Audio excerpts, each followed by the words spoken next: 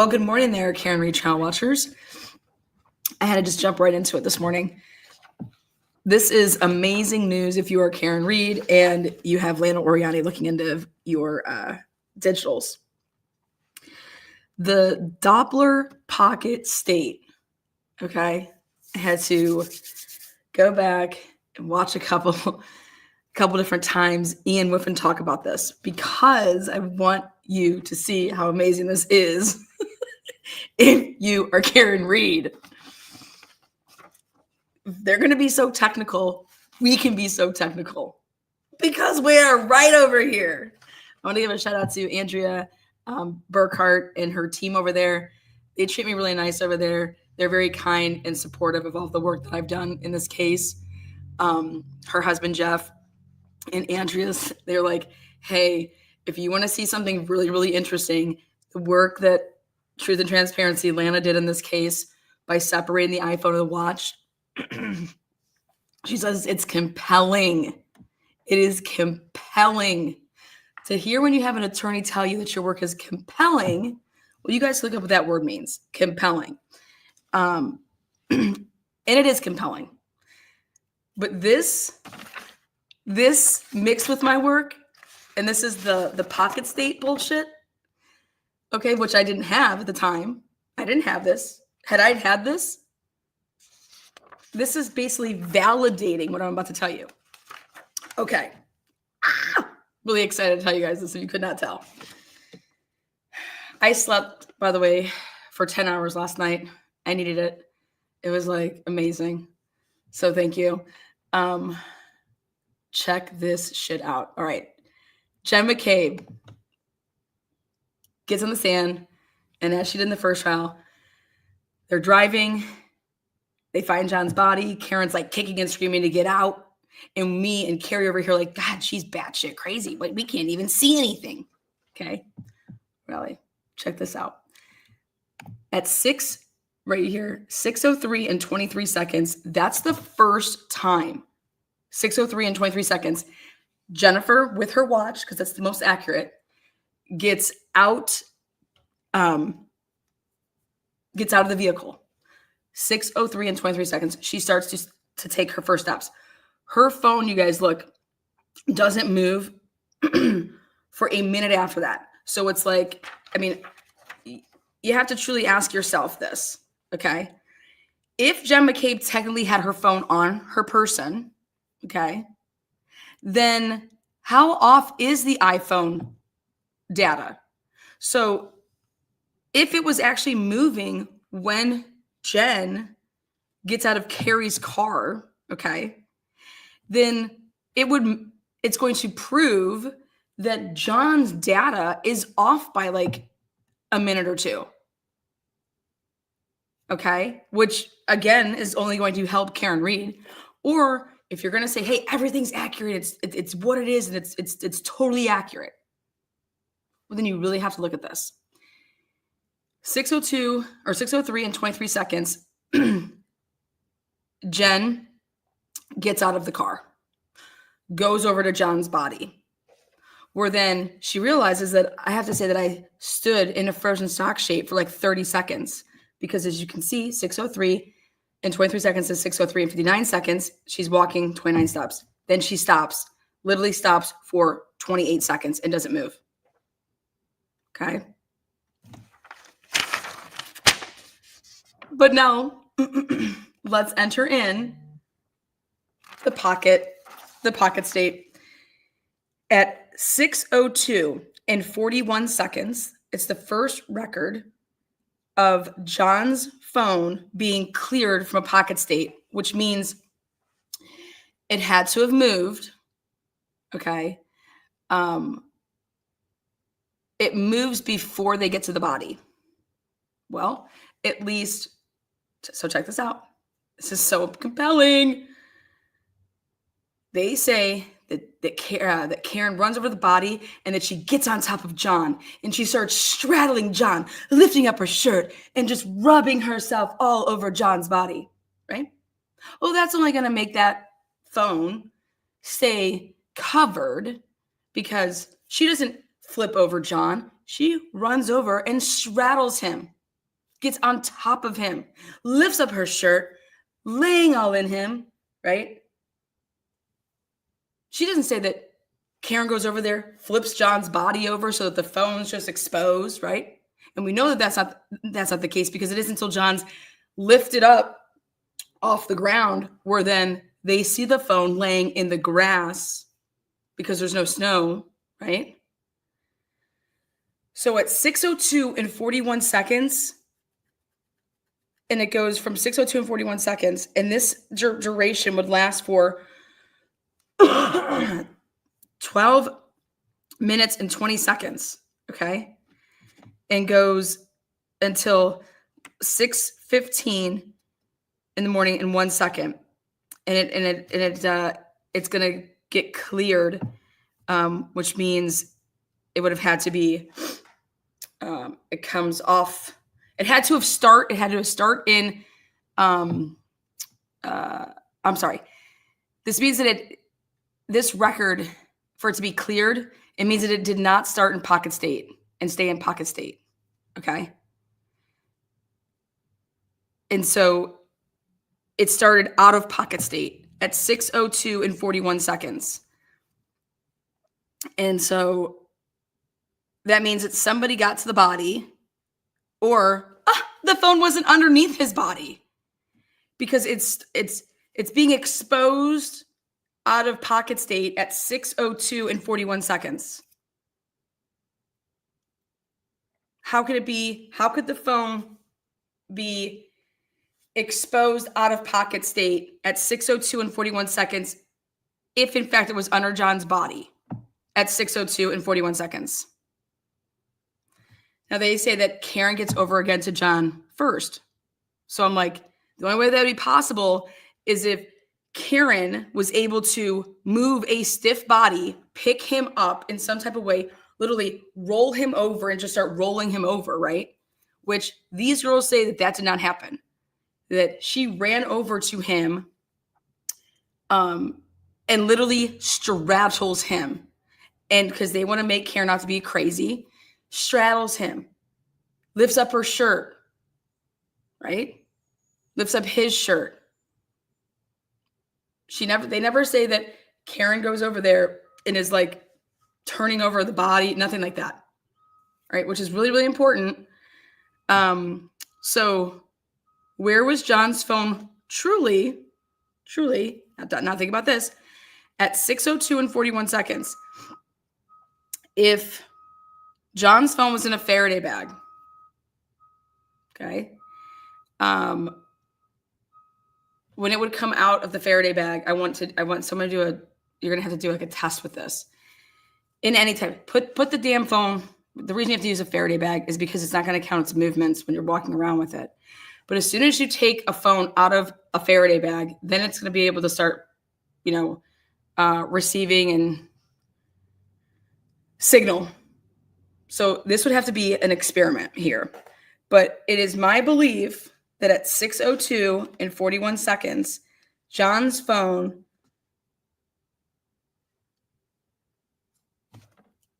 is taken out of a Faraday bag. It's taken out of a Faraday bag. And so it's then going to start registering all of these steps taken, which is 492 steps between 6:02 and 6:12. In which in John's phone, it only registers as it starts at 6:03 or 6:04. But nobody is walking with it. So if it in fact was laying on the ground, how does John's phone register his steps of 492 or 423 or something like that? How would John get all those steps? John's phone get all those steps? Well, somebody's doing what with it? Somebody's clearly moving with it. And I can tell you that it is not Karen Reed.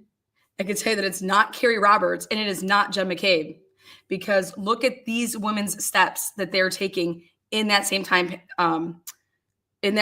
frame. Also, John's battery, his battery, the degrees on his battery show me that it is moving down at a consistent like 5 to 6 degrees the minute that he leaves the waterfall bar. It's like his phone is dropping 5 or 6 degrees every, whatever it is, 5 to 7 minutes, okay? Like clockwork. That's just what it's doing.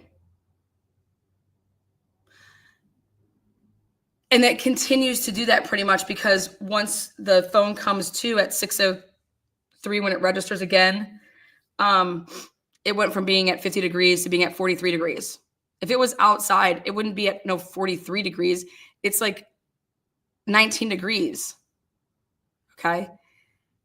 Which to me is consistent with the phone being outside in a car. All right. That was parked outside in a car. So ready for this? I personally believed and have always believed that Brian Albert was not there at 6:08 in the morning, and that he got Chloe out of there. Okay. Brian's not there. Chloe, they had to leave in a different vehicle, right? And it's at that time. And this is why he couldn't have responded to come outside of the home, because he wasn't inside the home to be able to go outside the home and be out there. He wasn't there. Okay. Versus them just staying inside. I think that the defense needs to kind of show that, yeah, he's a first responder. He would have been out there if he was home.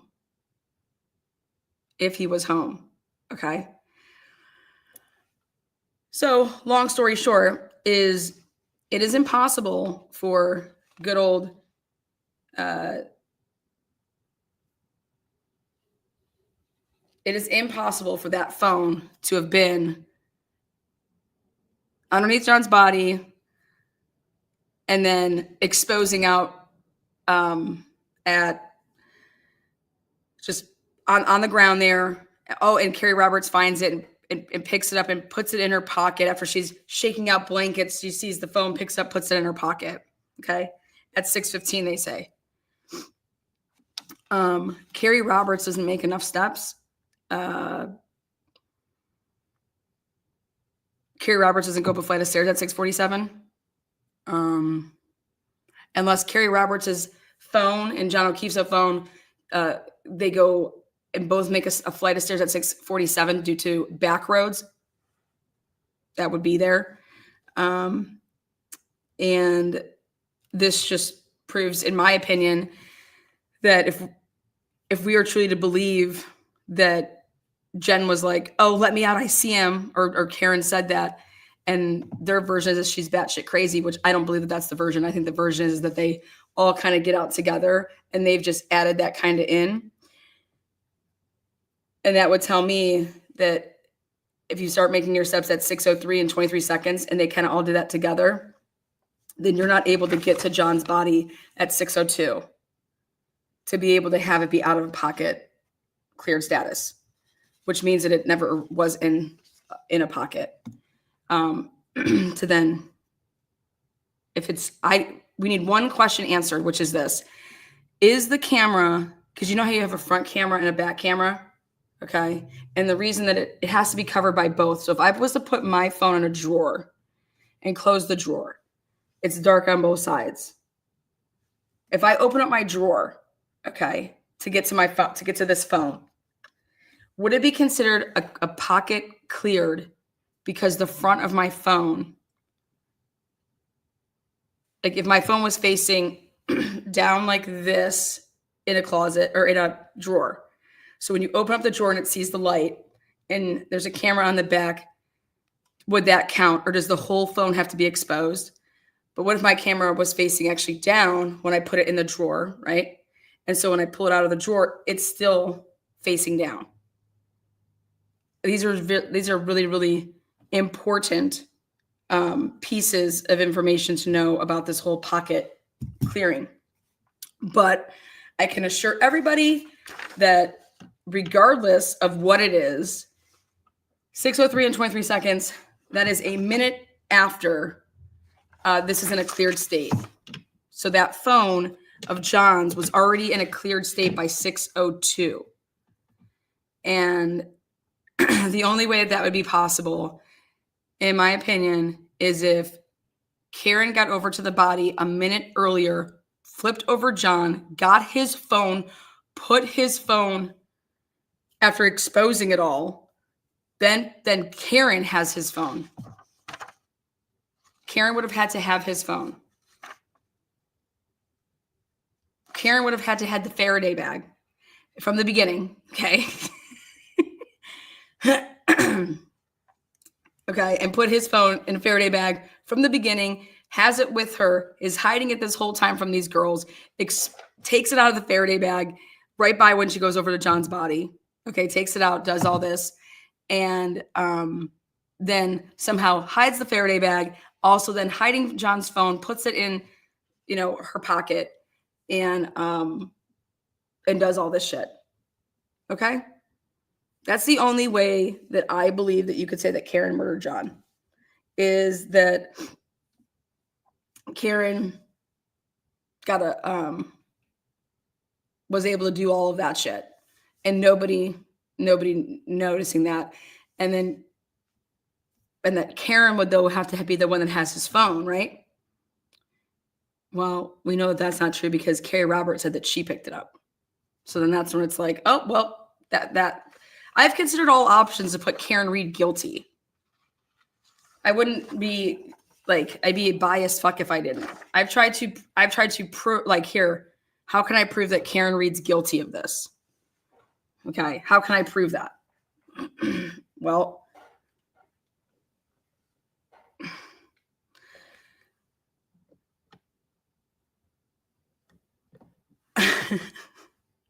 well, Arca kind of ruined that. Is my phone, is this thing freezing? It shouldn't be freezing. Is it? Because if it is, I need to change everything right now.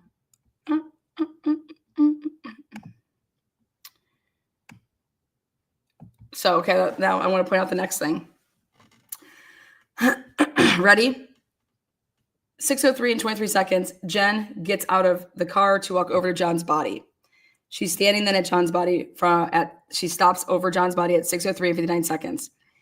Then she freezes there and then begins to take, check this out, 6 steps.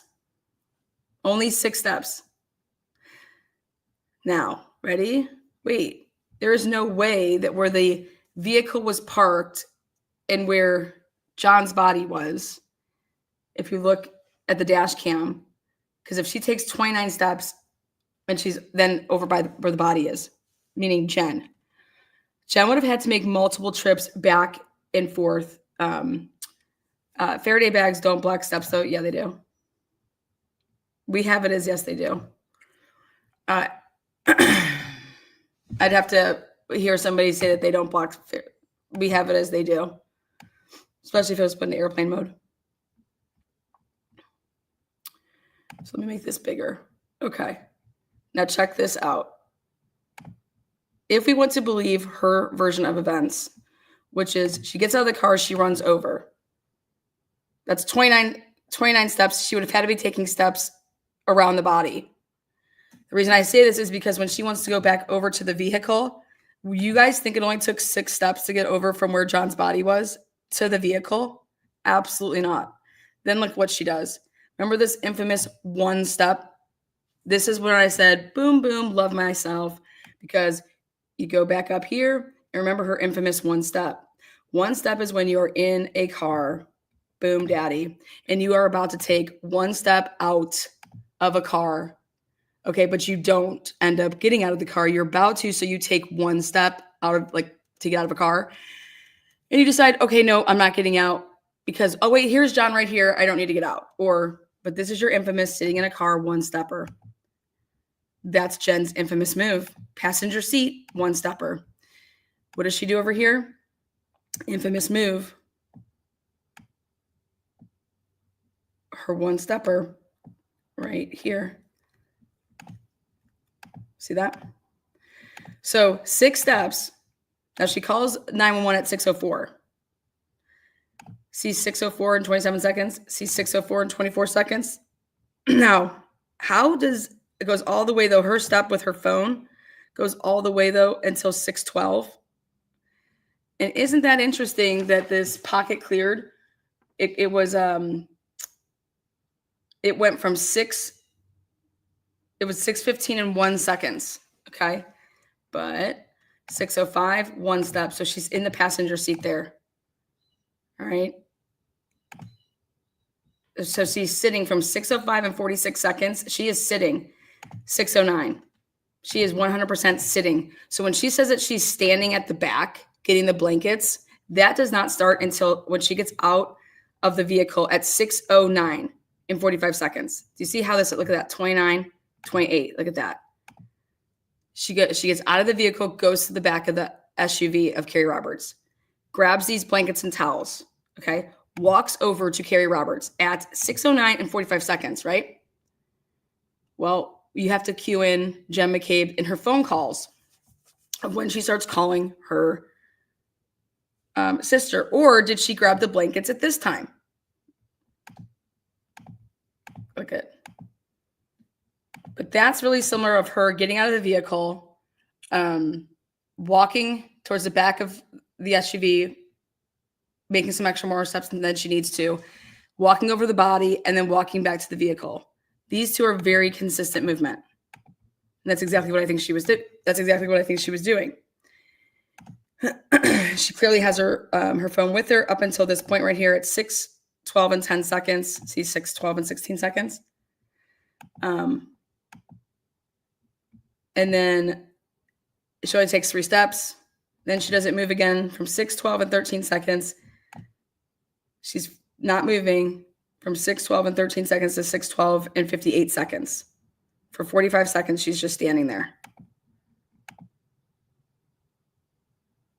From 6:10 to and 10 seconds to 6:10 and 53 seconds. Again, just standing there. I want to know when Jen gave these compressions. Okay. I want to know when Jen gave CPR. I call bullshit. I call absolute bullshit on Jen giving CPR. There is no time for that for her. Now, again, this is based off of her testimony. Now, I want to go back and show you, or at least pull out her call logs over here so I can look at them. She says that she doesn't remember calling her, what was it? Hold on one second. I personally believe when the wind wipers that we hear on the 911 call, they come from when she's standing at the back of the vehicle, okay, because you're hearing the back windshield wiper of the, if the SUV's lifted up, or if the SUV hasn't been lifted up yet, there's a back windshield wiper, okay? And so when we hear her get really close to a windshield wiper, okay, she's standing at the back of the SUV. And we're hearing the back SUV wind wiper, okay? That's what I believe. Because it's really, really and I think that you can hear it at times. So we'll listen to it today because I think today we're going to be hearing that 911 call. When we can clearly hear the screaming of from Carrie to Jen, and Jen's not really saying anything back to them, we'll pay attention to how long into the 911 call that happens. And I think that we're going to be able to easily time that up. So the back hatch, yeah, there you go. Next, I want to back up to talk about earlier testimony that she gave from, okay, oh, not that one. Back up to this one. Okay.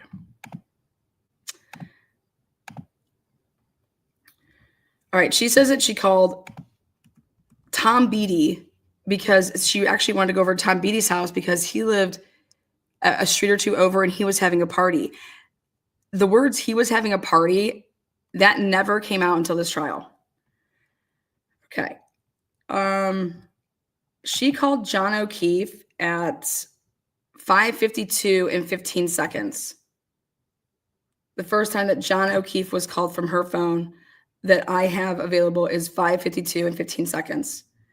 She calls Tom Beatty at 5:33, 5:52 and 38 seconds, 5:57 and 38 seconds, and then 911 is called at 6:03 and 47 seconds. So 6:03 and 47 seconds. So 6:03 and what did I say, 47 seconds? Now take a look. This is exactly correct because she gets out of the vehicle without her phone, okay? Walks over to the body, in my opinion, comes back over to the SUV, then gets in the vehicle. Then as she is sitting in the vehicle and not moving, once she starts not moving, see 6:04 and 29 seconds, 6:04 and 27 seconds, 6:03 and 59 seconds. She walks over to the vehicle, opens up the side door, does not sit down. She pulls the phone out as she's still standing. She doesn't like get in and close the door. She opens up the door, grabs her phone, okay, and takes a couple steps to then make that call, then gets, so see then 6:04 to 6:04 and 29 seconds, and see how she doesn't move from 6:04 and 29 seconds to 6:05. See that? So she gets into the vehicle, then she takes one step during that moment. Then she's sitting from 6:05 to 6:09. Now, this is where she makes the call to her sister during and after she hangs up, because this only lasts 3 minutes and 42 seconds. Okay, so you can clearly see she is within, then she calls her sister back to back. And her sister is called back to back at 6:07 and 42 seconds, 6:08 and 17 seconds, 9 seconds and 7 seconds. And they are both considered answered. And I believe it's on the second one when she gets, Nicole gives her Brian's number. And it's so easy to remember because it's just like it's like 777, all 3 sevens, Jen, and then 08888. Like that's so easy to remember. Then that's when she stores it and saves it. But she does not call that until 6:23. As then you want to look at the data, and what the data shows is that she has to deal with the police. The police are now going to be arriving. So in my opinion, there is no way that she gets blankets, okay, because there's not enough steps. She could not possibly distribute blankets here. I don't believe there's enough steps. She would have to go back over to the body. She's getting and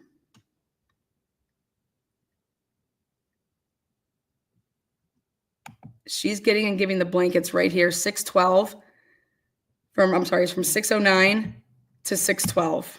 See how she continues to walk with her phone, so 6:12 there. And gets that extra 28 steps in there, 10 steps. The dash cam shows the police arrive.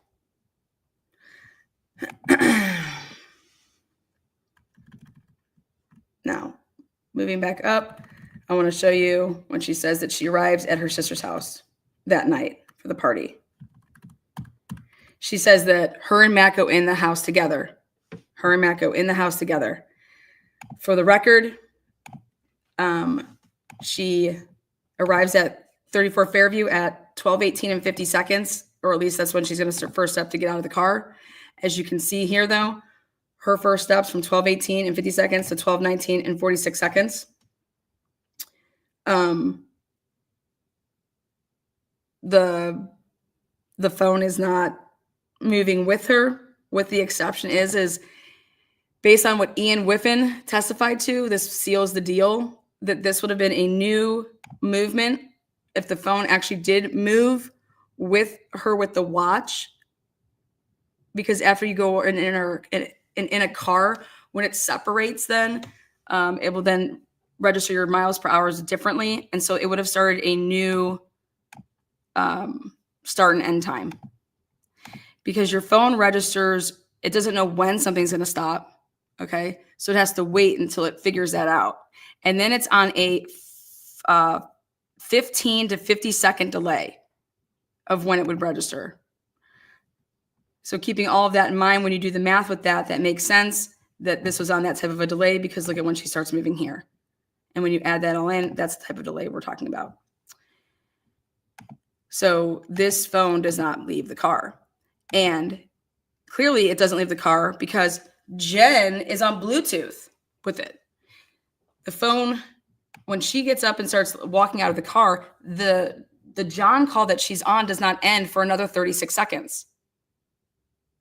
Okay, so she goes inside. Like I said, she couldn't have possibly went inside with Matt, because, I mean, who's talking to John on the phone for another 36 seconds? Then this makes sense with Higgins walking out and Higgins saying, oh, what's going on? Oh, John's lost.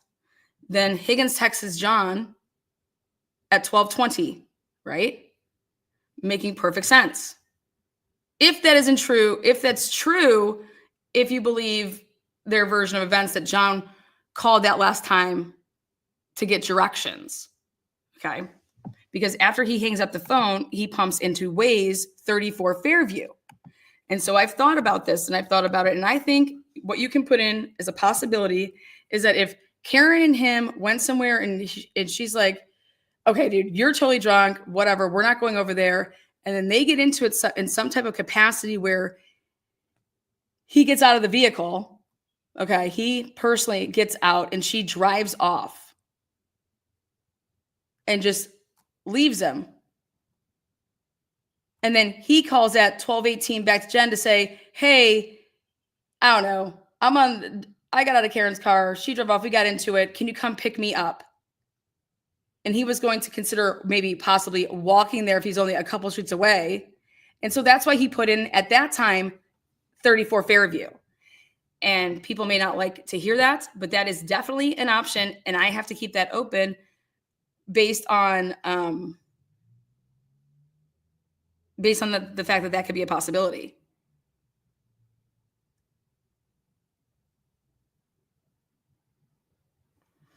Now, it is 8:59.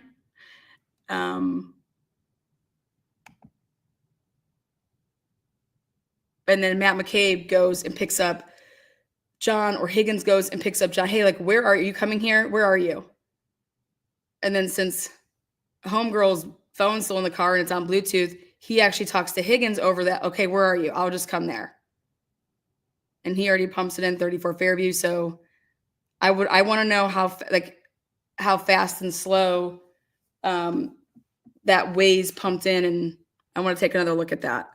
So for me, that's still an option that John got out of Karen's car. And he was over a couple streets away. Waze would show what?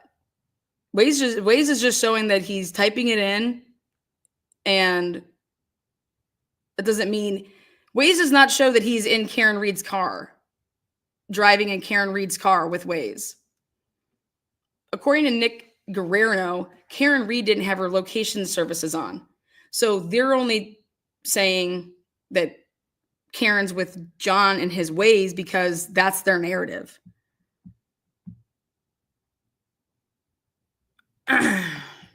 Where's my girl Sleuthy? Is she in here?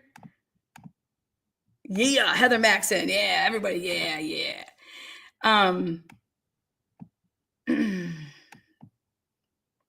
All right.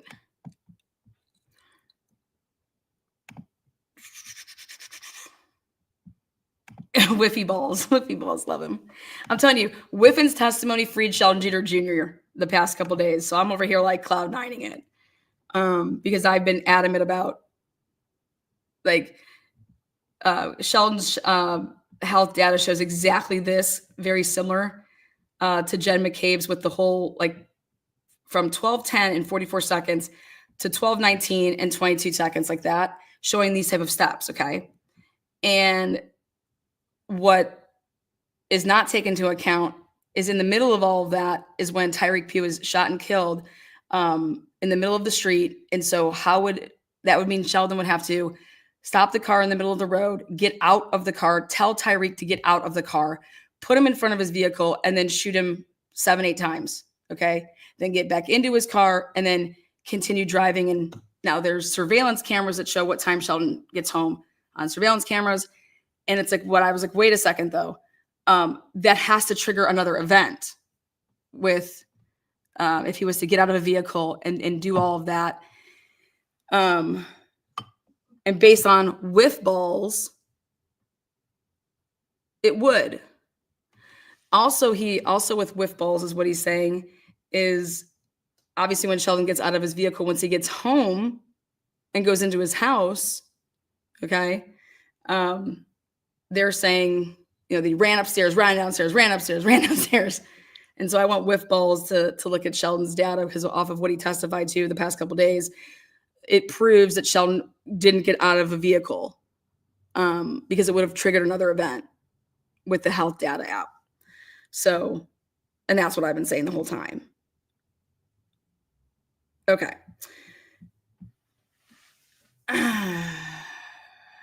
Let's see. Let's go back. Now we're going back to trial. Everybody have their bingo cards. Let's clear this out over here. And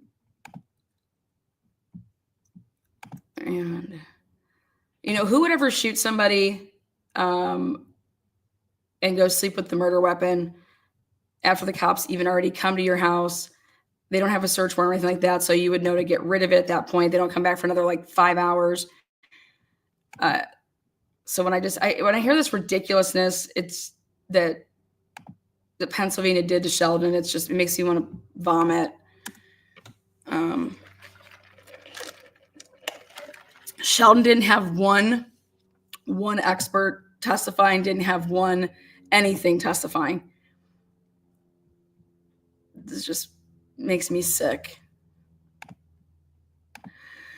Okay, Bev's still late.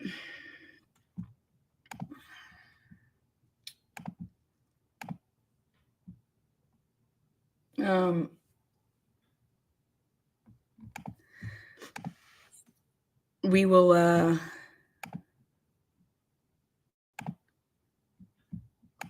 what else did I want to point out over on you guys heard that Jennifer McCabe said she got straight home. They went straight home after she dropped off these two people. They got home and she goes upstairs and Matt stays down to make a snacky. Okay, you guys, Jen's watch goes upstairs like she says. She does not go as quickly as she says, though, straight upstairs. She was downstairs for a little bit. And when she said that Matt stayed back for his snack, it's like, yeah, he was snacking on your phone, girl. Absolutely, Matt stays back. Matt stays back. Your phone stays back. The data shows that Jen goes upstairs with her watch. Her phone's still downstairs. While she is sitting down, because her watch stops moving for a consecutive 10 minutes. During that time frame is when the phone begins to make its first movements. And that's when all the Googling occurs. But most importantly, the phone never goes upstairs. The phone never registers a flight of stairs until 5:32 a.m. the next day, in 3 hours. So I want the defense to press on that and to show that, because it's really damaging to hear the testimony of Karen supposedly calling and Jen being able to say on the stand that Karen was acting some type of way and saying, John's dead, blah, blah, blah. Like, did I hit all this crap that we've heard? If you can prove, which you can because you have the data, that Jen McCabe couldn't have answered the phone in her bed because the phone wasn't upstairs. Okay. The phone's still downstairs. Also, the phone begins to move before Jen's watch moves. So when she says that she put her phone down after she was done Googling and went to sleep, and then she woke up to the phone ringing and it was Kaylee. So when she answers it and Kaylee's on the line and she passes it off to Karen, none of that could have happened from your bedroom. Because 1, the phone's not up there. 2, you don't take any steps. Her watch does not register any steps until after 5 o'clock. That phone call was at 4:53. 4:53. Her watch does not make any steps until 7 minutes later. But her phone registers steps between 4:53 and 5 o'clock. And that tells me it's a very typical situation. Hey, hon, can you grab my phone over there and bring it to me? I didn't move. Honey goes, grabs it, brings you my phone. Same type of situation. Jennifer McCabe is not with her phone.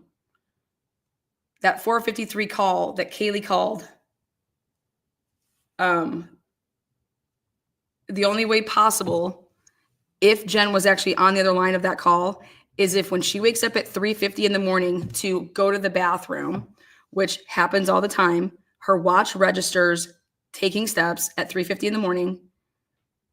And if you wake up and you realize, oh my God, where's my husband? And you go downstairs, okay, and you see that he's on the couch. Or you go downstairs and he's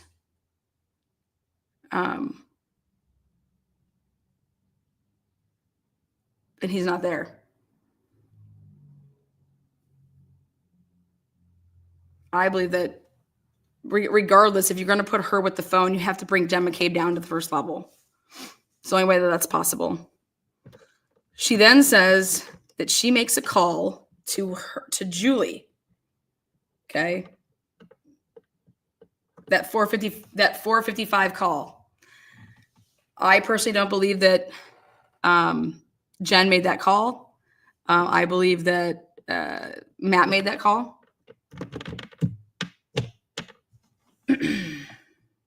Oh, is this not on? Oh, shit. We haven't started yet. 9:09. Haven't started yet.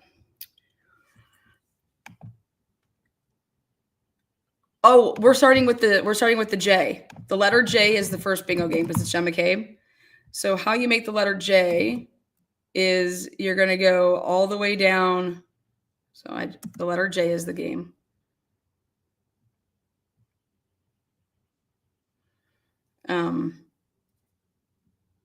I'm not watching on Law and Crime because Law and Crime does a split screen and I want to see the data. So I will be 10 seconds behind through Court TV because they're not doing the split screen. I don't care to see what Alan Jackson or any of those people are looking like. It's this, you're getting no reaction out of them. I want to see. So just letting everybody know, we won't be watching on Law and Crime.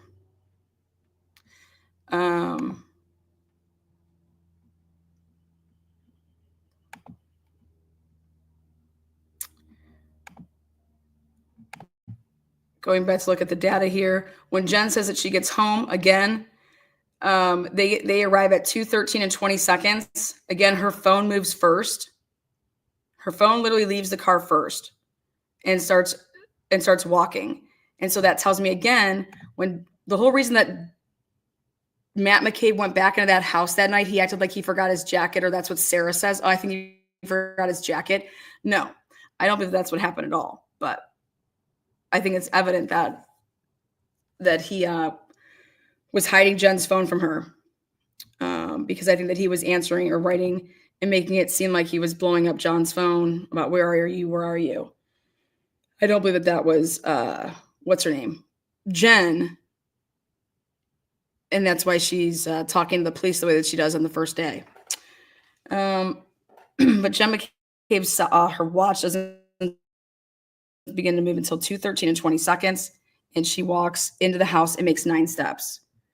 Then she stops for 50 seconds. Then she begins to walk again at 2:14 and 49 seconds to 2:15 and 33 seconds. So she's on the bottom level from 2:14 until 2:21. So for 6 minutes, Jen McCabe is on the first level of her house. Then Jen McCabe walks up a flight of stairs at 2:22 and some change.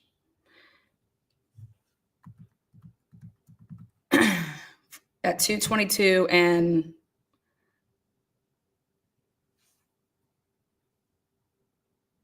it's like 42 seconds. So she's all the way upstairs. The phone does not go up a flight of stairs. Then after she's already upstairs and she then gets on her bed at 2:23 and 20 seconds. So at 2:23, she does then not move from 2:23 and 20 seconds until 2:32. So 10 minutes she's on her bed, does not move. During that time period, after she goes up a flight of stairs without her cell phone then takes steps at 2:23 and 19 seconds. What? 6, 8, 11? 6, 8, 10. Now opening ABC.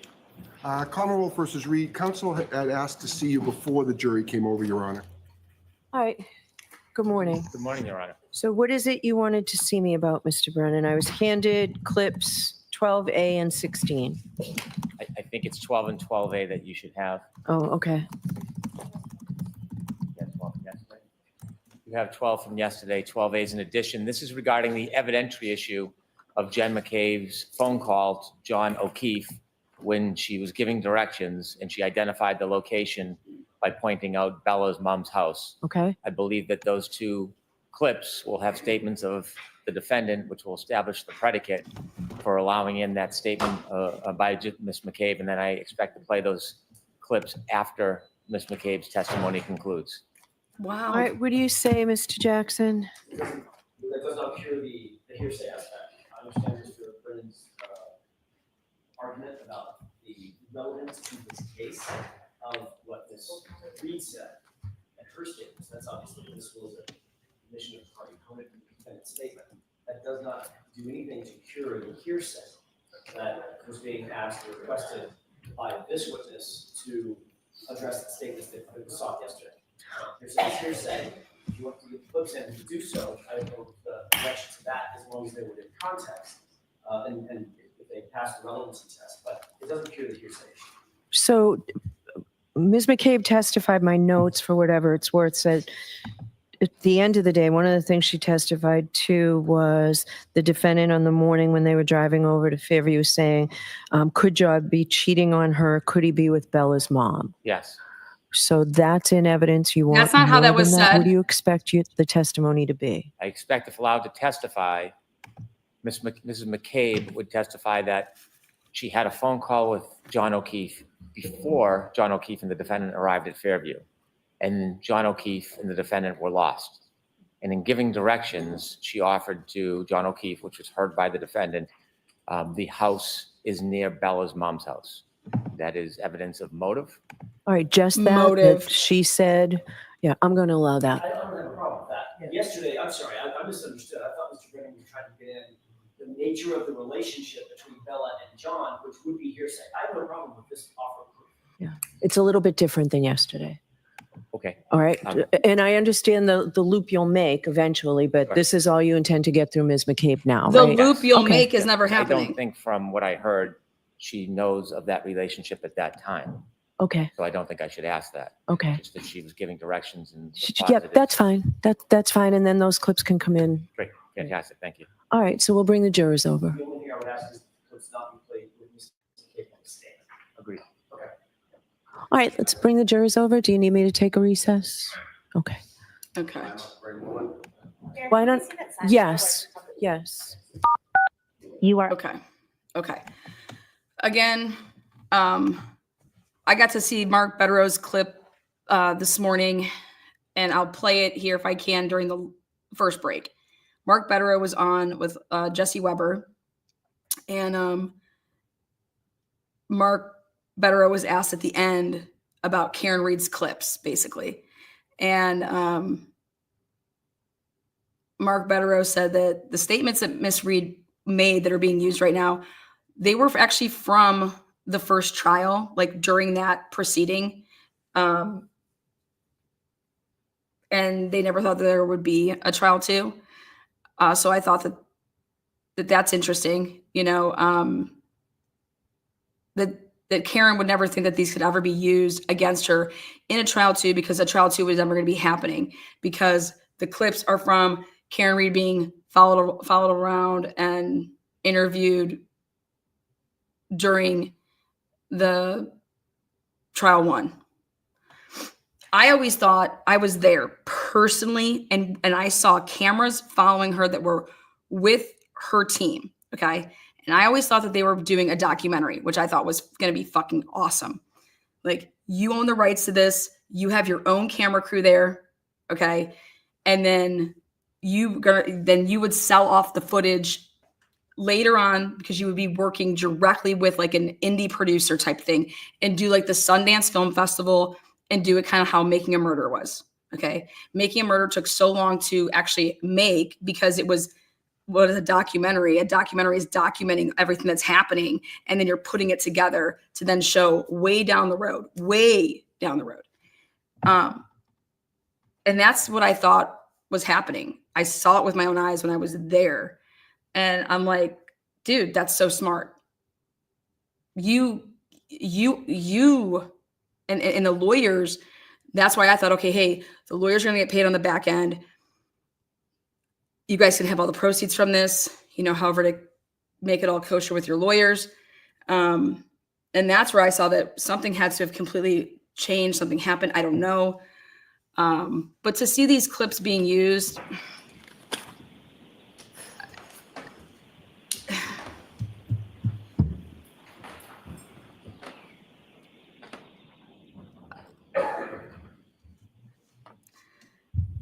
I don't know.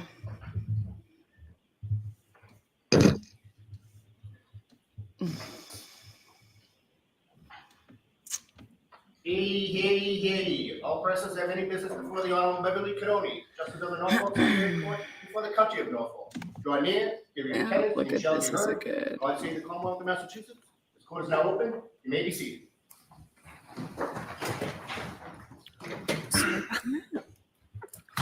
I can't click on that. All right, good morning again, counsel. Good morning, Ms. Reed. Good morning, jurors. Yeah, however you say, Marky, it's good Appreciate to you make being prompt. I need to the go J. This morning, there was something I needed to discuss with the lawyers to help streamline the evidence that'll be presented to me today. So I appreciate your patience. I do have to ask you those questions. Were you all able to follow my instructions and refrain from discussing this case with anyone since we left yesterday? Everyone said yes or nodded affirmatively. Were you also able to follow my instructions and refrain from doing any independent research or investigation into this case? Everyone said yes or nodded affirmatively. Did anyone happen to see, hear, or read anything about this case since we left yesterday? No. Everyone said no or shook their heads. Thank you very much. Could we have Ms. McCabe back, please?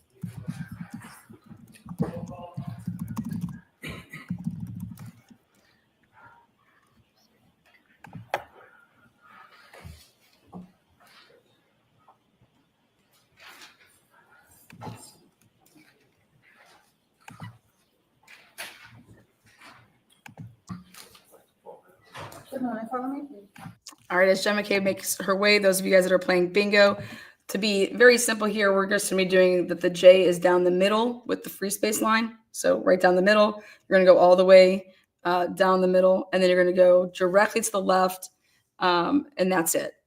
So it's a backwards L in a way. Down the middle of what? Down the middle using the free space. Straight down the pipe, baby. Laying some pipe here this morning. Straight down the middle with the free space. I only know one line that has a free space in it. Mr. McCabe, I'll remind you, you're still under oath. Thank you. Good morning, Ms. McCabe. Oh my God, what is she wearing? Good morning.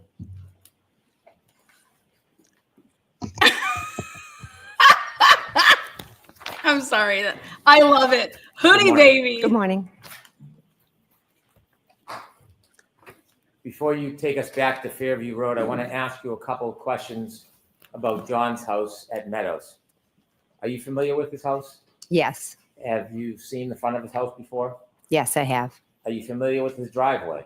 Yes. Are you familiar with whether there's any surveillance system at Mr. O'Keefe's house? Yes. May I approach, Your Honor? Yes.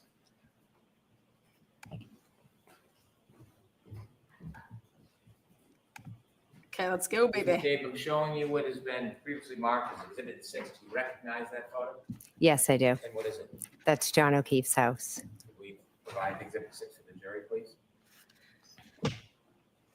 On that screen, is that Mr. O'Keefe's home? Yes. I'm showing you what's been marked as Exhibit 8. Do you recognize that? Yes. And what is it? That is the side of Mr. O'Keefe's house, the two garage doors. Is there any indication of surveillance? Is this a Ring camera right here? Looks, Is that what John O'Keefe's side of his house looks like? yes. I want to show you Exhibit 10. Do you recognize what's in that photo? Yes. What is it? It is the driveway at John O'Keefe's. See a car to the left? Yes. Do you know whose car that is? Yes, that's Miss Reed's. Is that where you left it the night before? Those early morning hours when you drove to Mr. O'Keefe's house? Yes. I want to show you what's been marked as Exhibit 11. Do you recognize what's in that photo? Yes, Miss Reed's vehicle. Is that the vehicle that Ms. Reed showed you with the broken missing taillight that morning? Yes, it is.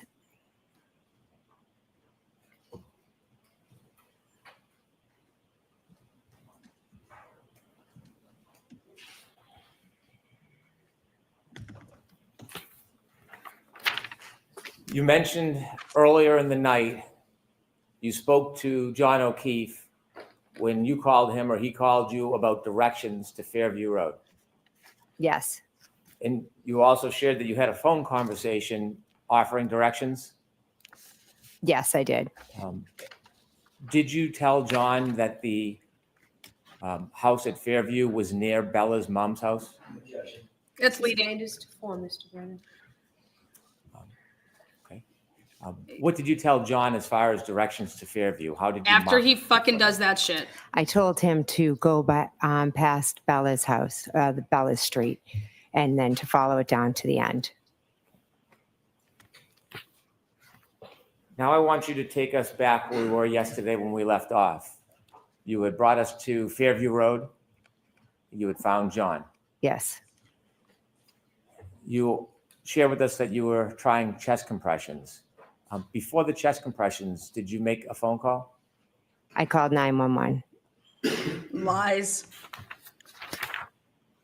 She never made chest compressions on. I'd like to move to introduce a copy of that 911 call. Okay. Do you have something physically to? Thank you. Ms. McLaughlin does. Thank you. With, Thank you. with the court's permission, I'd like to play Exhibit 45. Yes. No, this is for my emergency. Yes, I need someone to come to 34 Fairview Road, Vietnam, there's a man trapped out in the snow. Ken, hold on, Ken, please go. You can't get to know, okay? Yeah, I don't know why I did that. He's at the top, the dead line. I just keep going, like, he's in that area in 50, okay? I'm a trade dead line, because it's him. Okay. I know. Oh, you're the one that, I don't keep going to parents. 911, what's your emergency? I need someone to come immediately to 34 Fairview Road, Camden, Mass. What's going on?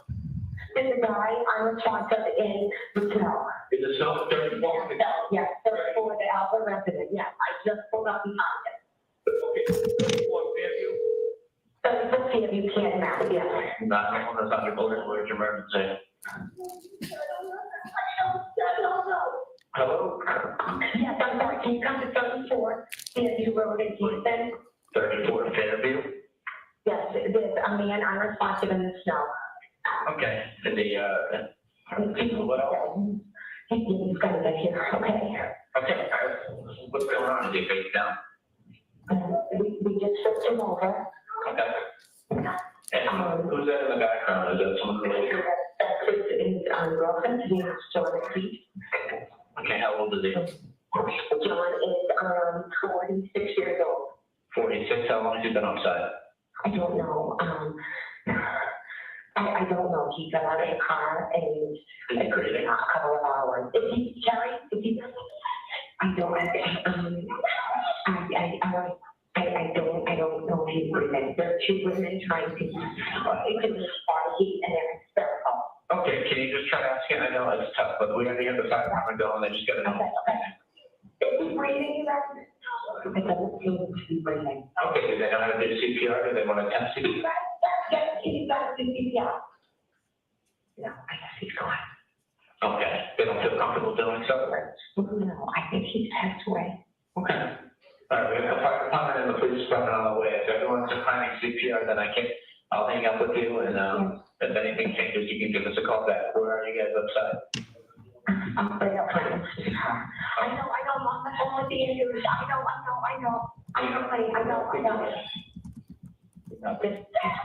Carrie, you gotta get off of me. Carrie, you gotta get off of him.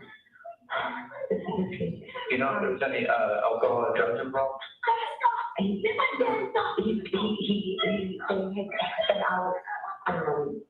out, They've been out drinking. Yes, like I'm talking hours about maybe, and I don't know how he's gonna stop. Okay, is there any bleeding or anything? Maybe in his head? Is his head out? Yes, possibly, I think he's bleeding in the face. Okay, bleeding from the face. All right. Yeah. And how big's the pool of blood, if there is any? So things coming out the note, and one of the women is doing CPR. Okay, one of them is doing CPR? Yes, they're both working on him. All right, if you want CPR, and just give us a call back if he becomes responsive, right? But we're on the way. Okay, thank you. Oh God, I have so much to say.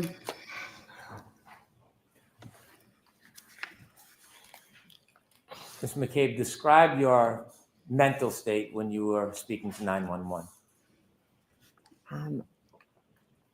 I guess the best way to describe it was I was in shock. My heart was racing. I was trying to be as helpful as I could and get the information to the most important information out as quick as I could to the 911 operators. But also the scene there with Karen and Kerry was a bit chaotic between the two of them. So I was just trying my best to be as calm as I could, to get help there as fast as I could, and to answer their questions the best that I could. Before you told the 911 operator John O'Keefe's name and his age, you said there's a man in the snow. Do you know why you chose those words? I think I just wanted to get out the most specific details. So a man in the snow versus, John O'Keefe and into a story. I think I just was get the details to them as fast as possible to get help there to him as fast as possible. When you told the 911 operator that your friend John O'Keefe was the person lying in the snow, how did you know his age? We used to joke because he was a couple months older than me. So I would, say, oh, well, you're older than me. It was a silly little thing between friends. When you called the 911 operator, had Kerry and the defendant already been around or near John? Yes. Do you know if they had begun trying CPR before you called 911? I'm not sure if they had, because Karen had straddled him and was lifted her shirt, was warming him up, and then Kerry was yelling at her to get off. And I think when Kerry got the blankets and was trying to put him under John, Carrie I got the blankets think now? as she started to move him and wipe him, blood started to come out. And then Karen was afraid that he was going to choke on his blood and wanted to move him on his side. But then Kerry was yelling at her, we can't move him. And this was kind of all going on while I was talking to 911. You described what you saw, and you said at some point he was bleeding from the face area. Was that before or after he was moved? After. Before he was moved, did you see any active bleeding? No.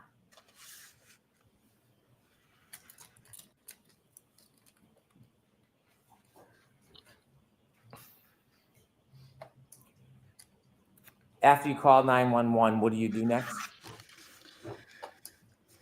I think I called my sister and she didn't answer. And then as I think I called her as I was walking over to John and she didn't answer. And then I immediately got down on the ground and Kerry Roberts asked me to take over. How long did you try to help John for? I'm not sure. I'm not sure. How long were you and the defendant and Ms. Roberts there before someone else arrived? Police officer was the first to arrive. In the moments, it seemed like a long time, but I think it was fairly quick that they arrived. Any point during the time when you tried to help Mr. O'Keefe and the first police officer arrived, at any point did you see any signs of life from Mr. O'Keefe? No. When the police officer first arrived, do you remember what happened next? I remember it was very chaotic, but there was talk about a spotlight. And I remember, I think I got up and ran to kind of wave the, to get the police officer's attention so he could see where we were. And then what happens? The police officer, not sure specific, I do remember him asking about John. I think he said, is he a drug user? He was just asking some basic questions. And what's the environment? What's going on around you? Karen's just running around crazy, like just yelling, screaming, kind of like a ping pong. What are you trying to do? I was just trying to talk to the officer. I guess I just went into this like type of mode of, all right, I have to just talk to him, get the information out, figure out like how we can best help John and like what happened to him and try to save him ultimately. And what happens next?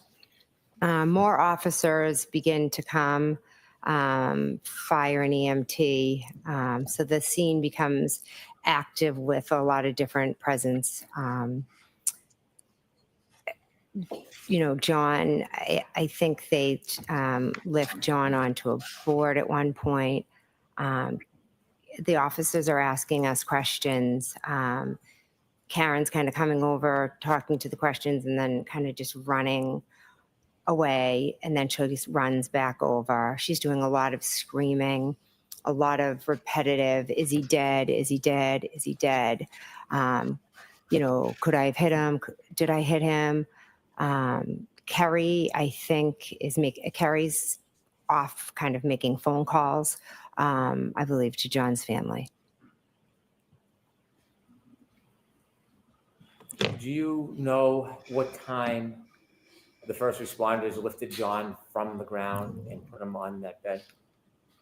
I don't know a time, but it was... Okay, that's the only question. Okay.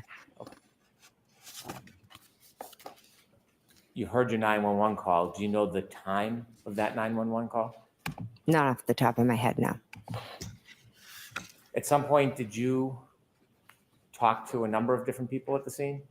Yes. And who were you talking to? The first officer was Officer Saraf. I know I spoke with him.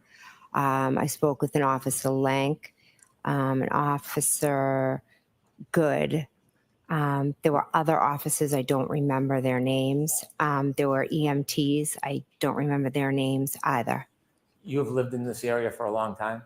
Yes. You're active in the community? Yes. Did you know Sergeant Good from before that night? I knew of him. I didn't know him personally. Did you know Detective Lank? Yes, I knew him. How did you know him? We were friendly. Did children ever associate with each other? Not until recently. After you had a chance to speak to some of the officers, did you move around at all yourself? Yes, I kind of, the officers would talk to us here and then a little bit over to the side. I tried to comfort Miss Reed. At one point, Miss Reed was very upset. And one of the officers thought it would be best if maybe she went and just sat in one of the cruisers for a little bit, because she was just doing a lot of screaming and yelling. And I think they were just trying to, get, work on John and make the scene a little less chaotic. So I went into the back of the car with her, and Kerry Roberts came over. And then we all were just sat in the back of Karen and I kind of were scrunched and sitting in the back, and Kerry was at the door of the cruiser. Why did you get in the car with the defendant? She was crying. She asked me to get in. We held hands. We prayed. She did have blood on her hands, and she said, could I have gotten my period? Who's going to take care of the kids? She just kind of was all over the place. And then at one point, we saw them moving John towards the ambulance. And at that point, Miss Reed started yelling to Miss Roberts, go check on him. Are they working on him? Is he dead? Is he dead? And at that point, myself and Miss Reed got out of the car, and she started yelling and pulling on me to Google hypothermia and Google how long it takes for somebody, to die in the cold. When the defendant first asked you to... I cannot fucking believe this. Did you hear how she just said that they got out of the car now? They got out of the car, and that's when she wanted me to Google hypothermia. If Alan Jackson does not fucking catch this, she is saying this now because the fucking data. Because I said, but it doesn't matter. She has a watch on and she's not fucking moving. She's a lying bitch. Did Google an inquiry about hypothermia? Were you still inside the police cruiser, or were you outside? Outside. Woo! What was the weather? I know it's an obvious question, but how cold was it? It was very cold, windy. The snow was blowing.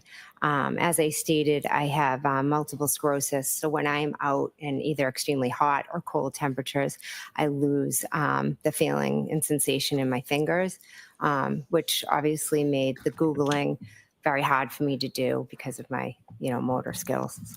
So when you were outside of the car with the defendant and she had asked you to do a search regarding hypothermia, did you try to do that? Yes, I did. Do you know the exact time from your memory? Not from reading or learning, but from your memory. Do you remember the exact time you did that? No. Was it after the police came that morning? Yes. Had you ever attempted to search about hypothermia any time before that moment, that morning? No. Or that day? No. That week?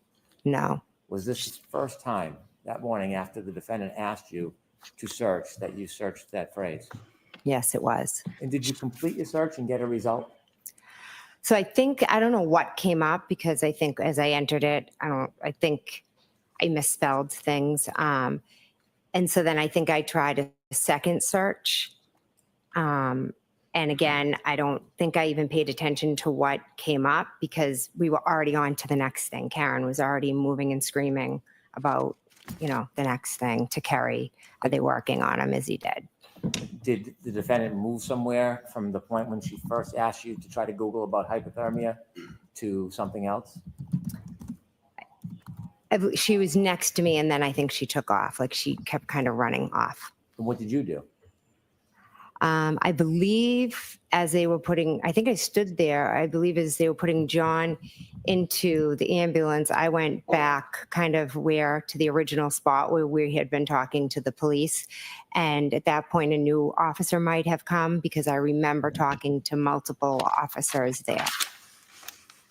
At some point, did you go back towards the area of Miss Roberts' car? Yes, that's where I'm referring to, sorry.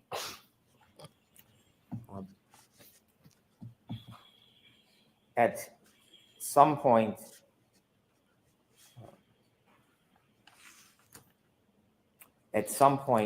were you with the defendant when she spoke to an officer and a first responder?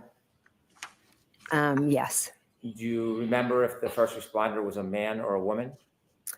I remember there was a woman right next to us, yes. Do you remember if that was before or after the defendant asked you to search about hypothermia?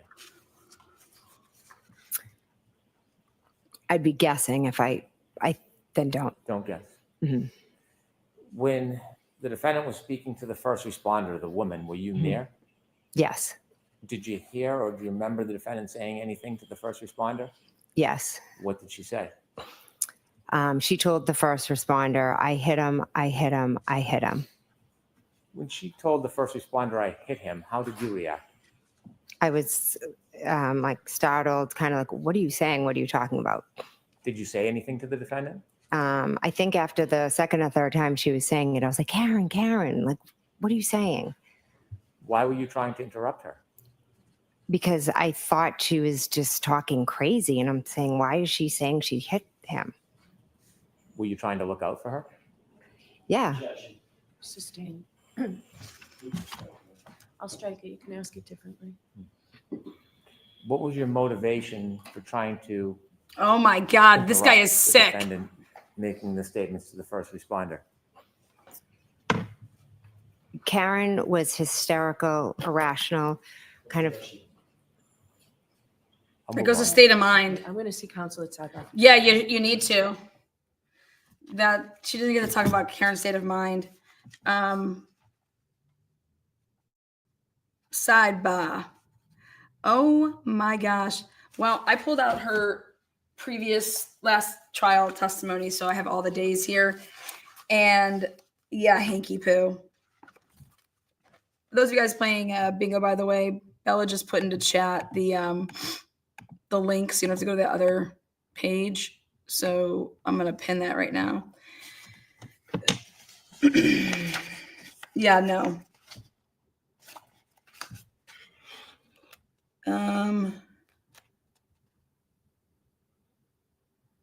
Carrie Roberts asked me to take over compressions. Over Sarah, first to arrive. Karen just ran around screaming. EMT worked on him.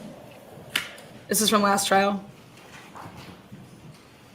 She hit him to the EMT. He is dead. He is dead. She didn't say any of this. That's why Hank Brennan says, are you sure that didn't happen before you did the Google search?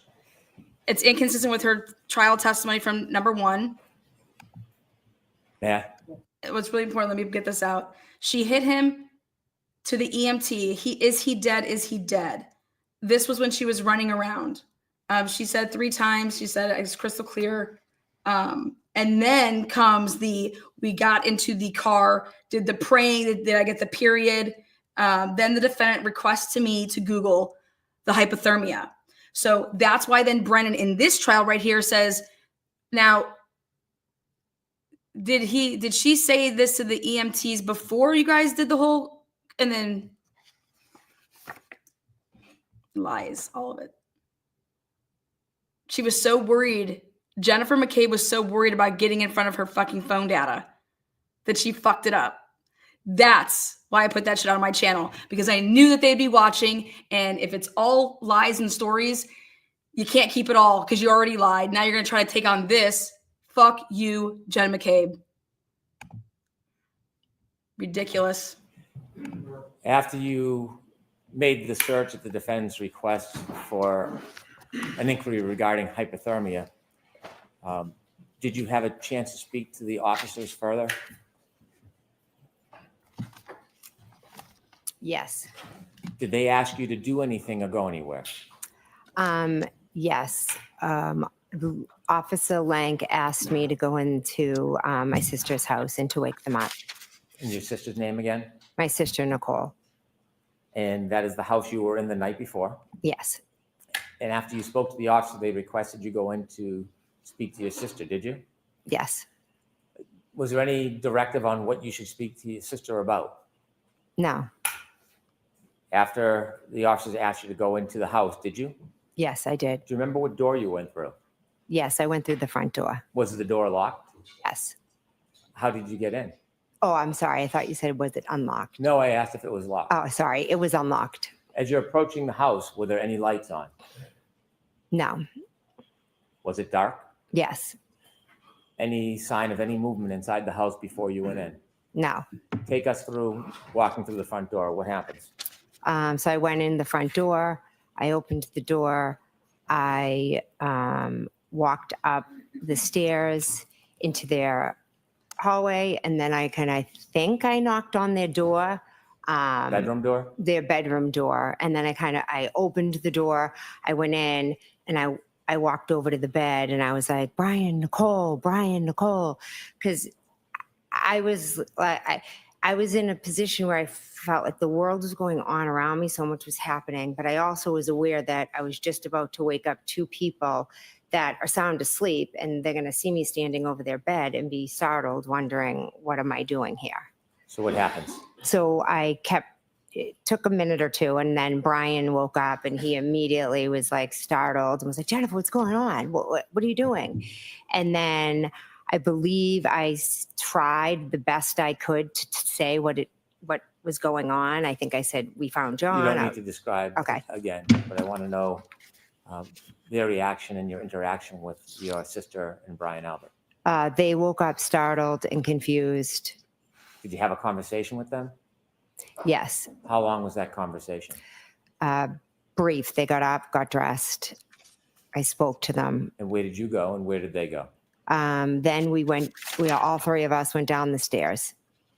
The upstairs to the downstairs? Upstairs to downstairs, And yes. upstairs is the second level, is downstairs the first level? Yes. As you come down the stairs, can you see the front door? Yes. Is there anybody in the house at that point? I saw Officer Lank. In the house? Yes. Do you know if he had been invited in? I have no idea.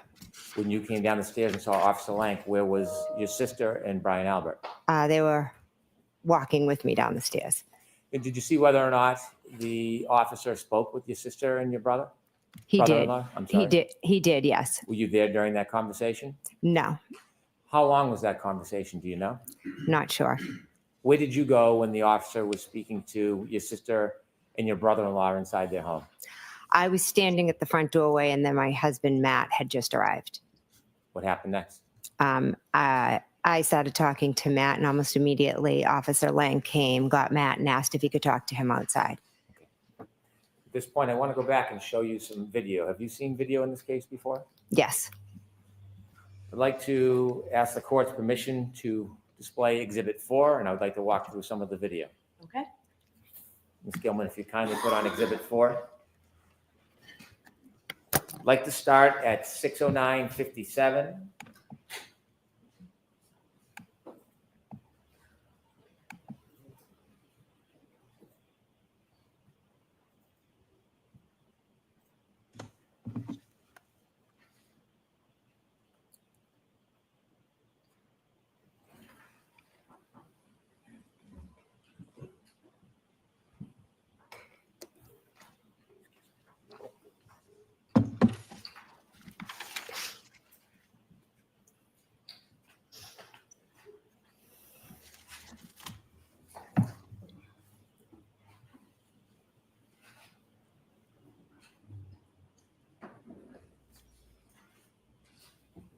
When she goes up the flight of stairs to go get her sister, her watch only registers a flight of stairs. Ms. Gilman, if you can take us Her to phone the does arrival not. at Fairview.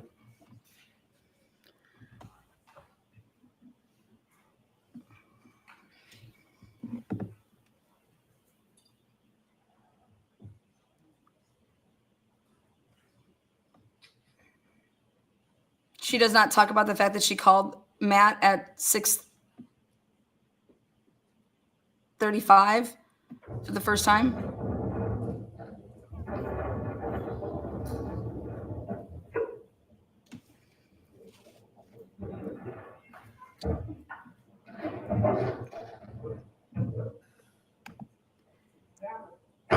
Right here, I think it's really important to point out that the car door is open on the right-hand side. The back hatch is open, okay? And there is no way this happened at 6:03, 6:04, that all those doors would be open. That car would not be warm. That would not be a warm car. The police arrive at 6:10, 6:11. Could you stop there, please? Ms. McCabe, do you recognize this scene? Yes, Is that morning? yes. The car directly in front of this dash cam, do you know whose vehicle that is? Kerry Roberts. On the left, we see somebody with a blue parka or jacket. Do you know who that is? I believe that's me. Can you continue to play, please?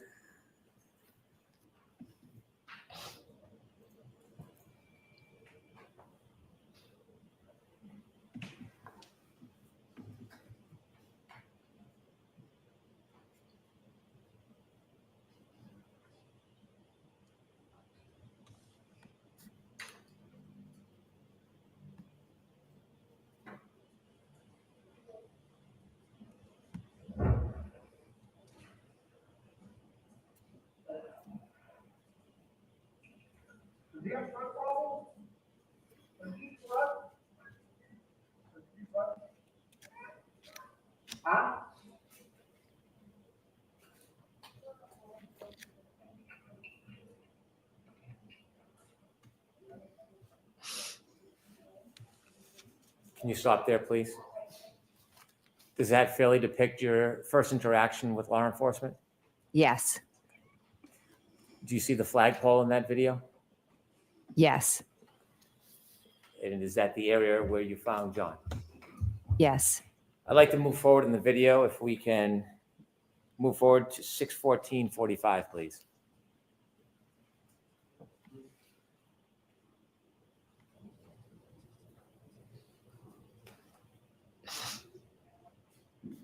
Could you stop there? Can you identify people on that video from right to left, if you can? I don't know the officer. That's myself. I believe behind me, that's Miss Reed. And this is about, let me get the time correctly. 6:14:47. And do you know where John is at this point?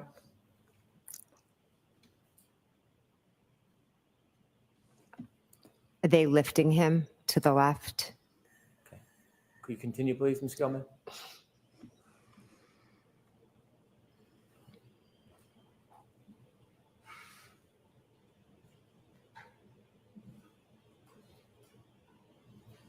Could you stop there? The person all the way to the left near the flagpole. Do you know who that is? I believe Kerry Roberts. And is that the area where John was found? Yes, And that's at 6:15 a.m.? If you don't know, that's okay. Do you know what Ms. Roberts was doing at 6:15 a.m.? my guess is I that. don't want you to guess. Just Oh, if you I know. don't know. Okay. Now, you're over to the right. Is that you? Yes, Okay. Continue, please.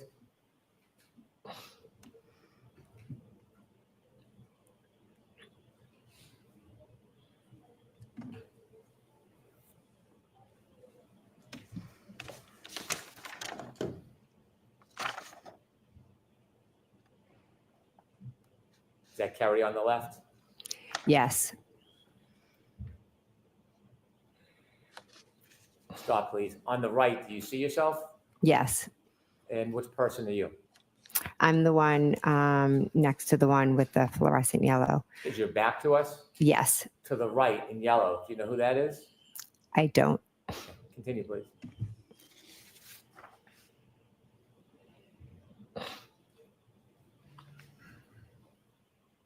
Continue.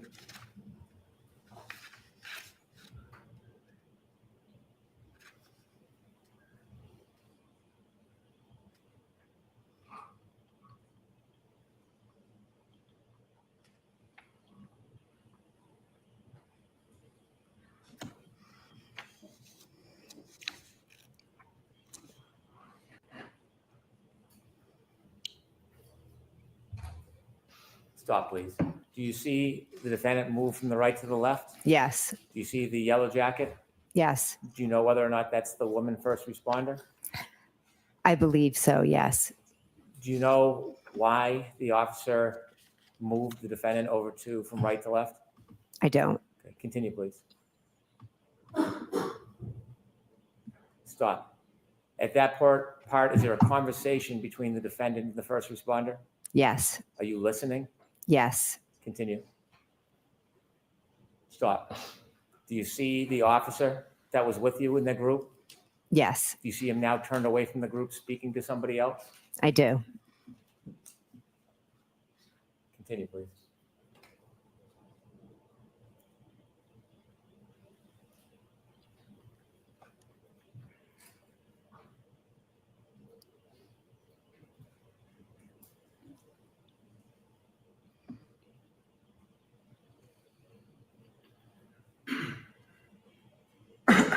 Thank you. If you could move ahead to 619, please.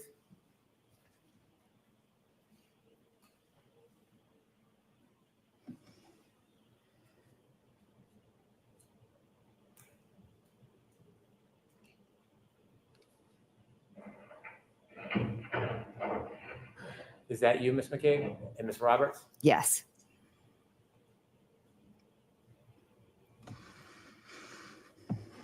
They just get into the vehicle.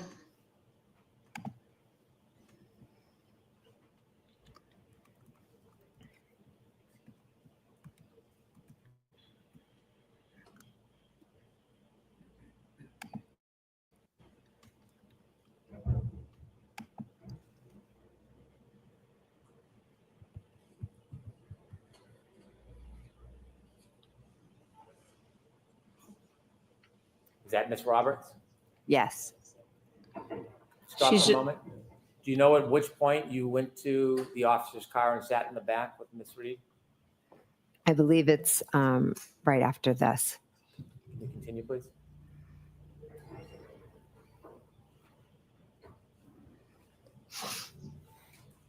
Three, 4, 5, 6, 7, 8, 9, 10, 11, 12, 13.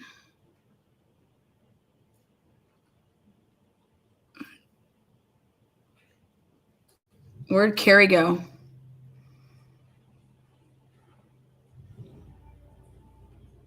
She doesn't get in the car.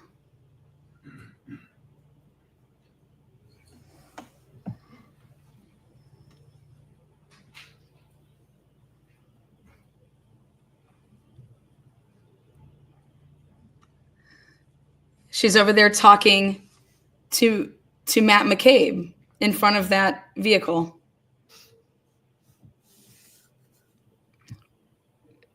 Watch, pay attention when Carrie Roberts comes back into the screen. Should be coming from a distance away.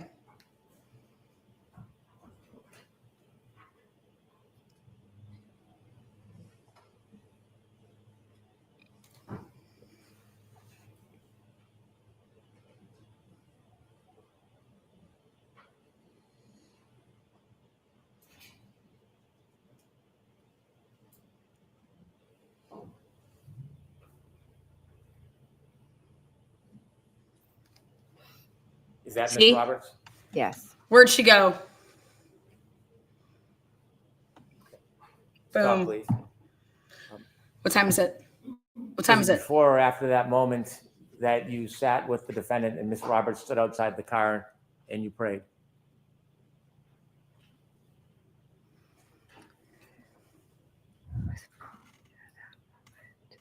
I'm not exactly sure from Okay. that video. That's fine. If we could move forward to 6:23:40, please. Why would you go there? Oh, we got her.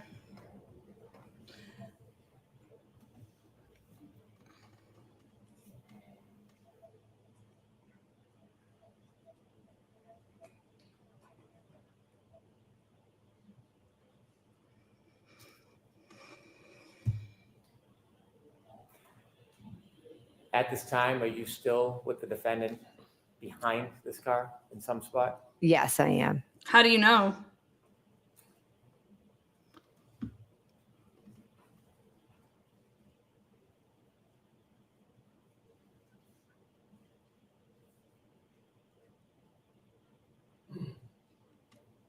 Is it during this time, 6:23 and 6:24, you tried to make those searches at the defendant's request? Yes. No, it was at 6:22. Ms. Gilman, if you can move forward to 6:20, 6:15. She doesn't have the phone.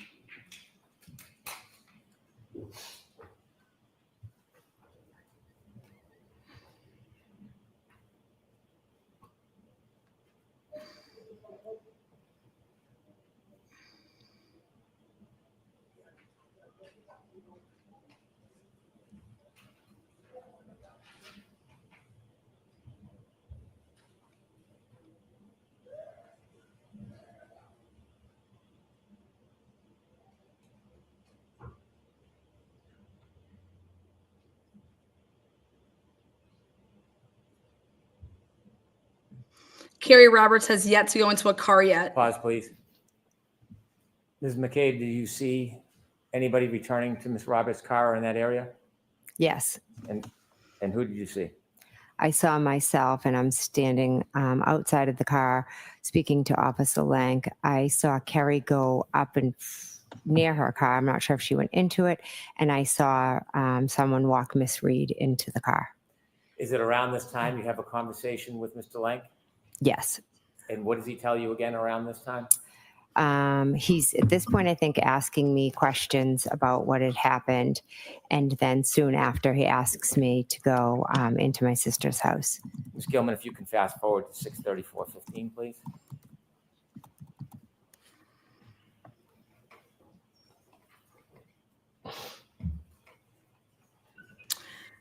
Alan Jackson's going to show a different angle.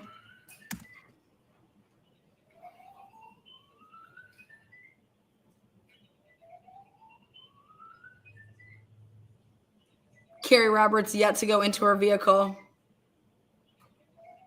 Until right possibly there. We can't tell. Nope, she still has, that's the fluffy hood.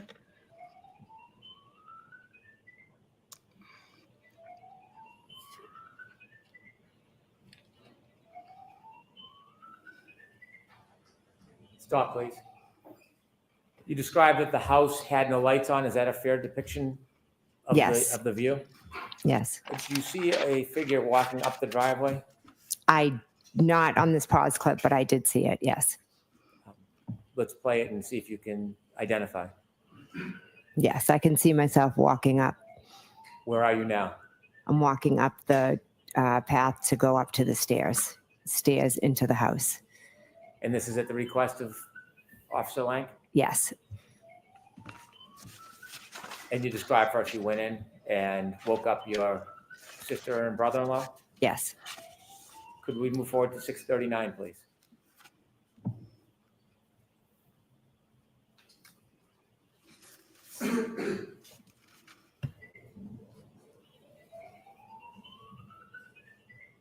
Carrie Roberts' car is gone. Stop. And do you see something happen with the house at that point? Yes. And what happens? Light went on. I'll note it 6:39:08. Thank you, Ms. Gilman.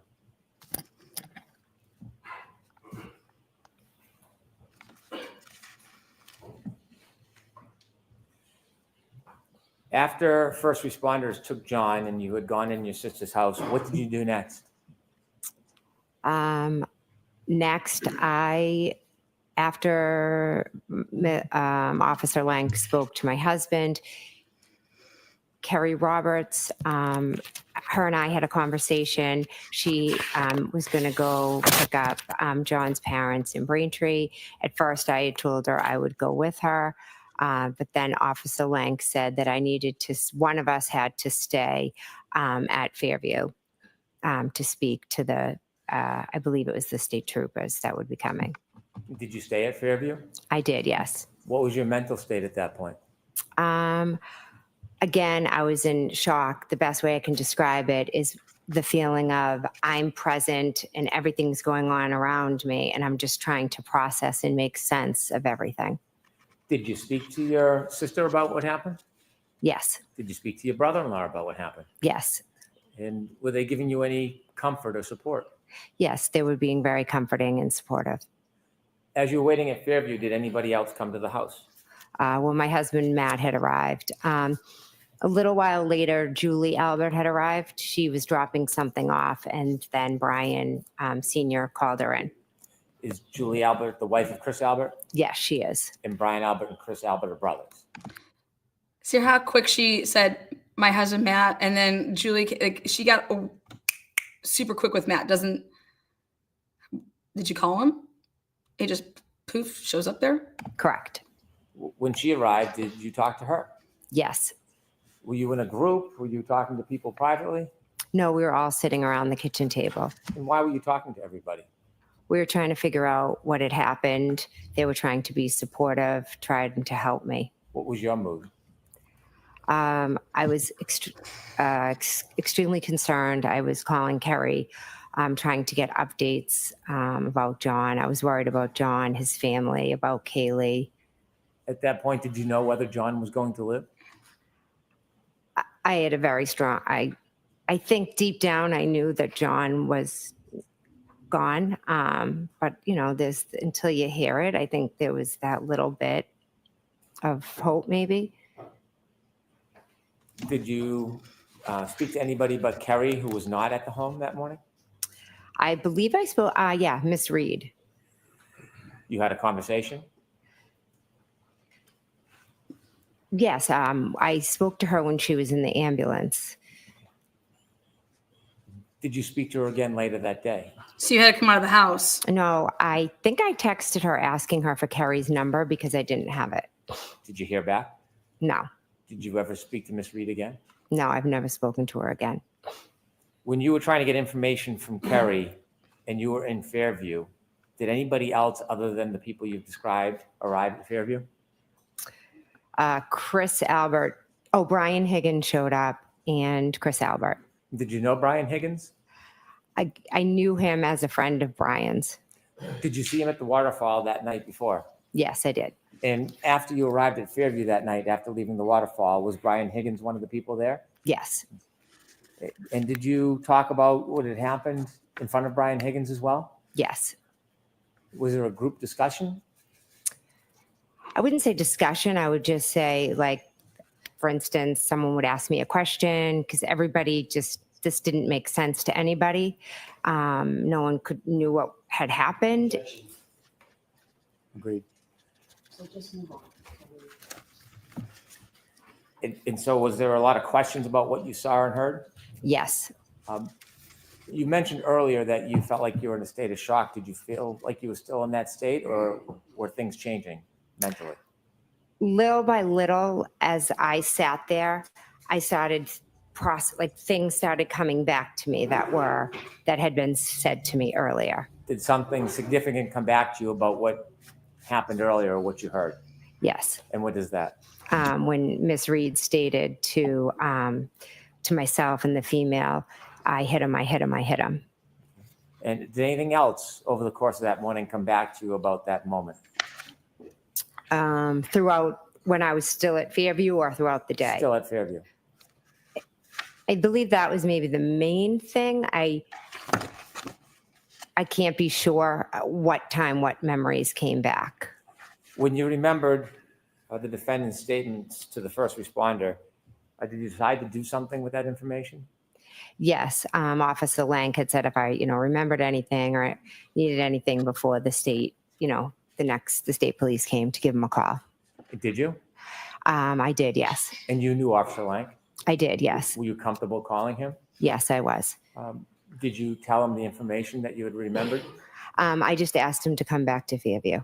Did he? He did, yes. When he came back, did you speak to him? Yes, I did. Were you with the group or were you alone? No, I was with the group. And did you tell him what you had remembered?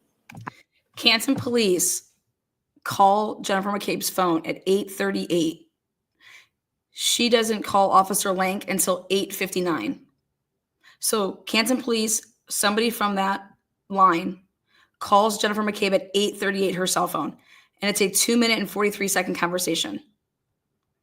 She calls Lank's personal cell phone at 8:59.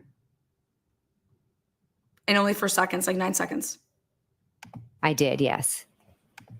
How long did you stay at Fairview for? I believe somewhere between 11:30. I'm being approximate with my times. Officer Proctor called me from the state police. Do you know how he got your number? No. Did you have a discussion with him? He said he would like to come by and question me. And I'm not sure if he said at your house or if I said I need to go home because I had 4 kids at home that were still sleeping. And, I knew that I had to go home to them and eventually break this, news to them and comfort them. And I knew that was going to be a whole nother situation to deal with. Did you speak to him on the phone before you went home or after? A quick phone call. I'll see you at my house. At that point, did you share any information with him? No, not on the phone. Did you return home? I did, yes. Do you remember about what time that was? I'm going to say 11:30 or after, approximate. General? General, yeah. When you got back home, did you have a meeting or speak with Mr. Proctor? I did, yes. Was it a phone call or an in-person conversation? He came into my house with Officer Buchanan. Okay, him and Trooper Buchanan came in? Yes. Was there anybody else at your home? My husband was home and my brother-in-law, Brian Albert, came over. Did you speak to them? Yes. Did you tell them any additional information at that point? The troopers or? The troopers. Yes. I know I had said what Karen had said to me, and then she had said, I hit him. Could I have hit him? I told them how she showed up at my house. I just basically gave them the events of that morning. At that point, did you mention anything about the defendant's broken taillight? At that conversation, no. Did they leave? They did leave, yes. At some point, did they reach out to you again, or did you reach out to them? At some point, I had another conversation with them a few hours later. I'm not sure if they called me or if I called them. Do you know what generally the content of that conversation was? Yes, I had remembered that Karen had told me about her taillight. As you're processing that morning, are you trying to think and recreate the event, or are you trying to put it out of your mind? I couldn't get it out of my mind.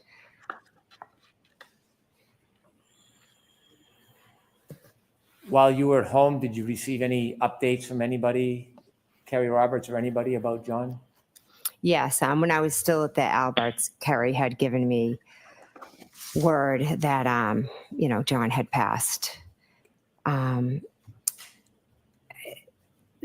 Then once I got home, I know different friends who were starting to hear. Without content, were you receiving contacts, calls, text Yes. messages from other people? Yes, And were you reaching back out to other people? some, yes.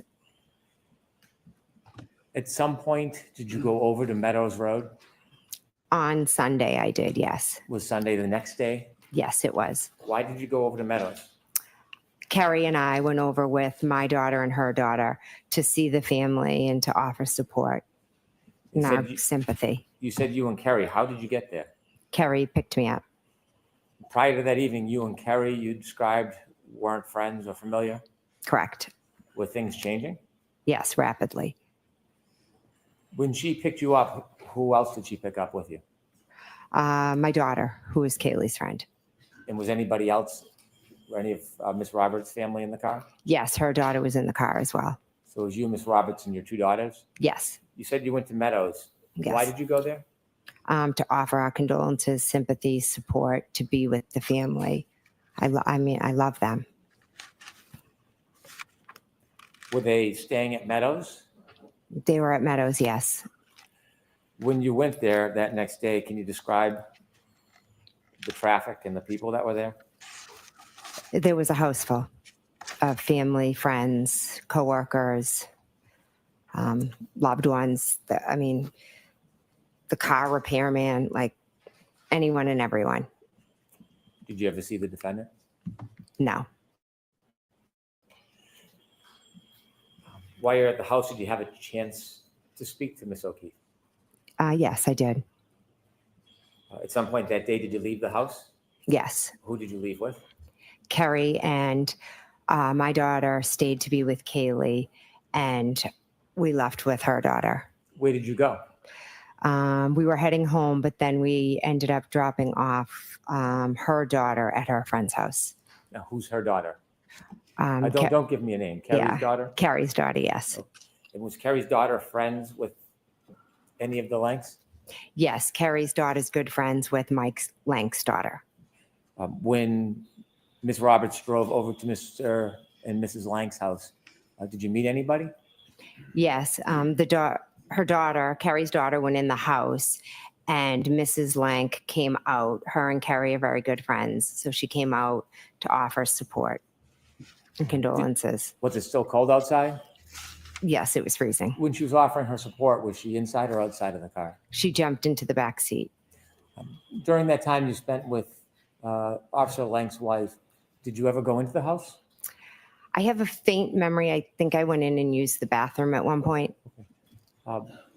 When you were having the conversation with Mr. Lank's wife, were you talking about what had happened? Yes, Carrie was just explaining the morning, the phone calls, the scene, things like that. Were you trying to get any type of inside information or push the investigation in any particular direction? No, I didn't speak much. It was mostly Carrie and Trish was just being a supportive friend to Carrie. At some point, did you get together with Ms. Roberts and try to memorialize what you had saw or thought that morning? Yes. Why did you do that? Peg had asked Carrie to do a timeline. So Carrie came over and we were sitting down talking about it. And so my sister was there and she said that she would jot it down for us. And so when you got together, it was at the request of Mrs. O'Keefe? Yes. When she made that request, did you ask her to do that? Did you question why? No, she wanted us to do it, so I did it. Why? She wanted us to remember and try to jot down everything we remembered so we wouldn't forget.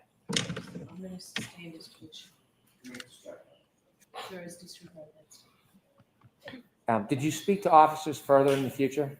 Yes. Can you count how many times you spoke with police or the interviews you had? There were a lot, or a good amount, I should say. At some point, did any of the police officers ask if they could take your phone and copy everything on it? Yes. Did you have any hesitation about that? Objection. Were you cooperative? Yes. Why? I wanted to help in any way I could. May I approach? Yes.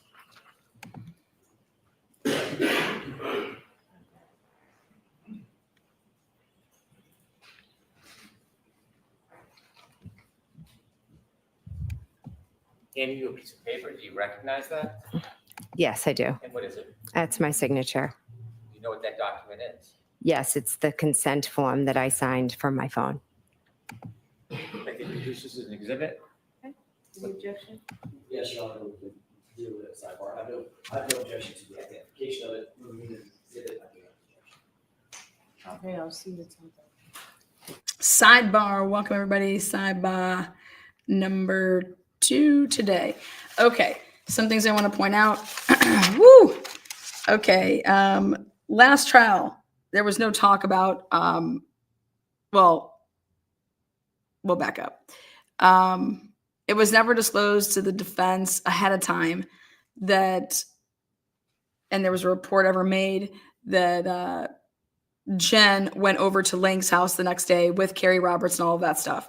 It only was after the defense figured it out through Jen's location data that she was present at an address that belonged to none other than Michael Lank. In trial 1, during direct examination, she says that her husband arrived at 6:35. And then it's corrected to say, I called my husband at 6:35.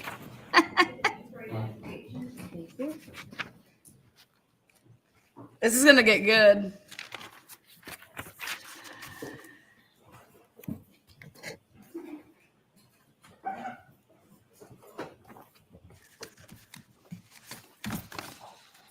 After that day when you met with Miss Roberts, and you try to memorialize your memory about what had happened, after that date, have you discussed what happened that morning with other people? Yes, And have you discussed it with police over time? yes.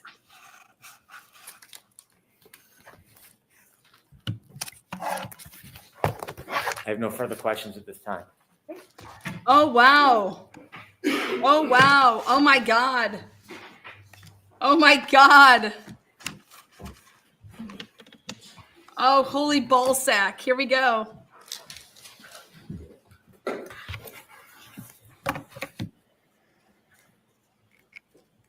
Good morning, Ms. McCabe. Good morning. When was the last time you spoke with Carrie Roberts before your testimony today? She called me last night. What did y'all discuss? She asked if my daughters were going to be staying home from school today because her daughter would possibly join them. Did you discuss anything having to do with your testimony? Not my testimony, no. Did you discuss anything in that conversation with her prior testimony? No. Are you aware that she testified last week?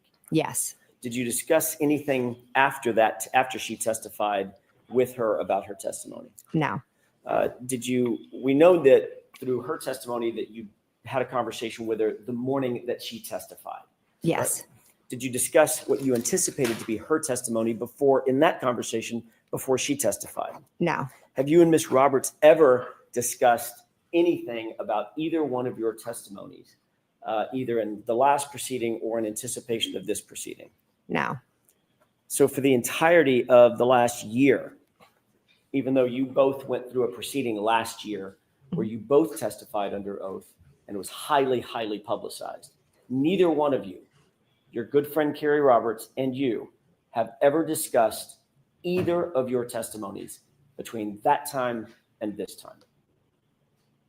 No, we've discussed the case and we've discussed what happened that moment, the moments of the morning, but we have not discussed testimony. Okay, so let's break that down for a second. I'm talking about, because the timing matters. I'm just asking at this point, if you'll bear with me, just the year from last year at a different proceeding to this year, you have discussed this case Yes. with Ms. Roberts. Many times, yes. And you've discussed the specifics of her memory, which would be reflected in her testimony, correct? We talked about what happened that morning. So you were talking about what she remembers happening that morning, correct? No, what happened that morning. Okay, so not to put too fine a point on it, Ms. McCabe, but if you ask me what I had for dinner last night, it's my memory of what I had for dinner last night. Would you agree with that? Sustained. Did you talk about her perception of what happened that morning during the last year? We've talked about what has happened, yes. Okay, so I'm trying to break it down between you and Ms. Roberts. You've discussed her perceptions and her memory of what happened, as well as, and separate and apart from, your memory and your perceptions, correct? Correct. So there have been circumstances in which you and Ms. Roberts have compared, by definition, what she remembers versus what you remember, correct? I wouldn't say compare. Now let's move to what would you say in terms of what you've discussed and why? I would say that we've both talked about what we've discussed, but it wasn't like a comparison. We weren't comparing anything. You've talked about what you discussed. What does that mean? Talked about your testimony?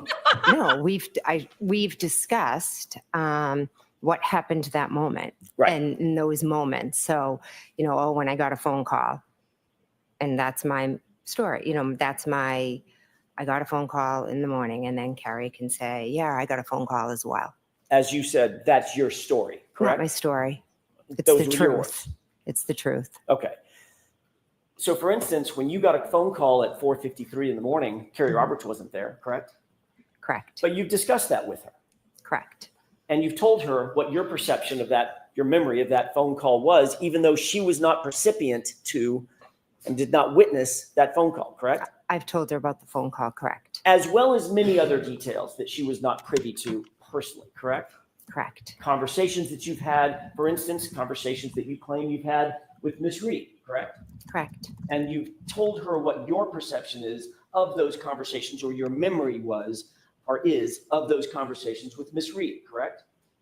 Which conversations with Ms. Any Reed? conversations, just anything that she wasn't privy to. You've discussed that with her. Some things, yes, Okay. absolutely. And conversely, Ms. McCabe, obviously, she's also discussed certain perceptions and memories that she has about this case and the facts of this case as she recalls them, that you were not necessarily privy to, correct? Yes, Things that may have taken place outside your presence, correct? correct. And you've talked about things, I'm sorry, she's talked to you about things, now I'm getting myself confused. Y'all have talked about things that were outside of her perception and outside of your perception, and you've shared those with each other. We've shared our experiences. We've become very close. We both lived through a traumatic experience. How many times would you say you and Ms. Roberts have discussed your individual perceptions of what you remember happening on the 28th or the 29th of January 2022? How many times? It would be hard to put a number on that. We talk about, it's hard. We're bonded. We talk about the trauma that we relive every day. Karen called us for help and we both answered the phone. And that bonding is the glue that holds you two together. Is this case, correct? Yes, So that probably, by definition, is the foundation of many, many, many of your conversations. Would you agree? we've grown into friends where we talk about many other things Sure. besides the case. Sure, the movie you saw last weekend and what the kids are doing next week. Yes, and yes, absolutely. We Okay, talk so- many different things, just like girlfriends do. I'm just concerned with and asking you about the subject matter of this case and the details and the facts of this case.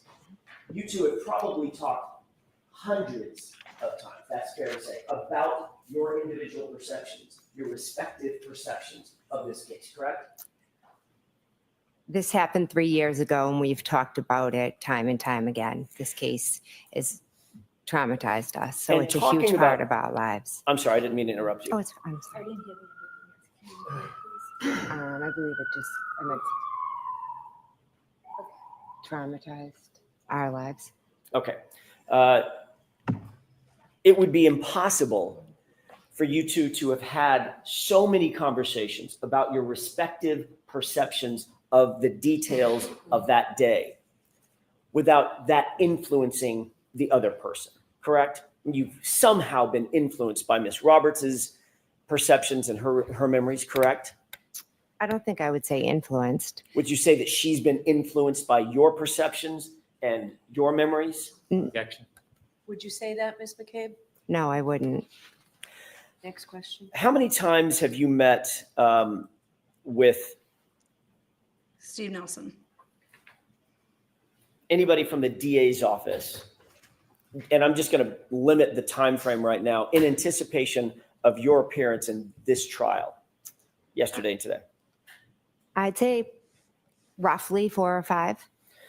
Can you give me a time frame when those 4 or 5 meetings were?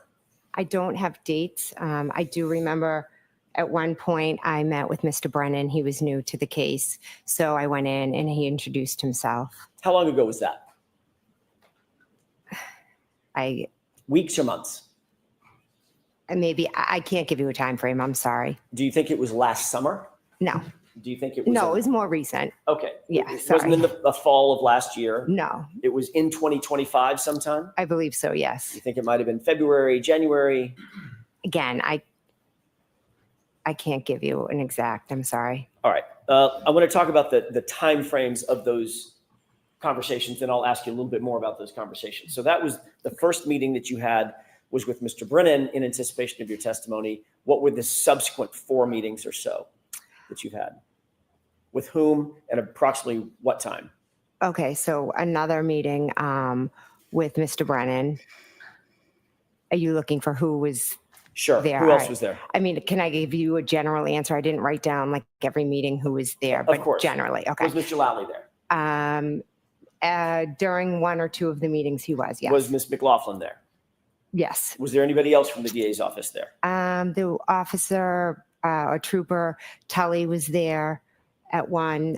Trooper Buchanan was there at one. The witness advocates were there.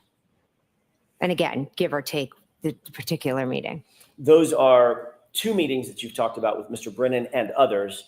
What about the 3rd meeting? No, I'm sorry. I was lumping a few of them together. Sure, I understood. apologize. How many meetings would you have? Let's just start there. How many meetings have you had with Mr. Brennan and either staff or colleagues? So after the first initial meeting, I Right. would say, again, I didn't write them down off the top of my head. I can think of 2 or 3 more after that. Okay. Excuse me, first initial one. So that's either 4 or 5 meetings with Mr. Brennan and some combination of his colleagues, Mr. Lally, Ms. McLaughlin, perhaps, Mr. Nelson, perhaps, the other employee of the DA's office, and Troopers Buchanan and Trooper Tully. Correct. You asked questions about at any of these meetings. I'm just going to lump them all together. Any of these 5 meetings. By the way, when was the most recent? Last night, I had a Zoom call in regards, I think the court asked them to. Yes, I'm going Yeah, to stop you right there. Oh, okay. I'm going to ask a different question, and if you don't mind, I'm just going to lead you through this question.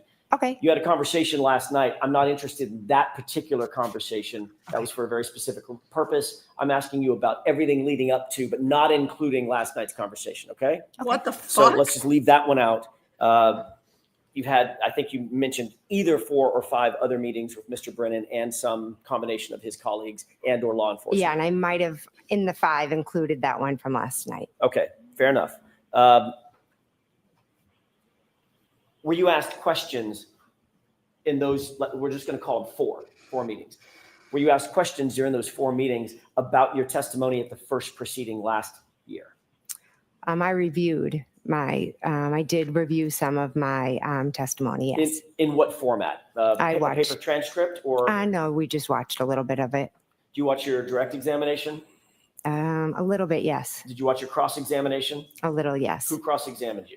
You did, That was me. yes. And did you watch the redirect or any part of it? No, Did you watch any part That of was me. any subsequent version of recross or additional questions that you were asked? I don't believe so, no. Was there a specific area that Mr. Brennan asked you to look at and review in terms of your direct or your cross-examination? No, Did you watch the entirety of the direct examination and the entirety of the cross-examination? I do not believe so, no. Were you questioned by Mr. Brennan following your review of that direct and cross-examination? No. So he didn't ask you any questions about any of your answers? I don't, he showed me a dash He, cam she. and would ask me to point out who's this, who's that, a waterfall video, is this you? Is this somebody? Those were the type of questions that he asked me. What about any discussion about your demeanor and how you performed in the last proceeding? Objection. Sustained. I'll ask it Why? differently. What about your demeanor? I'm using probably a poor word, perform. Mm-hmm. How you came across your demeanor in the last proceeding? Objection. Sustained. Did you discuss changing your demeanor in any way, shape, form, or fashion from the last trial the last proceeding to this trial? My mistake. From the last proceeding to this trial, was your demeanor ever discussed? No, I was just told to slow down, answer the question, and, answer it to the best of my memory. Was there any discussion about talking about your background, for instance, your family and your children and being a sports mom, as you talked about in your direct examination? No, I believe I did that in the previous one as well. Was there any discussion about crafting your testimony in any way to suggest a softer approach? No, Was there any discussion about how to develop your testimony from beginning to end? Sustained. Did Mr. Brennan ask you about, or let me ask it a different way. Did Mr. Brennan take you through a series of questions, for instance, as almost a test run of questions that you might be asked either on direct examination or cross-examination? No, Did you practice your testimony with any member of the DA's office? no, Were there any sessions where you sat and was subjected to a cross-examination, like a fake cross-examination or a fake direct examination? no, there Anything wasn't. like that? No. What were the things that stand out in your mind? You said you had at least 4 meetings. How long was each meeting, by the way, ish? The first meeting I think was fairly quick. It was just the introduction. 30 minutes, less than 30 minutes? I don't want to give a time because I'm not sure, Okay. but it was fairly quick, yes. Okay. What about the second meeting? Again, I don't know specific meetings, but I can tell you that there was a longer one where I did watch some dash cam video, look at different pictures, things like that. What kind of pictures did you look at other than the dash cam video? The pictures of John's house. Okay. The same photos that we saw today? Yes. How long in total would you say all of those meetings were? Just taking them all together. I really can't give you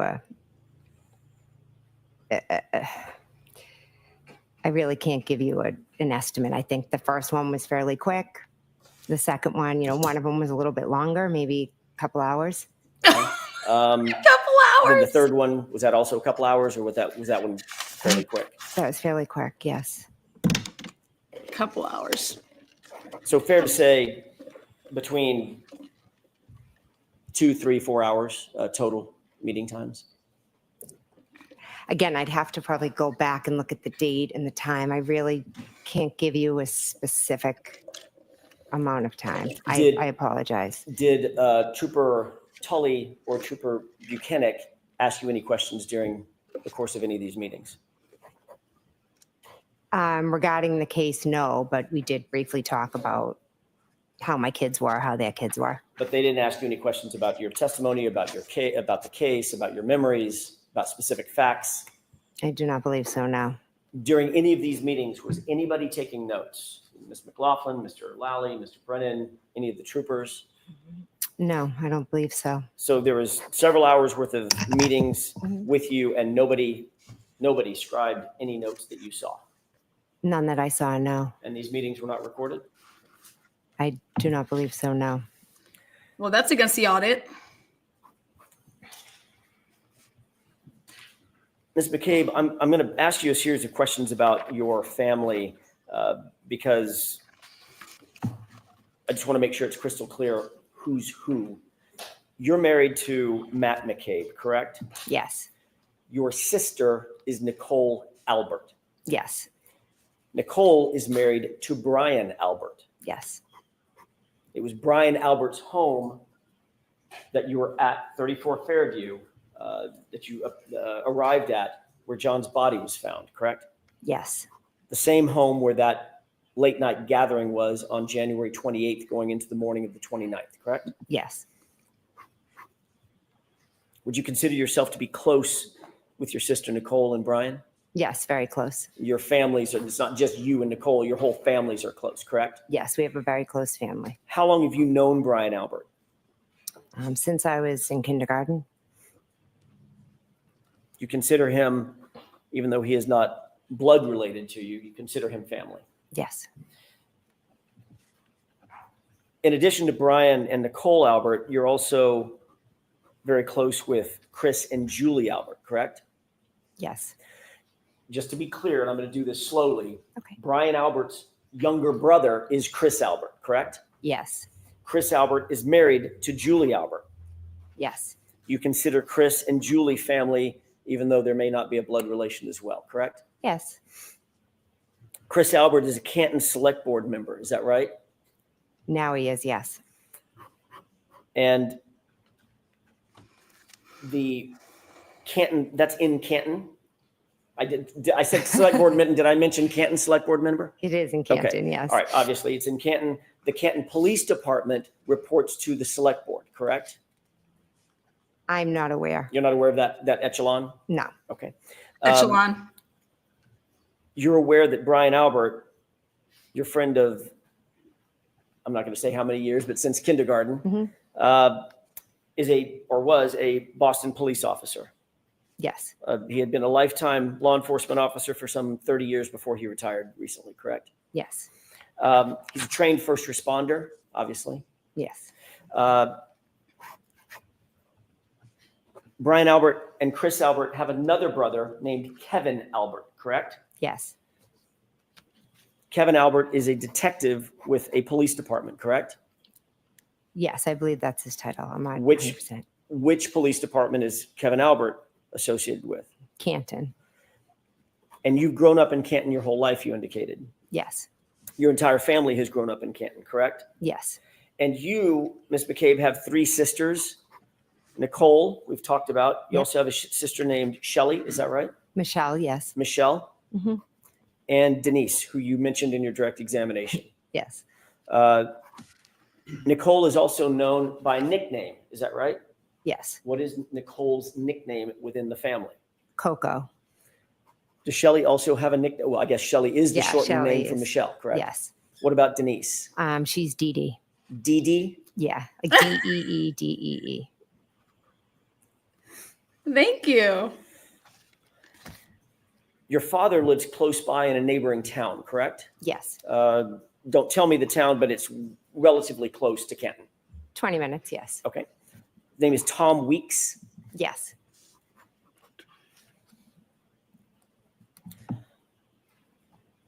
There are, I'm not going to go through all of them right now because the family tree is getting large, but there are children, cousins, second cousins, nephews, aunts, uncles.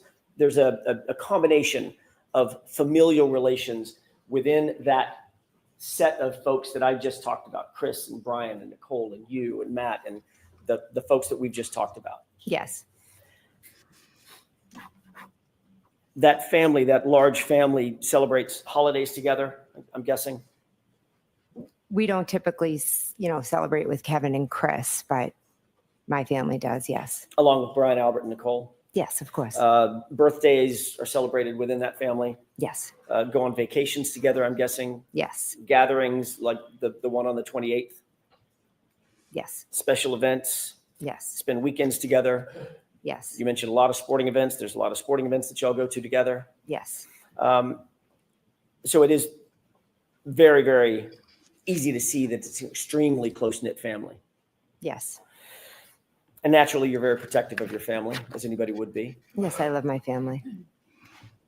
You also said that you knew, and your words, liked Karen Reed, my client, on the 28th of January 2022, correct? Yes, But she very much is not family, correct?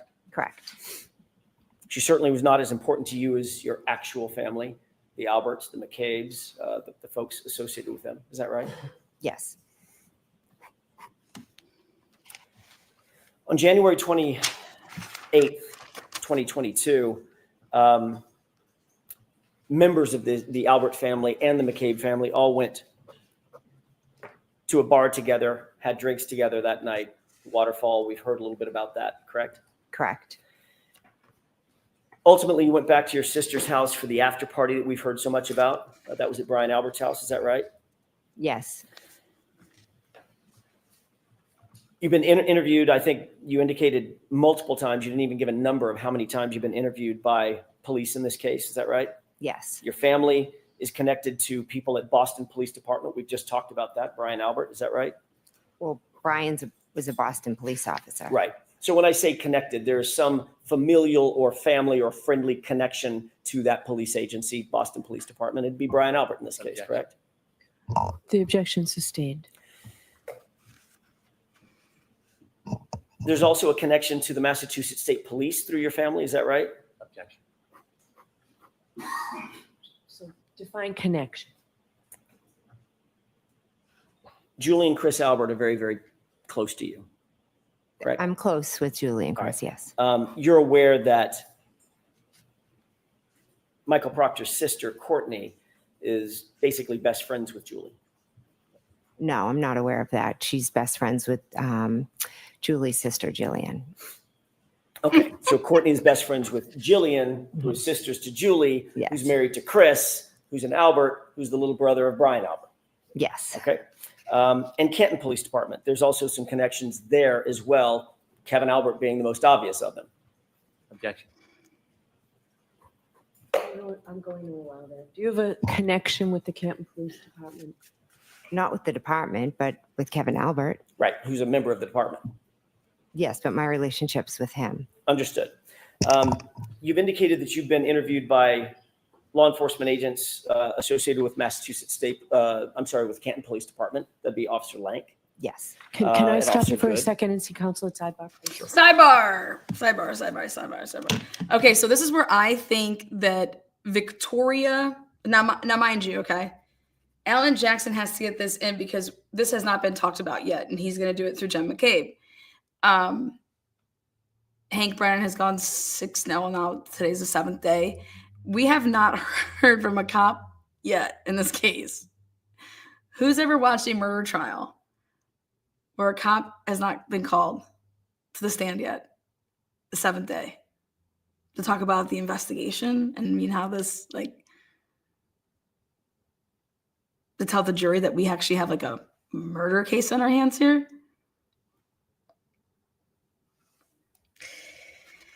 So we've heard from a firefighter, and a firefighter.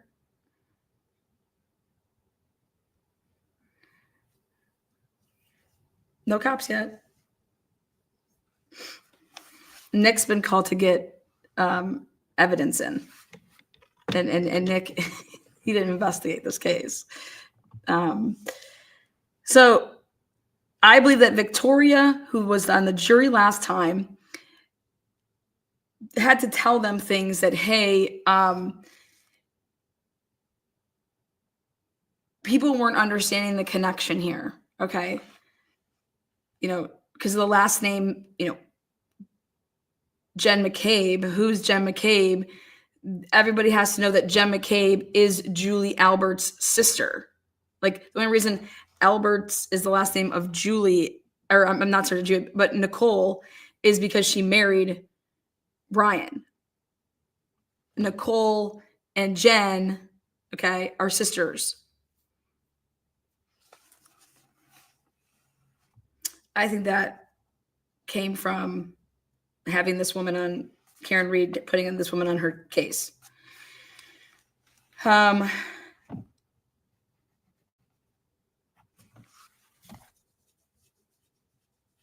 Do you guys think the jury gets it yet? If you're sitting here watching and you don't know anything about this case, are you sitting here saying, okay, Jen McCabe, her sister is Nicole, and Nicole's married to Brian, and 34 Fairview is Brian out. That's where the house is. So we'll see in about 20 minutes. are we taking our Rise morning? for the jury. Jurors, right this way. Please leave your notebooks in your chairs. Okay.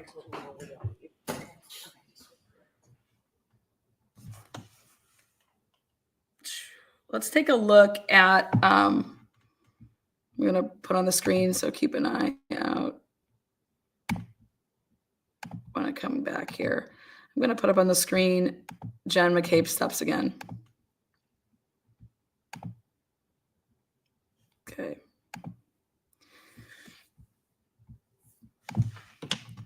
Okay. Jen McCabe said that she talked to Karen Reed at the ambulance. I'm going to show you guys something. So, first of all, she said that she walks into her sister's house and it was 6:30, 5 and some change. Just so you know, her phone calls her husband's phone at 6:35, 10 seconds before she's supposed to go upstairs. So she has her phone with her because she just supposedly called her husband. It's an outgoing call. And then now she's going to go up the flight of stairs to go into her sister's bedroom. Her watch records the flight of stairs, but the phone does not. Okay. So you don't have your phone with you, but yet you just made a call 10 seconds ago to your husband. That's why I believe that Matt McCabe has the phone. He made the phone call to himself. Next, you're upstairs and here, let's see, 6:28 and 25 seconds. See 6:32 and 33 seconds. So when you're walking around at 6:28 and 25 seconds until you get to 6:32, you're walking around and your phone is not. See how it says 190 steps there? See how it says 177 steps there? Even more so indicative. You stop though moving, meaning Jen stops moving at 6:36 and 52 seconds. Now, the phone goes all the way until 6:38 and 58 seconds. Then she begins to start moving again at 6:38 and 32 seconds, so that falls within that. All the way though until 6:39 and 3 seconds, that falls outside of that. Then 6:39 and 59 seconds to 6:40 and 11 seconds. Do you notice see that the phone is not moving at all? Okay. And this is indicative of the person that has the watch on and all these steps, right? Look at 6:38 and 58 seconds.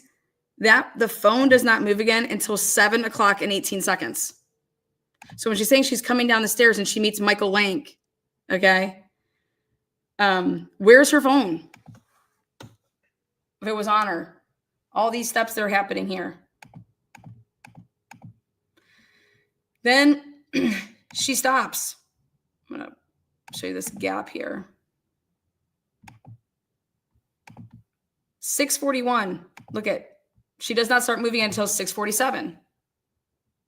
When she says she's sitting around in the dining room or the living room or the kitchen. Okay, it takes a couple steps here, 8 of them. Then when she says that she talks to Karen Reed when she comes back and is in the ambulance. Okay, so from 7 until 7 o'clock, there you go, 23 steps. Look at that. 23, 22, looks like, okay. Because I believe that she has her phone here. She is in the kitchen and she has her phone when she got up. Maybe her husband handed it to her, you know. She does not move though from, well, it looks like she stopped. Look at, it ends a little bit after it, but in any sense, from 7:02 to 7:30, she's not moving. She's not moving. She starts to walk, and now look, where's her phone? Her phone from 7 o'clock until 8:26, an hour and a half, does not move. For an hour and a half, your phone's not moving, but yet there's a bunch of calls being made, and she's walking around, and there's calls being made. How is that fucking possible? Who in a crisis situation like this wouldn't have their phone attached to them? That's why I said, well, this is just really interesting. We need to look at what calls are being made between 7:02 until 8:23 about. And then so you pull up that. Like this is not normal activity for a phone. In my opinion, in a crisis situation like this. The phone's on the right side, watch is on the left side.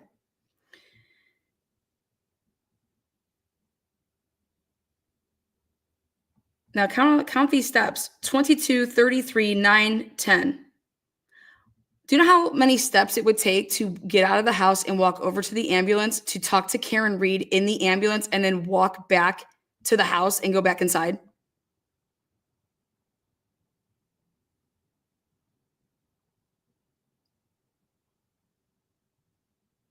Well, we know how, it's not possible. So when she says that she walks over and talks to Karen Reed and in the ambulance, I call bullshit on this. Where's all these steps? Now, they leave out the fact, because this is her, Her phone's not going with her when she's doing any of this. The phone does not move from 7:02 until 8:26. The phone does not move. An hour and 26 minutes literally is sitting still. Okay. So if you have it, every time she goes into her sister's house, she just plugs her phone in?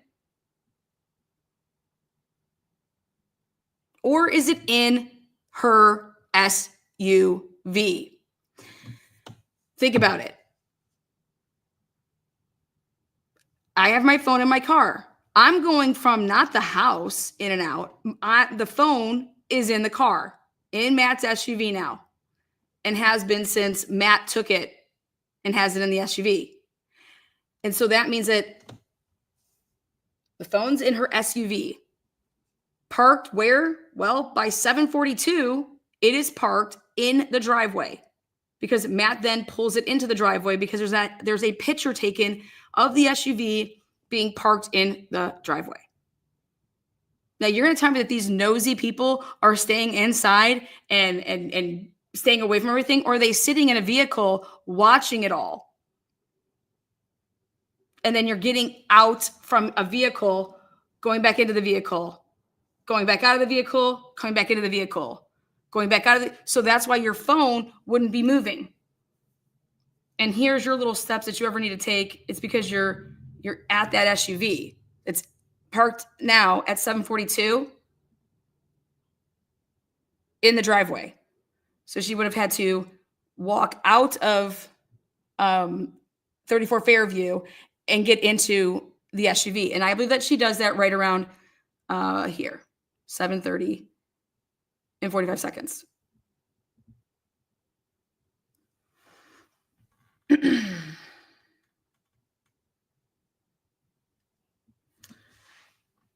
And so then when she would open up the door here at 7:43 to 7:44, open up the door, gets out 33 steps, then she gets back into the SUV.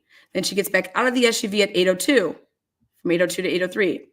And people are sitting, and then every call's on the Bluetooth, everybody's hearing it, whatever.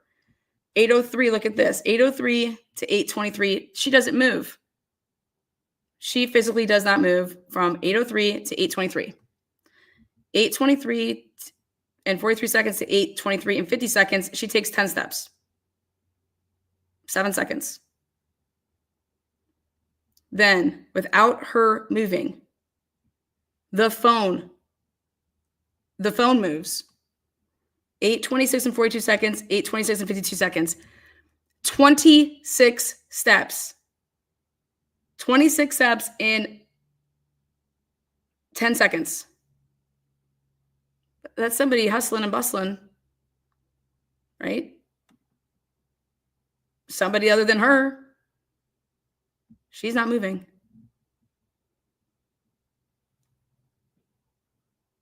Matt. What happened at 8:26?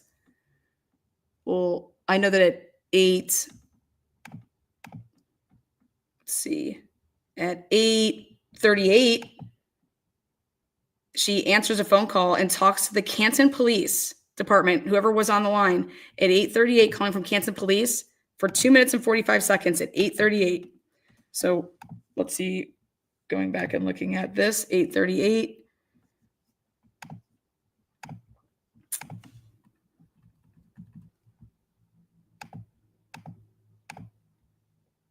In the middle of that conversation, look at this. She's about to take a step out of the car. She's about to take a step out, and she stops. Look at, woo. She's about to take a step out. 8:38. She's not moving when that call starts. It lasts for 2 minutes though and 45 seconds. So it's going to take you into the 8:40 timestamp. And so it's like somebody, it's in an SUV. Someone takes a couple steps with it, then gets back in. But all the while the car is on and everything's being heard through Bluetooth. Then after that call from Canton Police Department, look what happens. 8:41 and 37 seconds to 8:41 and 44 seconds. So do the math. You're looking at 7 seconds, right? 15 steps, 8 steps, 8 steps, 18 steps, 1 step. Well, what are those infamous one-steppers? Right before or at 8:59, that's when they call Lank. 8:59. Look at when she's moving around like this. What's the phone doing? It's in the same spot. They called Lank from an SUV, in my opinion. My data shows that they called Lank from an SUV. That means, and it would have been 20 minutes after they get a call from a Canton landline. All this movement here, all the way to 10:32. Watch this. Oh, wait, why isn't the phone moving at all? So, wow, Jen, 8:40 to 10:42, 2 hours straight, her phone does not move. How's that possible? How is that possible? If Jen is moving, right, and she's moving all around, and she's on the phone, and she's making phone calls to Carrie Roberts making phone calls to her, she's calling all these people, all these things are happening. How is this happening, and the phone isn't moving?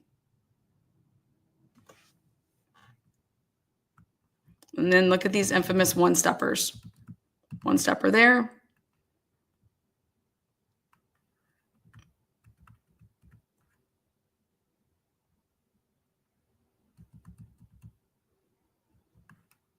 Look at this, 8:48 and 22 seconds, 8:48 and 20. In 2 seconds, she goes 8 steps. This is somebody busting it, right? This is somebody moving it, but moving it to the point that, and then you're dead stopped in your tracks, and then you don't move for another, it's like you're frozen in time for a minute. You just dead stop. Then 8:49, 31 seconds to 8:50 and 27 seconds, 18 steps. Then boom, put the brakes on at 8:50.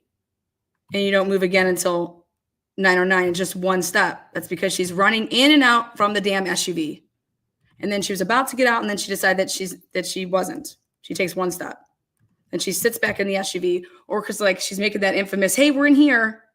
You know, think about this. Dude, would they smoke weed in the car? Would they fucking, I don't know, do something in the car where they're waving people down to come, hey, come on in here? How do we know that Lank isn't actually, that didn't get into Jen McCabe's SUV and sit in there, because then she's doesn't move from 9:09 to 9:23?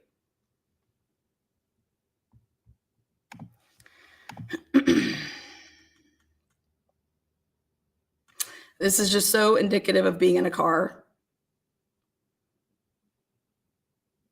But her cell phone doesn't move 1 step for 2 hours. And if you're walking all over like this, and you don't have your cell phone, but yet you're able to talk to all these people on the phone, how is that possible?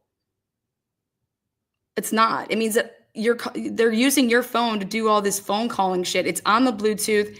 Everybody can hear it in a car. And that's just what it is.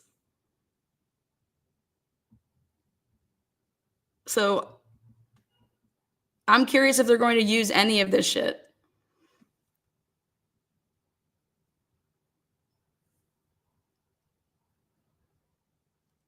When she says that she says that she's making all these phone calls, where were you? Remember, we were all around the kitchen island trying to figure out what happened. Remember all that?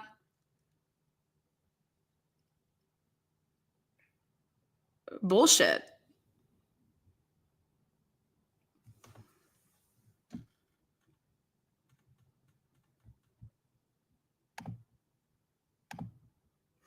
The reason that you'd be sitting outside in an SUV, okay, is because you're watching, you're making sure what? You need to see what these fucking guys know. Like, you got these Canton cops here, you got the EMT people still there. You think that these nosy people just are inside not paying attention to anything that's going on. If you think that they're involved in a cover up, you're damn right that they're going to be looking at all this stuff, and they need to have the best seat in the house, just like they had the best seat in the house the night before when it happened and they were all in that SUV just parked in the driveway.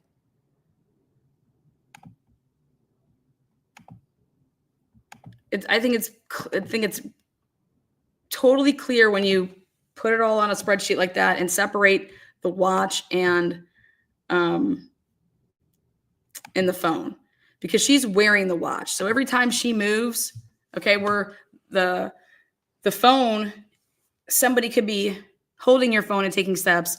Here, nobody can claim those watch steps except for Jennifer McCabe.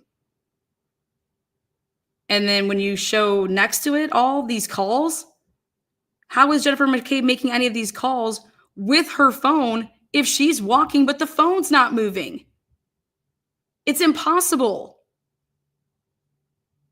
And so if anybody thinks that the data that Ian Whiffen showed is damaging to this case, then they would just need to show Jen's shit, and then the jury can say, oh my God, yeah, this is so off, like this stuff isn't accurate. Okay? Because you would just leave her being the one that made all the phone calls, and you would show that she's walking all around while she's supposedly making these phone calls, and the phone's not registering any steps for 2 hours here. Clearly there's something going on over there, and signal does not get, it's horrible signal over there. It's not registering steps. Clearly Jennifer has her watch on and she's making all of these steps. She clearly has her phone on her, but the phone's not registering any steps. So when they want to say that John O'Keefe's phone stops moving at 12:32 and is locked in the locked position, you can use this. You can show this evidence for what you want it to be. And how I would show this evidence is clearly we have an issue here.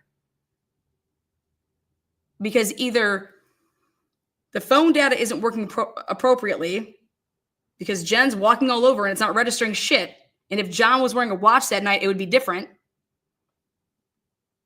100%,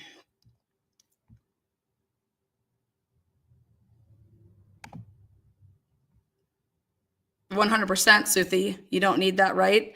But do you think that these jurors know that? The way that Hank described it, you would think that you need to have signal for all this crap.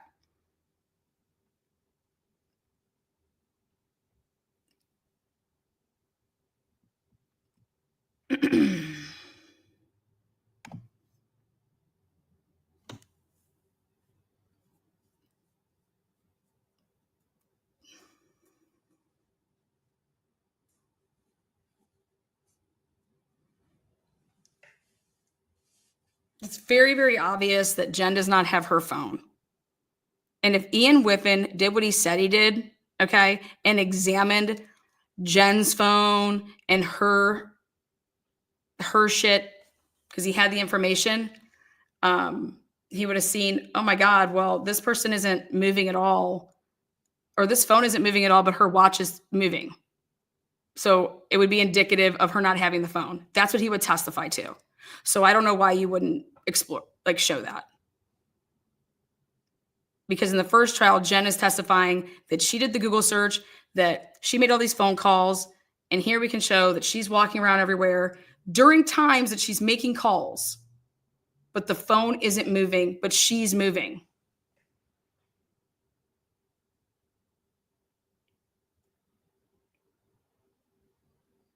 So you're going to show that she's lying.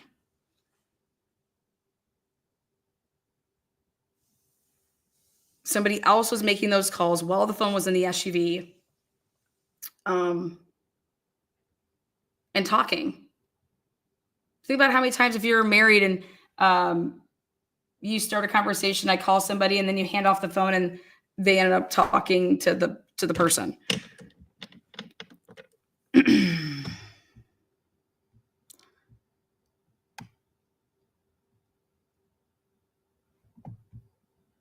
Bev wasn't having any of this. Let's see how many calls were made during when she says she's not moving. All right, Carrie Roberts, outgoing call to Carrie Roberts. 777-665. Calls Karen, outgoing call at 7:21 and 40 seconds. her phone does, not answered. Then Karen calls her back at 7:21 and 48 seconds. They talk for 2 minutes and 19 seconds. Then outgoing call to Carrie Roberts, 7:33. Answer, but no time. So it was like must have missed it. Then outgoing call to Carrie Roberts. Again, remember how she says that she tried to get, Jen says, I tried to get Carrie Roberts' number from Karen. Okay, well, here's to show something that's interesting, which is how would she have gotten her number? Because she calls Carrie Roberts at 7:33. And so she would have had to have gotten Carrie Roberts' number between 7:21 and 7:33 because she calls her by 7:33 and she was asking Karen for it. Karen didn't give it to her. So she has 11 to 12 minutes to get this number. Who does she get the number from? Because her phone, as far as phone calls go, they don't show any call between Karen at 7:21 and Carrie Roberts at 7:33.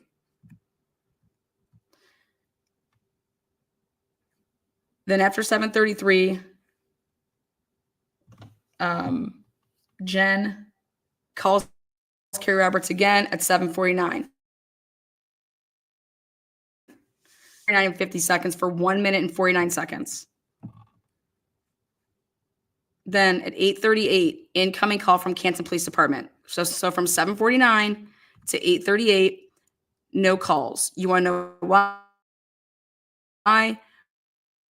Because the Canton Police Department, they're taking their first pictures on scene at from 7:27 a.m. until 7, like right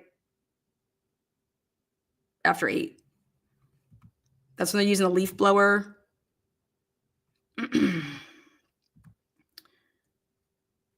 So from 7:49 to 8:38, nothing's happening. 8:38 is the Canton incoming call from the police department. That's almost 3-minute call. Then at 8:46 a.m., Carrie Roberts calls Jen McCabe's phone, and they talk for 4 minutes and 15 seconds. Then immediately after that, or while it was in progress, Tom Beatty finally returns the phone call that he had been getting blown up by, and that was at 8:50 and 15 seconds, and she misses it. She missed the call. Then from 8:50 to 8:59, no calls are made, so 9 minutes. Then she decides, but a lot of steps were taken, at 8:59 and 34 seconds, that she makes an outgoing call to Mike Lank, and it lasted 13 seconds. I personally don't believe that she was the one on the phone. Then 8:59 and 34 seconds, so it'll be a call for 13 seconds. That's going to take you to 8:47. Immediately after that call, Carrie Roberts calls. Remember how close Carrie Roberts is to Mike Lank? Now, tell me that this isn't interesting. At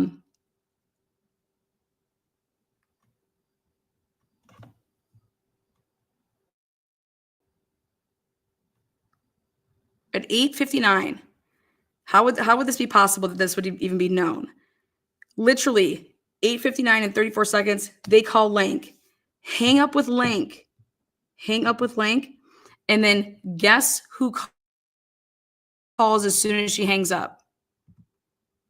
Literally, while the phone hangs up, an incoming call is from Carrie Roberts right after Mike Lank call ends.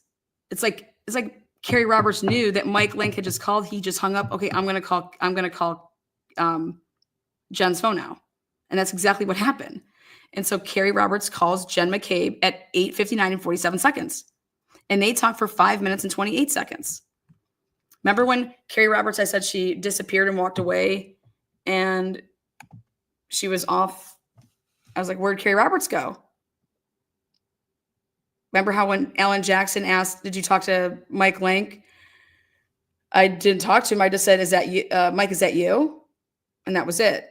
That's a lie. That's a damn lie.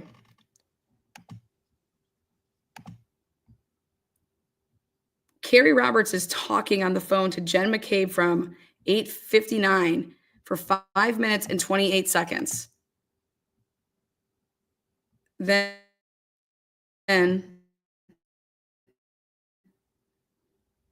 until 9:50.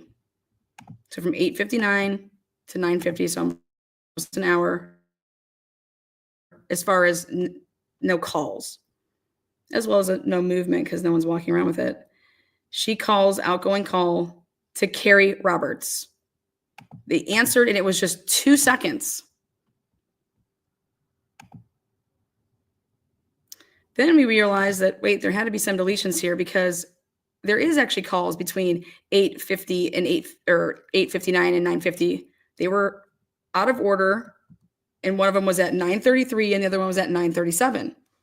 And that was Carrie Roberts and Carrie Roberts.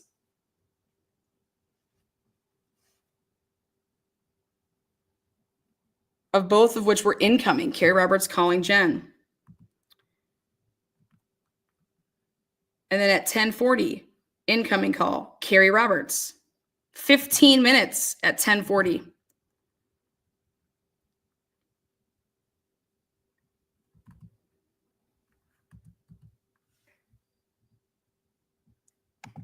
I think Carrie Roberts was like, what the fuck happened last night?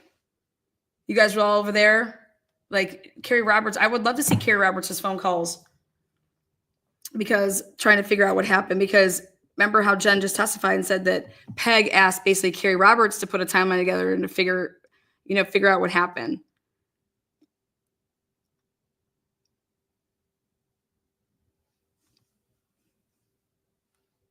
If you look at the outgoing to incoming ratio at the beginning, it's Carrie Roberts is calling Jen McCabe, or at least her phone.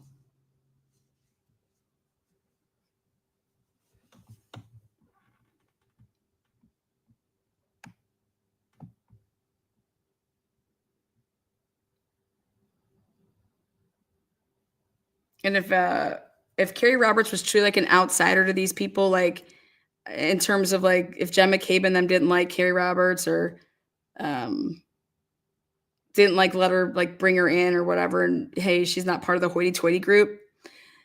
What seems like to me is that Carrie Roberts chose as a way that this is how I can get into this, hoity-toity group, over finding the truth, what happened to her best dude friend. That's what it looks like to me.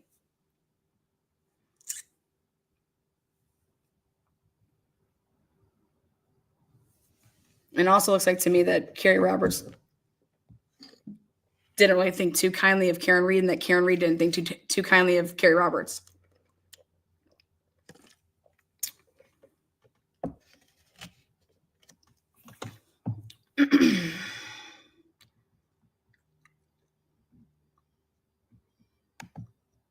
And I would show all these phone calls back and forth right now, but I have the numbers up here, so I don't want to.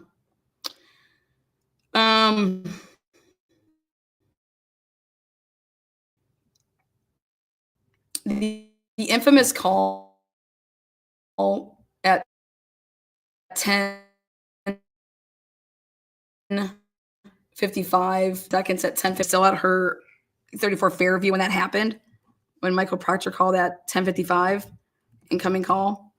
If it was for 1 minute and 18 seconds, which literally is, so Carrie Roberts is an incoming call at 10:40 and 8 seconds, okay? They're on the phone for 15 minutes and 4 seconds. So that would take you to 10:55 and some change. The incoming call from Michael Proctor came while basically still at the last tail end of the Carrie Roberts call.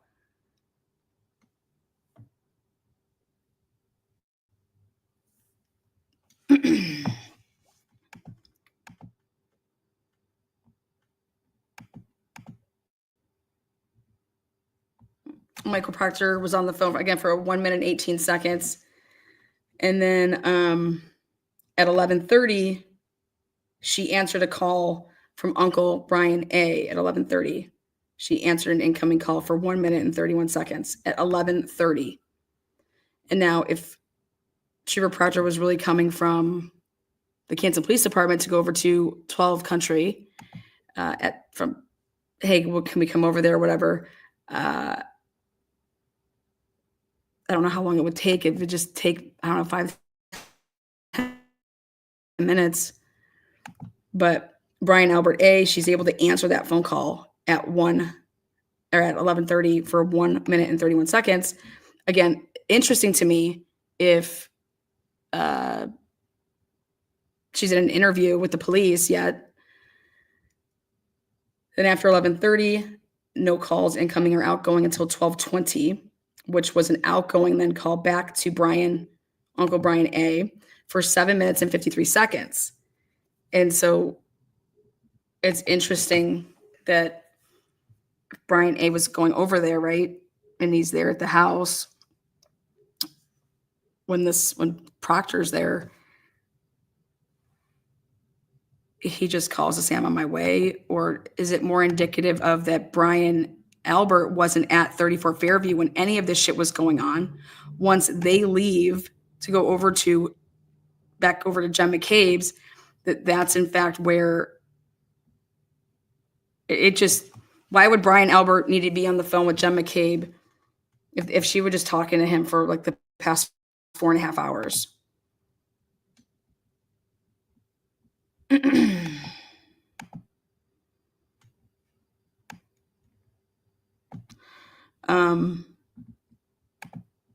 Then Uncle Brian A and Jen talk on the phone at that 12:20 timestamp for 7 minutes and 53 seconds. And then Carrie Roberts again calls at 12:37 and 33 seconds, misses it. And it's because she was still on the phone with Uncle Brian A, because right when she gets off the phone with Uncle Brian A, hey, oh my God, it's Carrie Roberts. Let me click over. She doesn't click over in fast enough time, so it's a missed call. She immediately calls her back at 12:37 and 43 seconds for 6 minutes and 28 seconds. Okay. Then after she talks to Carrie Roberts for 6 minutes and 28 seconds, she then immediately answers Proctor again, who called her at 12:49 for 1 minute and 1.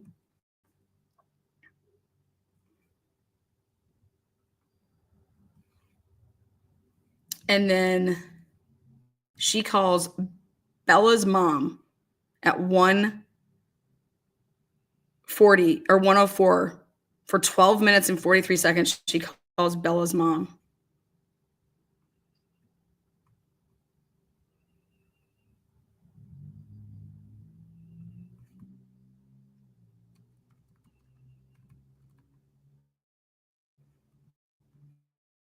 She called Bella's mom, not Bella's mom calling her. She called Bella's mom and talked to her at 1 o'clock in the afternoon at 1:04 for 12 minutes and 43 seconds.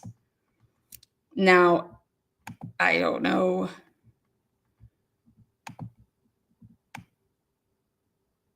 Has anybody ever considered that, is there any chance in hell, that Carrie Roberts could have possibly been at that party the night before? Is there any chance in hell?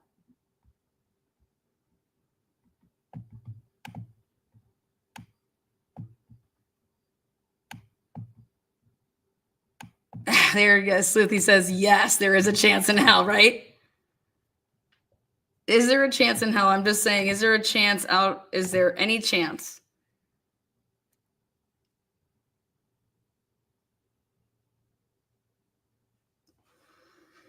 Is there any chance in hell? And I would love to have Carrie Roberts' shit. I don't have Carrie Roberts' shit, but I will tell you that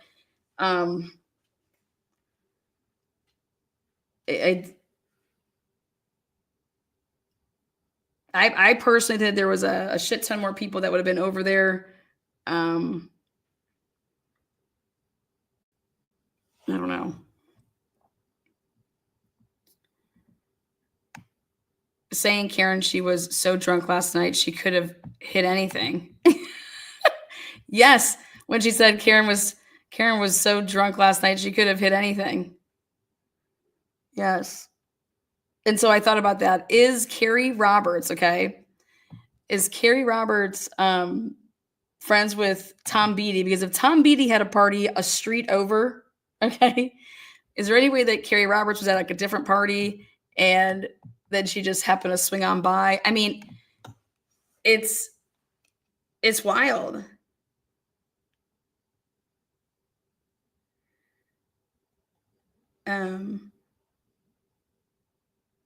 We have some breaking news here. Judge Beverly Canone just had a private meeting in chambers with the O'Keefe family and all of counsel just now. People are waiting for them to return to the courtroom.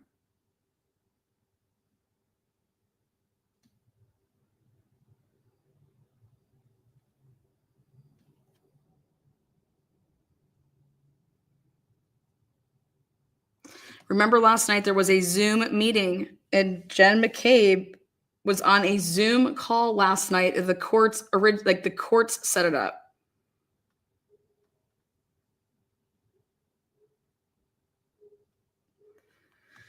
Again, I'm waiting for more.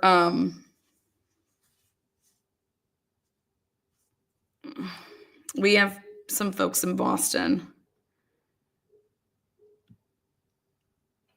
We have folks in Boston right now that are saying that the judge had a private meeting in chambers with the O'Keefe family and all of counsel just now. All of counsel. People are waiting for them to return to the courtroom. Again, there was a Zoom meeting last night. I don't know what's going on. I know that we did get wind allegedly that Jen McCabe the day before that, she was at possibly her car was seen at the DA's house. I don't know. I try to stay away from the whole. This case is taken this case is insane right now. This case it was insane last year and it's just building.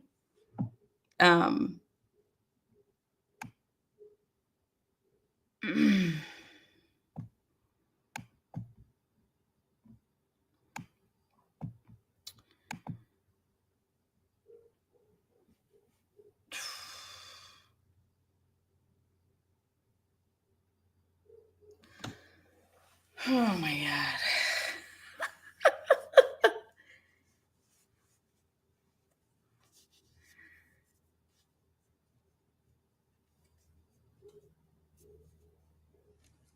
Let's see what we got going on.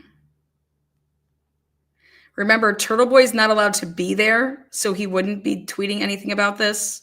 Let's not forget, Turtle Boy is not allowed to be in that courtroom. So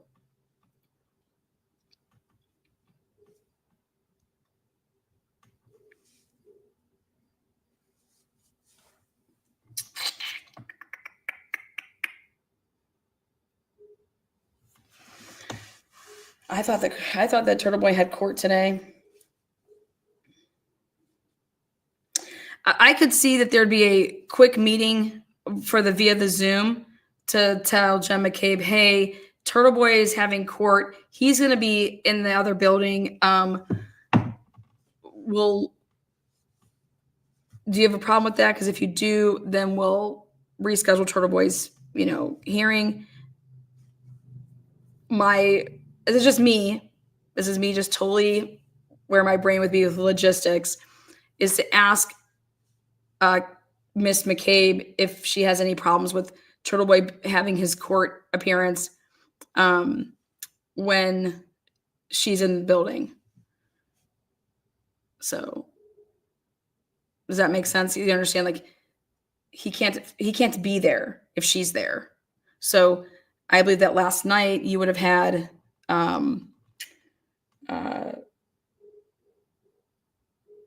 like her approving that that's fine. I'm okay with that. Or no, Turtle Boy's technically not allowed to be within so many whatever yards, feet, whatever the hell they put in the order. The car repairman was already there that morning to work on John's car. No, that's not what. But that's just funny that they met. She's like, "Yep, the mechanic was there. Everybody was there. Everybody was there that morning, and the defendant was not."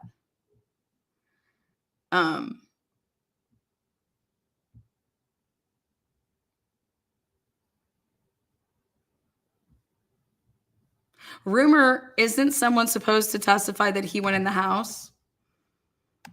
That's rumored. So Paul O'Keefe is in the DA's. Paul O'Keefe in with DA in the room right now. I don't know. This is what I'm being told, is that Paul O'Keefe is now, let me see. Something is happening. Paul O'Keefe in with DA down inside courtroom.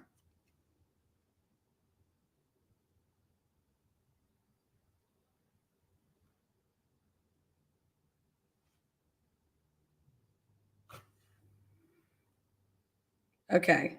We have an inside track, ladies and gentlemen. Let's go.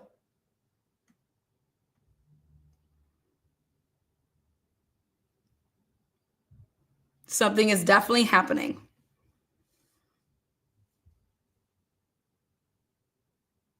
We got the Irish on it.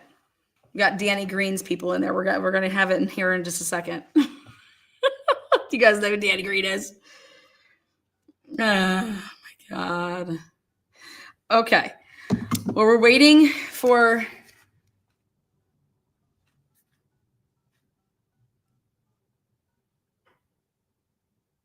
Did you guys hear those dialing buttons? Can you guys hear that?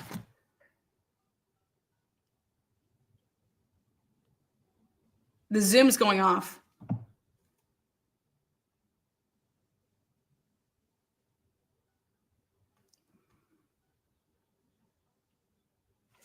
Do you guys don't hear that beeping?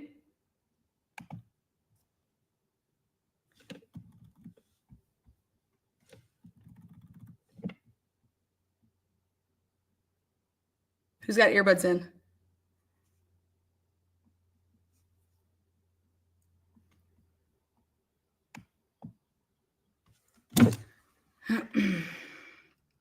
This is why everyone says that my ears are off the hook. 100% 2 Zoom dialings just happen. You are in the meeting. You are not in the meeting. Are they showing people what the Zoom meeting was all about?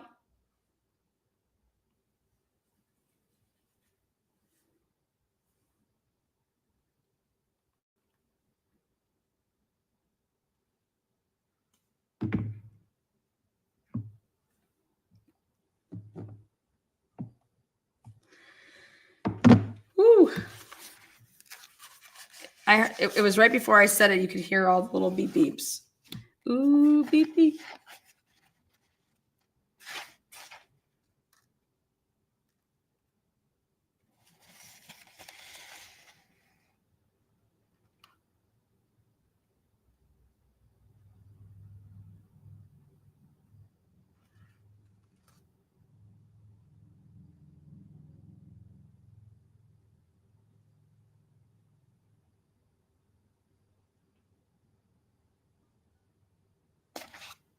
Okay, we're coming back, I think.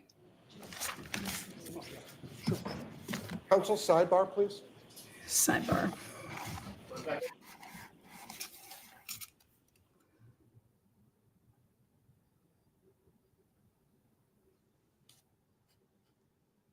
Third sidebar of the day.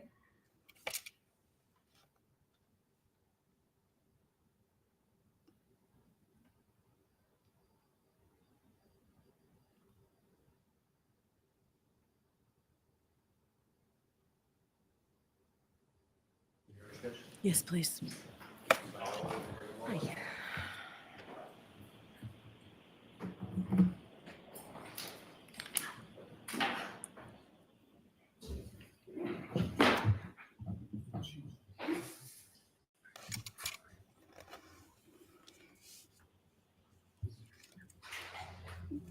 Oh, these?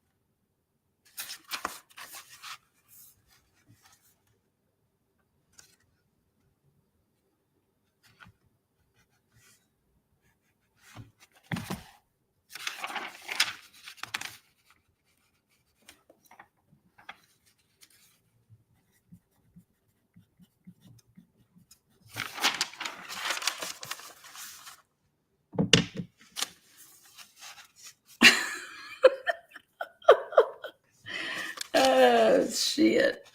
Oh, shit. I don't know what's going on, guys.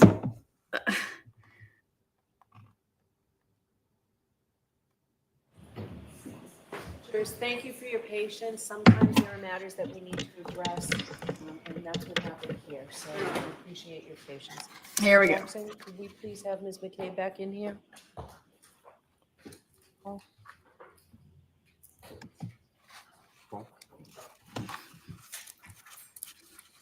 Up.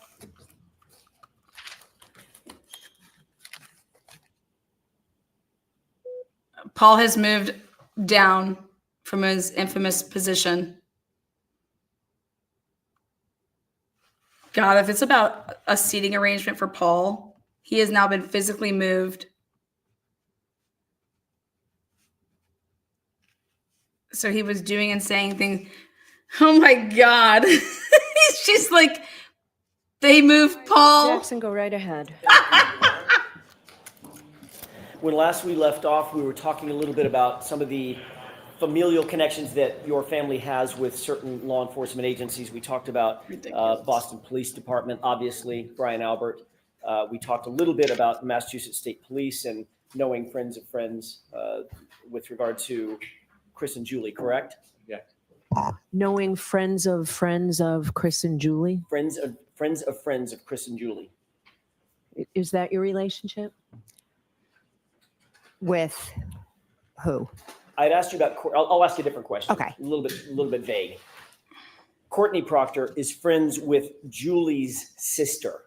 Yes. And obviously Courtney also knows Julie and Chris, correct? Sustained. And there's also a connection to Canton Police Department through Kevin Albert. Is that right? Yeah. Can you answer that? Is there a connection? Do you have a connection with the Canton Police Department through Kevin Albert? Not with the police department, but Kevin Albert is Brian Albert's brother. Right. And Kevin works for whom?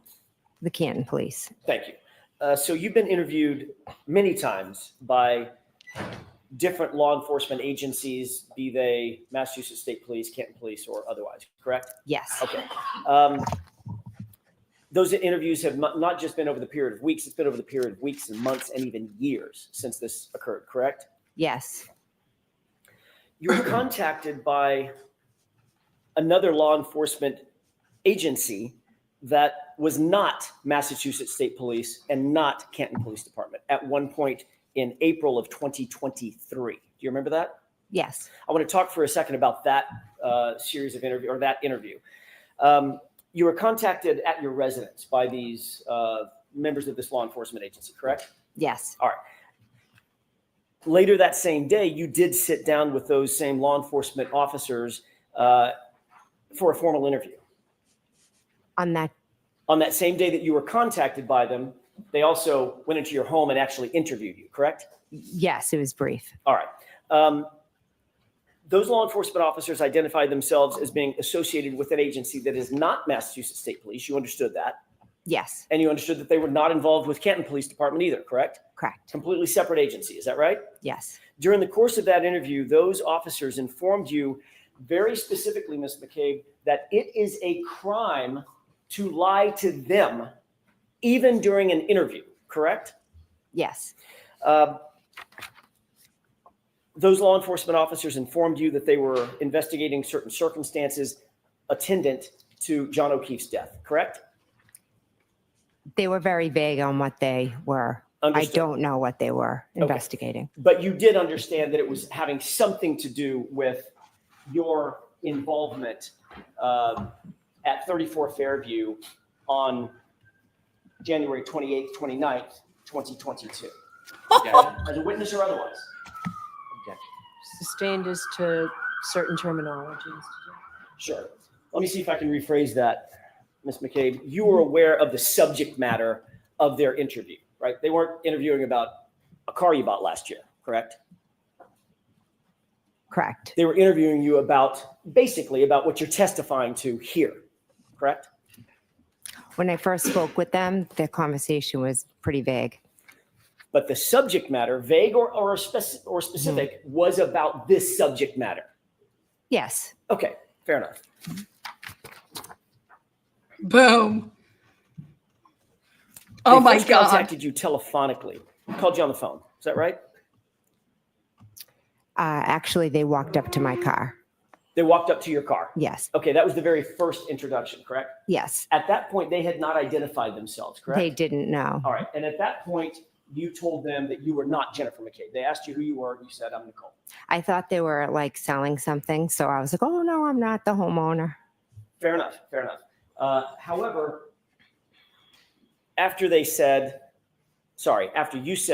I'm not Jennifer McCabe, Mhm. you walked into the house, they then called you on the phone. Yes, They were correct. still sitting outside your house. I don't know where they were, but they did call me. They were close by. Oh God. I'm not aware. Well, the call came almost immediately after you walked back in the house, correct? I'm not sure how much time had passed. Give me an idea. It wasn't an hour. It was No, it was 5 or 10 soon minutes. after. I'm just not sure. I can't tell you where they were located. I'm sorry. okay. They told you that they would, at that point, they identified themselves as being law enforcement agents, correct? When they called me, yes. And they told you at that time that they were not with Canton Police. You knew at least they were not with Canton Police Department. They were not troopers with Massachusetts State Police, correct? Yes. Okay. And they told you that they would like to have an interview with you. They'd like to have a sit down talk with you, correct? Yes. You told them that you would be willing to submit to an interview, but you needed about 10 minutes to get ready, correct? Yes. You ultimately did allow them into your home, and you did sit down for a formal interview with them, correct? Yes. Brief, but yes. And it was during that formal interview inside the home that it was explained to you that it would be a crime for you to lie to them on any material issue, correct? Yes.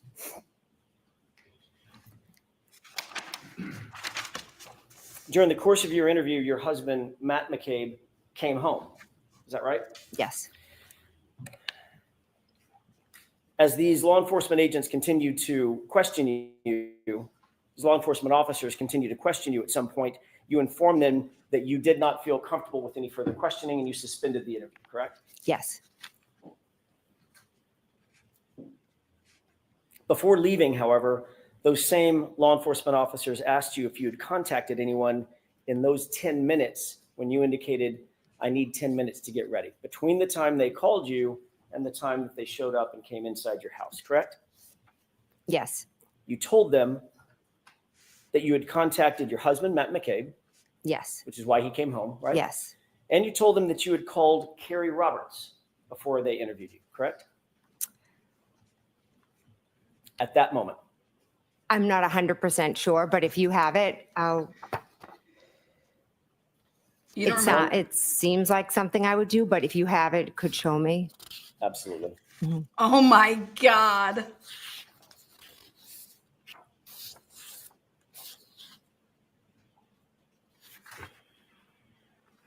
I may have just a moment, Your Honor. Okay.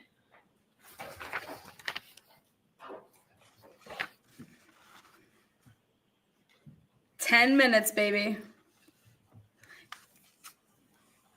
Called Matt. Matt, get over here and clean your fucking mess up. I got the feds here, you fuck. I told you, me covering for you, Matt. Get the fuck home. I've been covering for you, Matt. Get home now. May I approach briefly? Yes. Oh, yeah.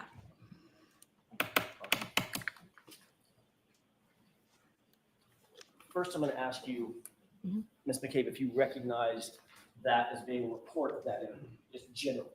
Yes or no? It appears to be, yes. May I approach the witness stand and stand by the witness stand for a couple of questions? Yes. I can have that. Sure. I want to direct your attention, if I may, and for court and counsel, page 3 of 4, starting with the second to the last full paragraph, going into page 5, top full. I'm sorry, page 4, top full paragraph. Okay. You could review those 2 paragraphs, read them to yourself, and then look up and let me know when you're finished.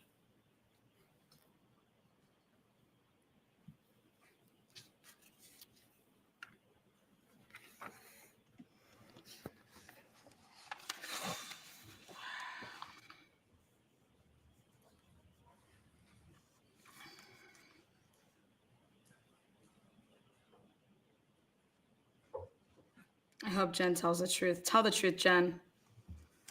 Save yourself. Save yourself.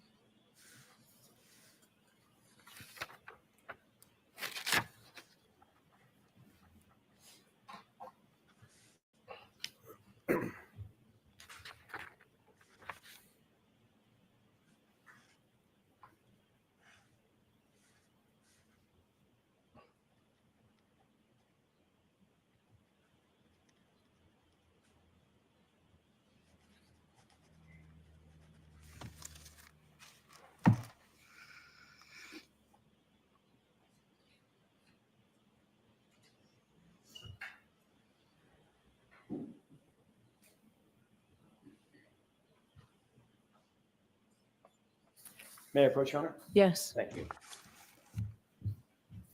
Thank you, Ms. McCabe. Yes. Did reviewing those paragraphs refresh your recollection as to whether or not, as to what you told those agents initially? I'm sorry, what you told those officers initially from that other law enforcement agency, that about who you contacted in that 10-minute interval? Yes, I told them. And who you told them that you had contacted your husband, Matt McCabe, Yes, and Carrie Roberts. correct.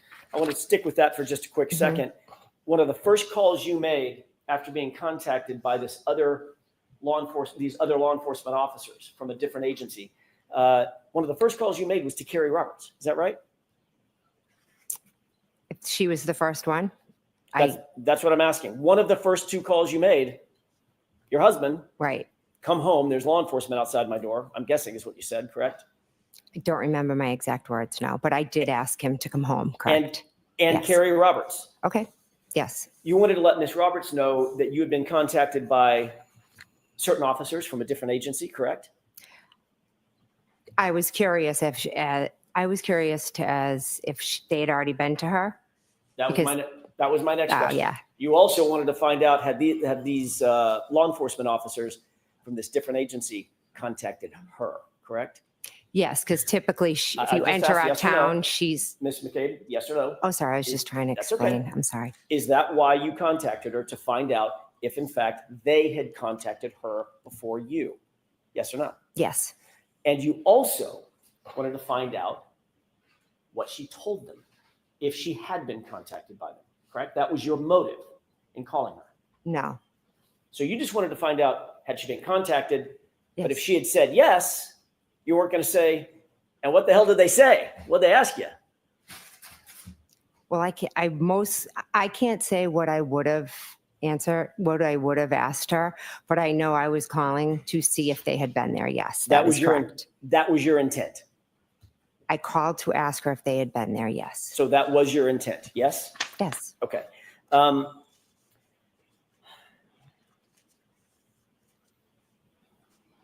Your motive in calling Carrie Roberts at that moment before your interview was to ensure that your story would line up with her story, Ms. McCabe. Isn't that right? You want to see if No, Carrie, that is not. You wanted to find out if she had talked to these particular law enforcement if she officers changed her. and what she had told them, so that your story could somehow align, or it could inform how you responded to questions. That's not how I would have that they asked that. you. Isn't that true? That's not true. We both know what happened. We don't have to have a story. There is no story. There's what happened, and that's So- it. So if that's true, Ms. McCabe, Mhm. Then why call? you have no reason to call Carrie and ask her if she had been contacted by these law enforcement agents, because it's just the truth, correct? We're going through this whole experience together. We call each other about everything. There would That's be no nothing reason more to than that. So I'm let her sorry. let her finish her answer.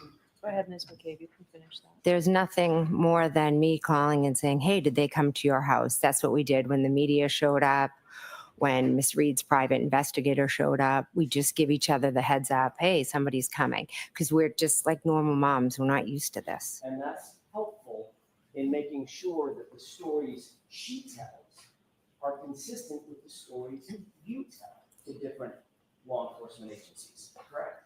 No, we are not telling stories. So let her finish. You said no what? I said, no, we're not telling stories. We don't have to compare. And if in fact what we were telling you was just the truth, there would be no reason for you to inquire about who's contacted her when. Would there be no reason? There's no inquiring. It's like when when the ice cream truck was at the street next door and I'm saying, did the ice cream truck come? It's really that simple. So It's that simple. you asked a question. Not about an ice cream truck. Not about an ice cream An truck. argumentative question, and she responded in kind. Next question. Mr. Thank you. Jackson. An argumentative. Yes. You also testified in your direct examination, staying with Ms. Roberts for just a second, about a timeline that you and Ms. Roberts put together, correct? Yes. That's another example of the two of you talking about your own perceptions and comparing and contrasting those perceptions and putting it down in front of you, correct? No, Is that yes or no? it's a no. Can I explain or no? I'm sure Mr. Brennan will have follow-up questions. After you gave that answer to those law enforcement officers at that separate law enforcement agency,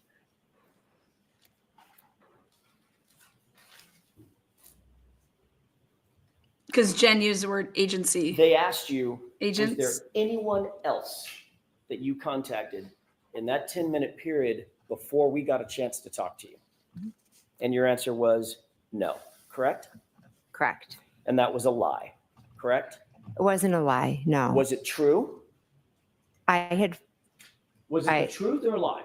It wasn't a lie. Okay, so it was the truth. You had not spoken to any other person between the time they contacted you telephonically and you said, I need 10 minutes, and then they came in the door. During that arc of time, you didn't talk to anybody else or contact anybody else other than Matt McCabe, Carrie Roberts. Now you're testifying that was a true statement. Yes or no, ma'am? I can't answer that yes or no. It's pretty binary. Had you talked, well, let me ask you this. In point of fact, you did talk to other people. You contacted others in addition to Matt McCabe and Carrie Roberts, correct? Yes or no? Yes, I did. Okay.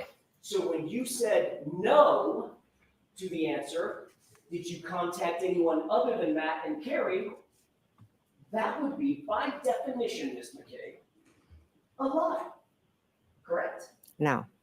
It's not a lie. Is there some shade of lie that I'm not aware of?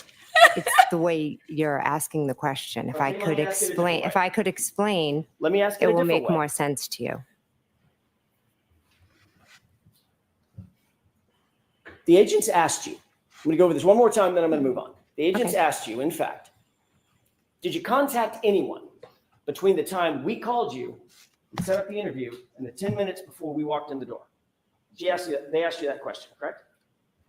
The objection sustained. Watch the choice of language. I'm sorry. I meant the law enforcement agency. That law enforcement agency, the members of that law enforcement agency contacted you. Mhm. Sorry. They asked you who you had contacted between the time they first telephoned you and walked in the door 10 minutes later, correct? Correct. Okay. Data point number one. Data point number two, you told them Matt and Carrie, correct? Correct. You had actually contacted, they then asked you, did you contact anyone else other than Matt and Carrie, correct? Correct. And you said no. Is that correct? At that moment, I said no. Yes. Correct. At that, or any moment? No, at that moment, because they had just come in my house. I asked you, Only one person can talk at a time. you said the word no. She correct? was finishing her answer. It's a yes or a no. I had said no because I was in a situation where there are two officers from a different agent had come in, were asking me questions, or they had said, can I come in and ask you questions? At first, I thought they were selling something. Then they identified themselves. I just dropped my kids off at school. Going to be completely honest. I hadn't brushed my teeth. So I kind of made some phone Objection, Your Honor. calls. This is That's, non-responsive. so next question. Mr. Thank you. Ms. McCabe. I hadn't brushed my after you teeth. said no, that you hadn't contacted anybody else. Mhm. Those two law enforcement officers from that separate agency who had told you it was a crime to lie to them, they left, correct? Yes. Subsequent to that, Mr. McCabe, your husband, Objection. Sustained. they left you their card so you could call them if need be, correct? Yes, they did. And you in fact did call them back, correct? Yes, I did. Without telling me the content of the conversation you had, did you have a conversation with Mr. McCabe? Objection. Sustained. What? How is that sustained? Did you call them back and say, I'm calling you back because my husband told me Objection. that I lied to you, and I better clear that lie up. So sustained. Jurors, remember I told you before that only answers to questions are evidence? Be mindful of that. May we approach? Next, yes. Yes, we may approach. This is getting good. Hey, I want to give a shout out here. I think I want to highlight it back up. Let me see if I can find it.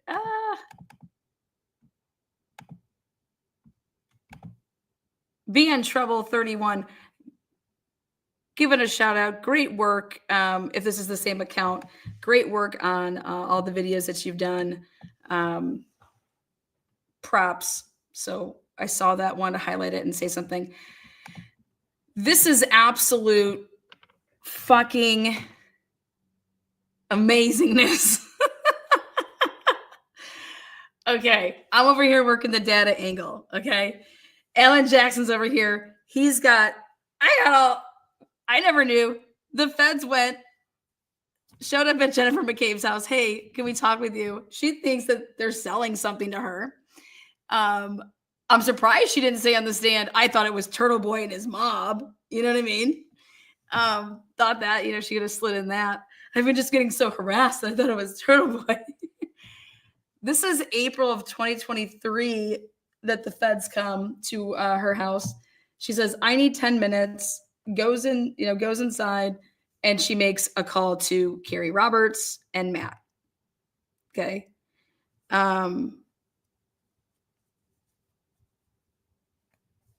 The feds, she says she wants to end the interview. Okay. Matt comes home.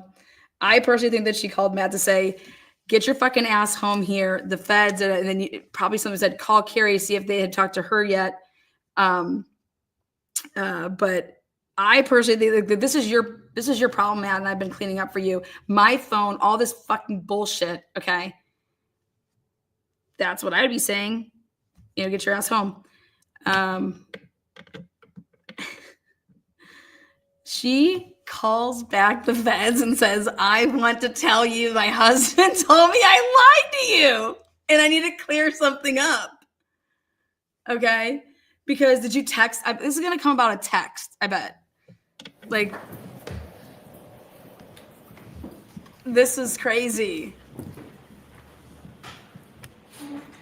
I'm calling you back because my husband told me that I lied to you.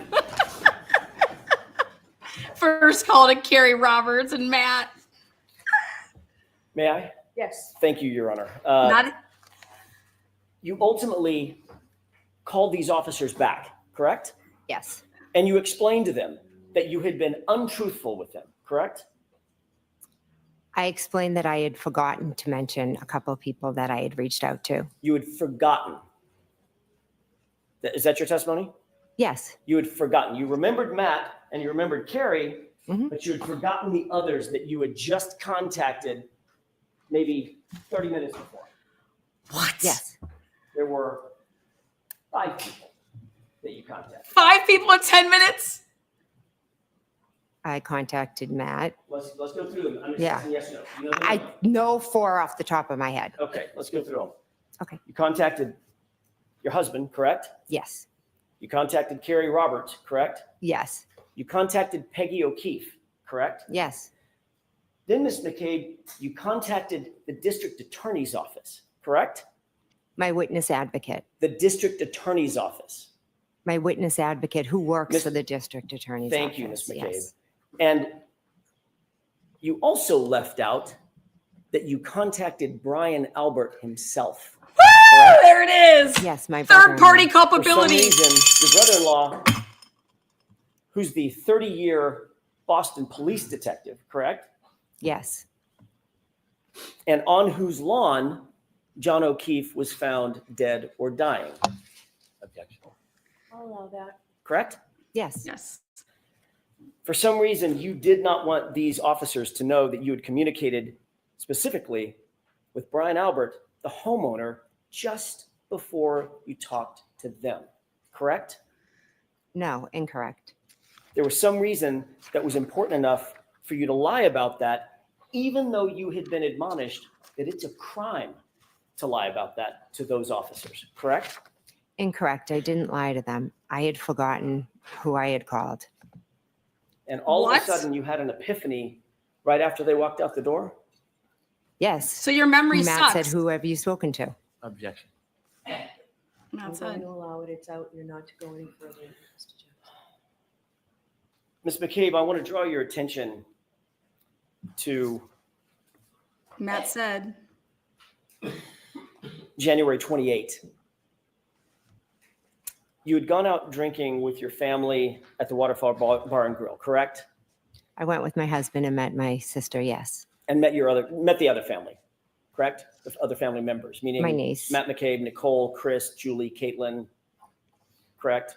Yes, And I think you mentioned Tristan was there as well. yes, You were later joined by Nick and Karina Kolakithis, is that right? yes, Ultimately, Brian Higgins showed up yes, and Brian Albert showed up. yes. You previously indicated that Caitlin's boyfriend, Tristan, left early for whatever reason. He had errands to run or had to get to bed early for some reason. Is that right? He left before us, yes. So he didn't stay through the shank of the evening. The shank. Through the what? The shank of the evening, through the course of the evening. Oh, okay. Through the what? Yes, Okay. And ultimately at the waterfall, John O'Keefe and Miss Reed showed up as well. yes. You didn't see any tension at all between John O'Keefe and Karen that night, did you? No, I didn't. They appeared to be getting along, Yes, sort of a normal couple having a nice evening out together. yes. Neither John nor Karen Reed appeared drunk or inebriated, out of sorts. No, I wouldn't categorize them as drunk or inebriated. And not. But again, I don't know what the definition of drunk is. Well, that's a fair statement. I'm not asking for their BAC, but they didn't appear to be stumbling around, falling all over themselves and sloppy The drunk, correct? definition. Out of control, nothing like that. No. Inebriated. I I don't know the definition. You did see Brian Higgins and Brian Albert at a high top table sort of together through the course of that evening, correct? We were all kind of around like a long high top table. And John O'Keefe, and as you look at I'm going to use the perspective of the video that we've seen, that camera angle that we've seen. John O'Keefe and Miss Reed were sort of further off in the corner, closer to the bar rather than to the tables, correct? Along with the Kolakithises and those, and you, as a matter of fact. Yes, at different times, everyone was kind of moving around. I spent the majority of the time that Karen and John were there speaking with Karen. And that was sort of over toward the bar. We weren't in the bar, we were at the table. So it was one side of the table and the other. It wasn't enough. like far away. Right. Kind of, yeah. I'm using the bar sort of as a landmark from that. I didn't mean you were sidled up to the bar, but just Yeah. sort of as a landmark. You were closer to the bar than, for instance, in the foreground, which would be the high top tables in the foreground, correct? We were just on the other, I'm confused about this. We were just on the other side of the table. Okay. You did see on the opposite side of that high top table, that's where Brian Albert and Brian Higgins were standing, talking and communicating with each other. Is that right? I believe so. I was talking to Miss Reed. I wasn't really paying attention to them. Did you ever see those two men get physical with one another that night? I did not that night. I did not see that. Have you ever seen a full review in all the hours that you've sort of prepped for your testimony? Have you been shown that waterfall video from the time you got there until the time you left? Not the full video, but I have seen a good portion of it, yes. Okay, and you've certainly seen the portion where Brian Albert and Brian Higgins get up from the table and sort of get physical with one another, correct? I would say more like play fighting, and Nick Kolakidis was a little bit like doing it with them as well. Okay, so the physical part is, all I'm asking is, did they touch each other? Yes. Touch each other. I guess, yeah. And you described it as play fighting, correct? If we could watch the video, it might explain it better than I could. We probably will. Oh, okay. But right now, I'm just asking about your memory.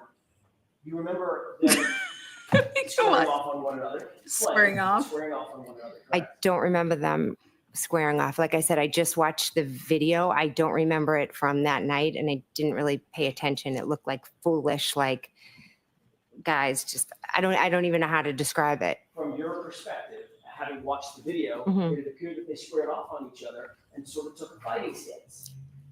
I didn't look at it that in depth, so I could not say that. Did you see them walk up to each other and grapple with one another? Like they didn't notice punching each other. Right. I get that. Mhm. Were they grappling with one another, like faking punches to each other? I don't know. Almost like sparring a little bit. I don't honestly know. But you did see. I saw them together. It's blurry and they're kind of, I don't know really what they're doing. Okay. They weren't standing- Oh, God, no. No. They weren't on their phones, right? They were engaging with each other, playfully, grabbing at each other. I don't really. They are grabbing at each I other. have to watch the video to categorize it as play fighting. You don't have that in your head?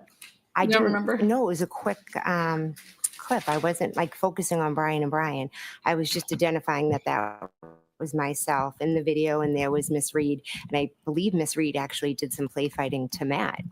There was, in fact, to Matt. Yeah, I feel like she was about like this to Matt at one point. Yeah, in the video. So let's talk about Brian and Brian Higgins and Brian Albert. Mhm. Those two men, very large in stature, correct?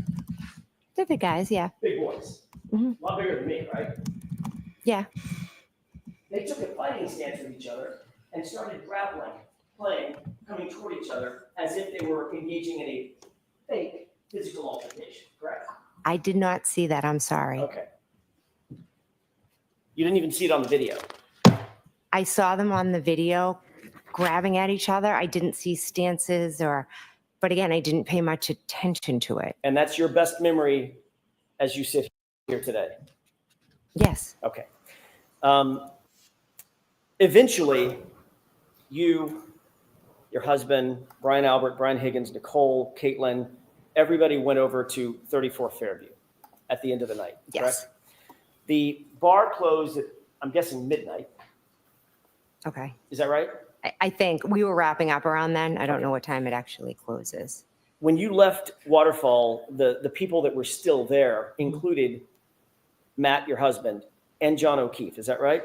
Yes. You walked out with Karina Kolakithis and Karen Reed. Yes. And you said to Miss Reed something along the lines of, "You're coming with me," correct? I said, why don't you come with me? Okay, fair enough. You were prompting her to join you for the ride over to 34 Fairview. Is that right? Yes. You even went outside and sort of waited in the cold. There's a video. Have you seen the video of you outside? The surveillance video of you outside in the cold? Yes. And you're sort of waiting there, moving from foot to foot like it's freezing out, which I'm sure it was, correct? Yes. In a big puffy coat of some kind, right? So the question was, I moving foot to foot in a coat? Yes. My question is more, did you see yourself waiting outside in the cold? I saw myself convert. I believe I was in a conversation at that point when I was standing out there with John and Karen. And that's when you were asking Karen to come with you. No, I had asked Karen previously when we were at the door to come with me because I didn't know how long Matt and John were going to be in the bar because they were in there still. And that would have, by definition, brought Karen to 34 Fairview separate and apart from John O'Keefe if Karen had come with you. Is that Yes. right? Mm-hmm.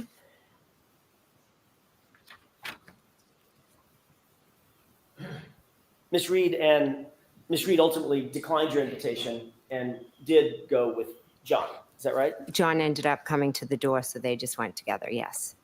And finally, you walked away and went with your husband, Matt, over to 34 Fairview in your personal vehicle, correct? Yes.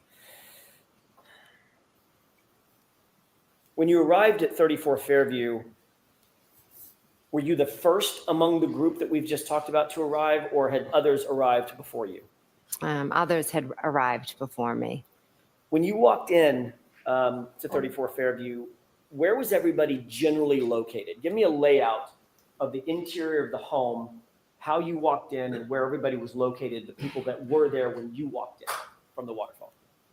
So I walked in through the front door. I took a right into the kitchen. And then there were people sitting around the kitchen table, Brian Albert Jr., Julie Nagel, Sarah Levinson, Caitlin Albert. My sister was over more towards like the counters and the sink. And Brian Albert and Brian Higgins were, there's like a room right off of the kitchen, like a TV room. And they were in there just talking. I think Nicole had like put up some new pictures, so, or maybe the sun and the Marines, they might have been looking at a picture. Vaguely have a faint memory of that. You indicated that you walked in the front door, correct? Yes. May I approach briefly? Yes.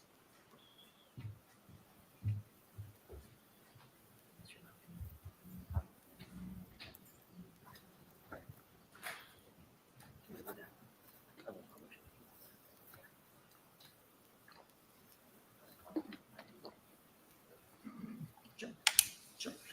Yeah, this is your, I'll take care of this.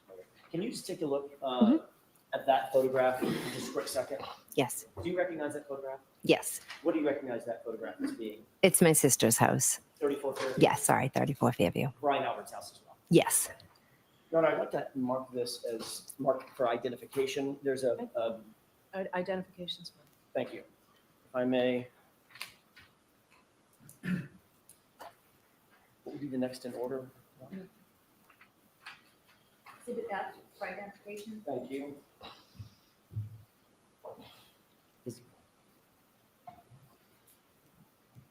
This is about to pop off. This is good.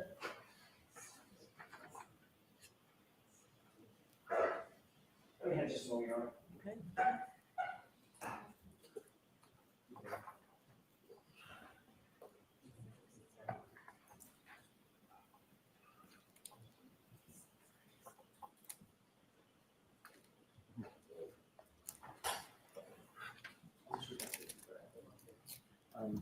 What exhibit number is that, Mr. Wolf? 3. Your Honor, with the court's permission, I'm going to show a different exhibit until the other issue can be resolved. With the court's permission, it's Commonwealth Exhibit 3. Permission to publish? Yes. Mr. Wolf, could you highlight or enlarge the house as much as you can?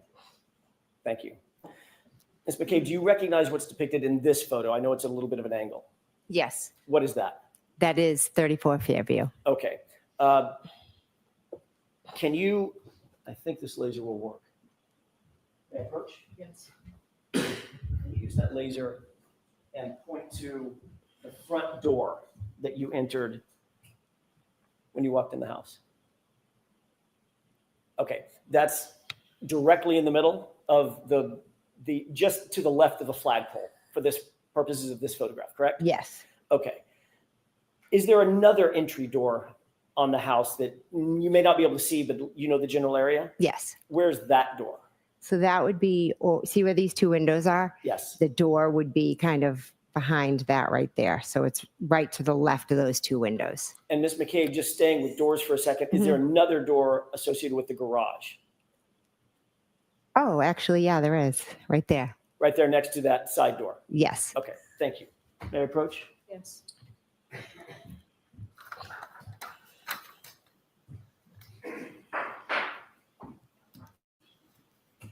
Holy shit. You didn't go in the side door, you went in the front door that night. Yes.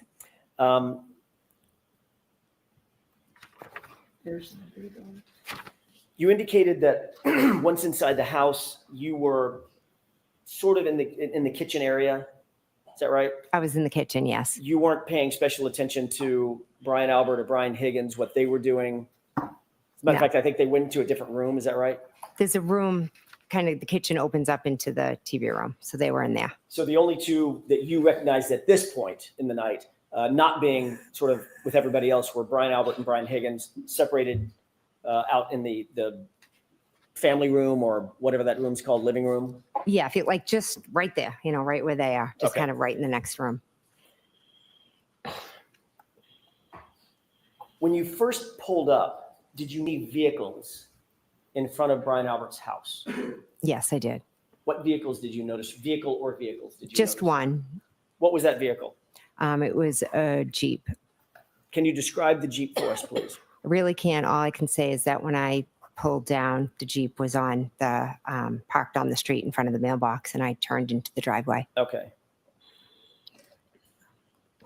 Did the Jeep have any special features on it that you remember, that you can No. describe? Not that I can recall. Big giant snowplow on the front? Again, it was dark. I didn't really pay much detail to it beyond, I just asked, whose Jeep is that? And did you learn whose Jeep that was? I did, yes. Whose Jeep was it? It was Brian Higgins' Jeep. And you said that it was parked in front of the mailbox. Is that right? Yes, So as you're looking at the house, the mailbox would be closest to the driveway. Is that right? yes, Rather than, for instance, the flagpole on the other side of the lawn. correct. So if the flagpole's here, there's the lawn, and then here's the here's the mailbox, and then the driveway's over here. Okay. Does that make sense? It does to me. Okay. Thank you for that.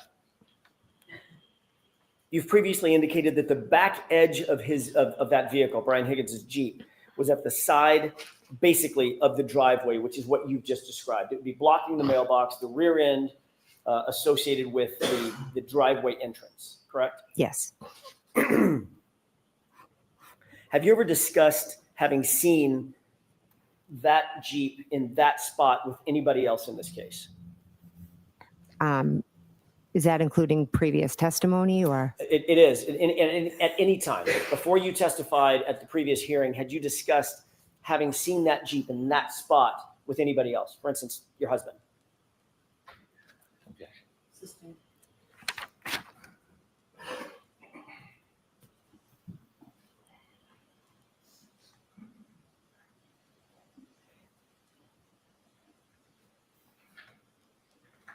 Was there any other car on that curb line, if you will, other than the Jeep when you pulled in?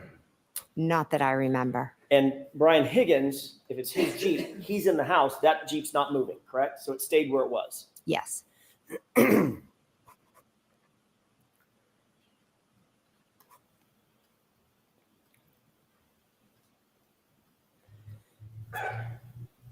At some point, did you observe Miss Reed's vehicle pull up to the driveway? I'm sorry, pull up to the house.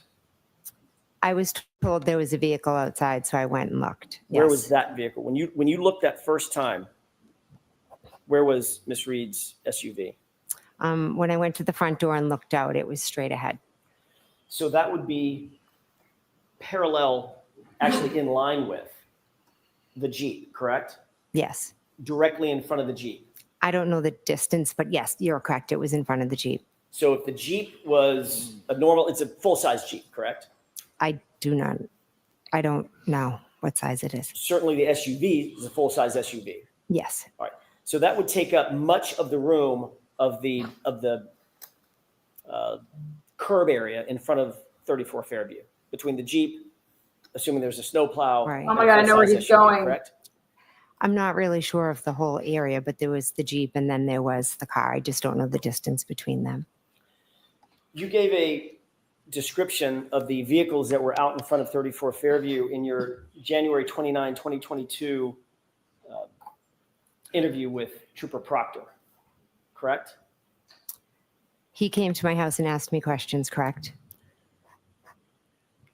When you gave that interview to Trooper Proctor, you indicated to him that you first observed Miss Reed's vehicle parked on the street by the driveway, correct?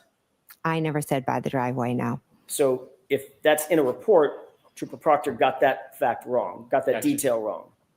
Sustained.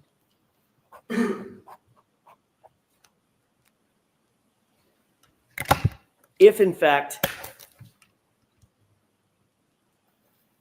well, let me ask it this way. What did you say to Trooper Proctor about where that vehicle was? Miss Reed's vehicle? Correct. I told him it was straight out front, the window. The straight out front of the front door.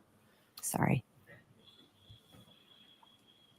Trooper Proctor wrote a report about his interview with you, correct? Correct? You've seen that report in other hearings, is that right? Yes. Your interview with him was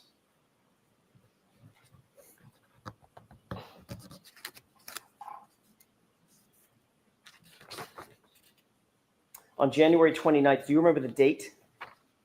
I'm sorry, I just said the date. Do you remember the time? My mistake. I don't remember the exact time. I'm assuming afternoon, like after 12, or I'm not 100%. Sorry. you had been contacted by Trooper Proctor while you were still at 34 Fairview. Is that right? Yes, Ultimately, instead of coming from the Canton Police Department to 34 Fairview, you went home to your house. I did. To Yeah.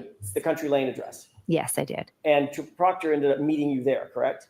Yes. And in addition to you and Matt being there, hmm Brian Albert showed up, correct?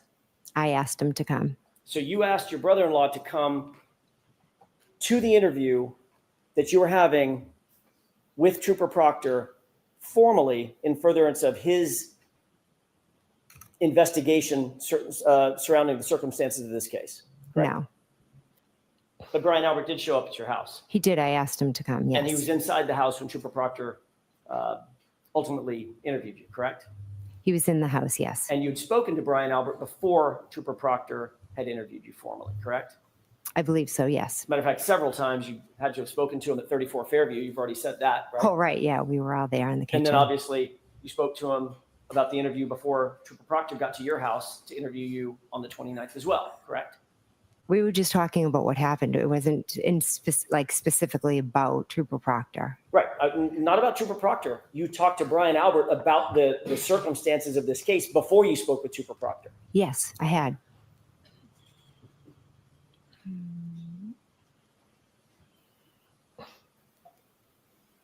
Do you remember exactly what you said to Trooper Proctor about the location of the SUV in front of the house? I know what I said. Yes. Okay, what exactly did you say to him? I said the car was straight out front of the front door. When I was looking out the front door, it was straight ahead.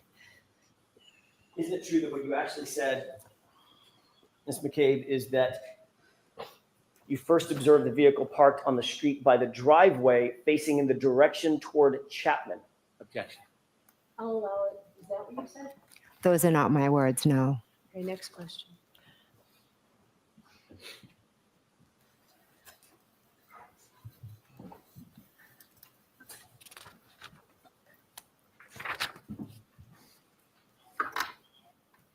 You've already indicated that following the events of January 28th and 29th, you have spoken extensively with your family and your friends, members of your family and your friend group about what happened that night, correct? Yes. And that includes Brian and Nicole Albert, is that right? Yes. That includes Matt McCabe, your husband, correct? Yes. That includes Chris and Julie Albert. Yes. Includes other people that were there that night, including Brian Higgins. I haven't spoken to Brian Higgins since, I believe, John O'Keefe's wake. But you did speak to him that morning at 34 Fairview, is that correct? Yeah. Oh, yes, he was there. Yes. As a matter of fact, he's the one that told you to call Officer Lank back and have Officer Lank come back for the additional statement that you wanted to give Officer Lank. Is that right? He may have suggested it. I'm not sure. So in those discussions that you've had with all these folks, you've talked to the details about that night being at the bar, the house, who was where, all of those things, correct? Yes. You've talked about the timing of the night, who arrived, when people arrived at 34 Fairview, when people arrived at Waterfall Bar and Grill, correct? No, those really aren't details we discuss. I mean, everybody kind of knows when they came and when they left. We talk more about, living with everything that we've gone through. Well, what about on the morning of January 29th, when everybody was still in that sort of friends and family gathering inside 34 Fairview? When I was there with my husband and sister and brother-in-law and, then Brian's friend and Julie Albert, I was trying to piece together what had happened. They were all being supportive. They had no idea what happened. We were just kind of sitting there in utter shock, waiting to hear from Kerry about John. It was nothing more than just us being together and trying to figure out what had happened. I had gotten a phone call from Karen to help her. And during here's that where I am. conversation, or that series of conversations, you were sharing what your observations of that evening were, what your story was, how the evening started, how it ended for you, correct? Or the morning ended for you, correct? No, not correct. During the time that you folks were inside the house discussing this, there was no law enforcement agent or officer inside that house, correct? Correct. So the entire family and the friend network that we're talking about, with whom you discussed all these events, everybody was entitled to and did coordinate their statements without any separation and without any law enforcement oversight, correct? I was with my family, my sister, my brother-in-law. It wasn't really a big group of us. As I've mentioned, I had 5 or 6 people. I was in shock. I didn't know what had happened. They were just asking me what happened, And you told questions them. like that, and I absolutely told them. But Okay. it was no story. There was no us being allowed to do it. That was my family. They were just there with me. But nobody was separated by law enforcement, correct? I don't believe there was a reason to separate us. Nobody, well, notwithstanding what you think was the reason, you're not a professional investigator, correct? I'm not. You're No. not a trained investigator. No. You're certainly not a homicide detective, correct? No. None of you witnesses were ever separated, were you that morning? There was no reason to separate us. I'm not asking you if there was a reason, okay? I'm asking you whether or not factually if anybody was separated in the house. Or is everybody allowed to talk amongst themselves? I was with my family. We didn't need to be allowed. Okay. Let me try this again. Was anybody in that house separated? Were the witnesses separated from each other? The family who are witnesses, were they separated from each other? By law enforcement. At that point, I don't think anyone but myself and Matt were maybe even witnesses. Okay. Why would Matt be a witness? Your determination of who the witnesses are, Mhm. I'm asking you whether the folks in that house were separated by law enforcement before you were able to have discussions about the events of January 28th and 29th. That's a yes or no question. Are you separated or not? At one point, when Mike Lank was in the house, he had separated and talked to Nicole, then Brian, then Matt. And then you promptly left and left everybody in the house together, correct? He left us, yeah. Right. Nobody was taken down to the station, is that right? No, As a matter of fact, Trooper Proctor didn't even come over to 34 Fairview, the scene of the incident, to interview you, correct? I asked him to meet at my house because I had to go home to my children. And he accommodated you, didn't he? He did, yes. And he accommodated the fact that Brian Albert escorted you to the house for your interview, correct? Brian didn't escort me, no. Well, he went to your house at the same time that Trooper Proctor was there to interview you, correct? He came at some point, yes, by himself. Before Trooper Proctor did the interview. I'm not sure if he was there, if he got there before or when.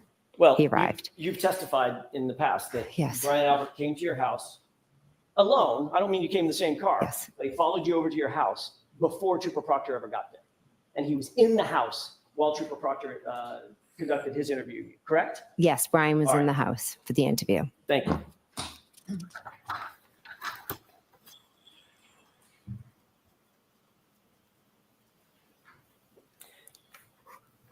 You've already indicated that you have been discussing this case with certain other witnesses, not for days or weeks or months, but literally for years, most specifically Carrie Roberts, correct?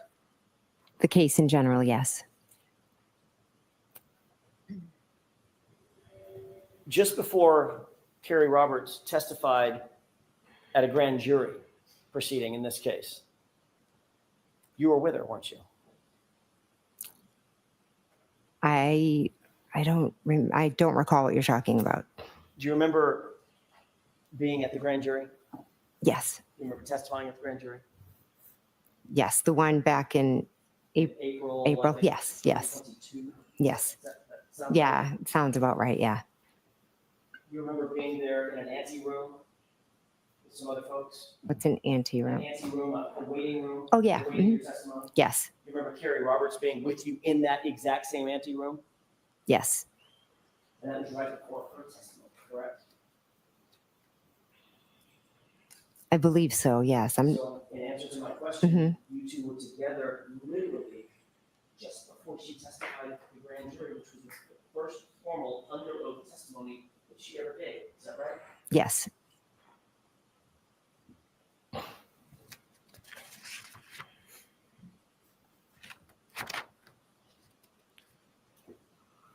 When she testified at the grand jury, was that before or after you two had gotten together and created this timeline? we did the timeline right after John had passed. So she testified, the answer is she testified after the timeline was created, correct? Yes,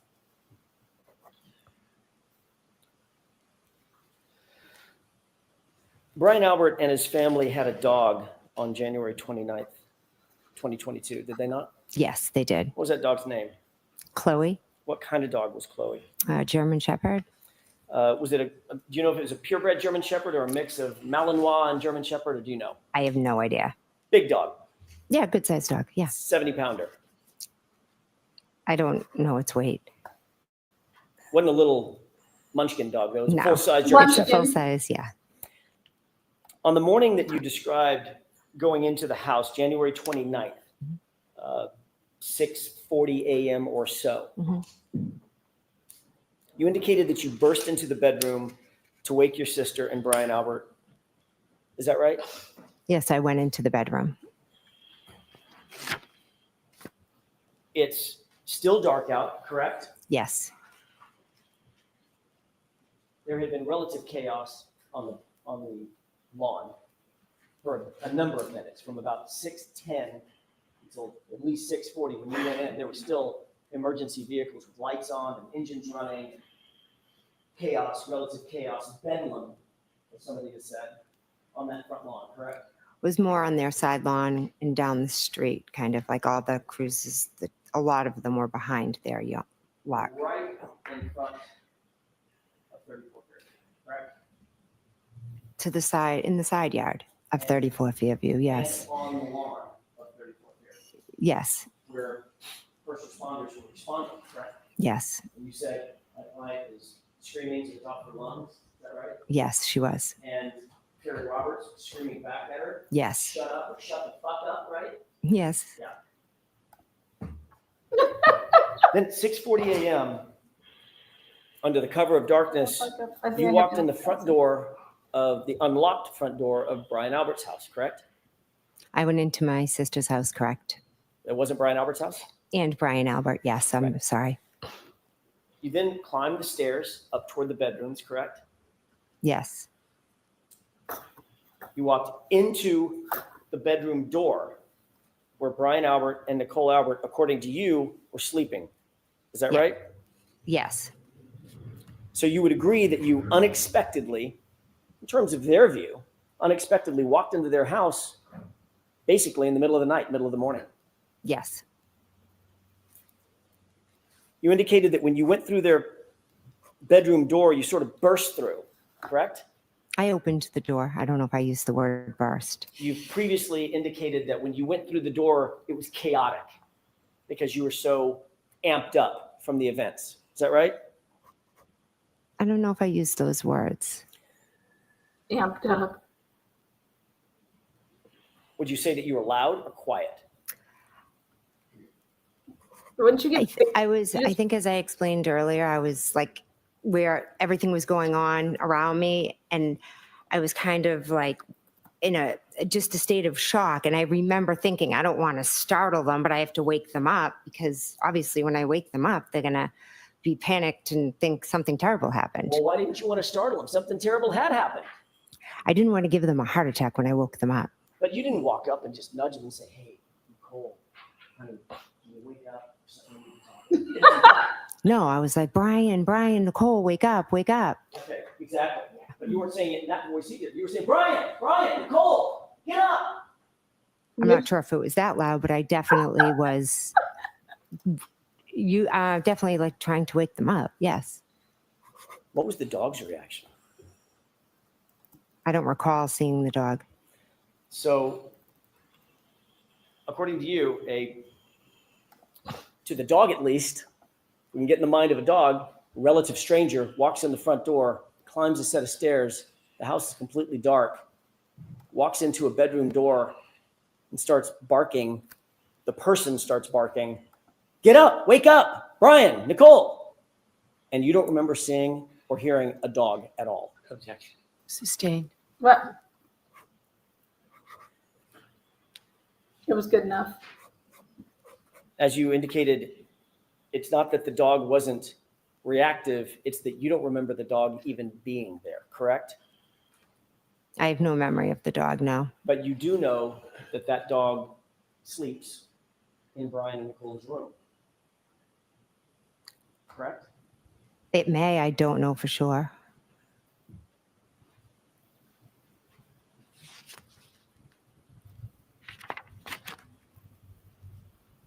The reason you don't remember the dog being there is because the dog wasn't there, was it? I don't remember the dog. Right. So when you walked out of the room, when you walked in the house, didn't see the dog? No, When you walked up the stairs, no dog? no, Walked down the hallway, no dog? no. Walked into Brian and Nicole's bedroom door, no dog? I don't remember seeing the dog. I realize that. Mhm. Dog or no dog? No dog. I don't remember seeing the dog. Doesn't mean it wasn't there or it was there. I just don't remember seeing it. Well, no dog came up to you and barked at you, correct? Licked you. They sniff No. you. You didn't see or hear a dog whining or howling, did you? No, You didn't hear or see a dog scratching at the door? no, There's no sign of a dog at all in Brian and Nicole Albert's house at 6:41 a.m. when you walked into that house, correct? Or 6:40? I don't remember seeing the dog. And this was a 70-pound German Shepherd, correct? I don't know the weight of the Have you ever dog. heard a description given about that dog by Brian Albert? Anybody else? That dog was not good with strangers. Yeah. Did you know, as you said, you're very, very dear friends, and obviously dear friends with Brian Albert, relations with Nicole Albert, your sister. Are you aware that that dog was not good with strangers? Object. Fine. Personal. I don't. It wasn't good with other dogs is what I knew, so I could never bring my dog over there. That's all I know about the dog. Right. Had some aggression, correct? At least with other dogs. Possibly. Possibly with other dogs. Yeah. That's our next question. Thank you, Your Honor. If you could remind the jurors, in your memory, who was the last person to leave the house at 34 Fairview on the early morning hours of January 29th? I believe Caitlin left after us, my niece. Thank you.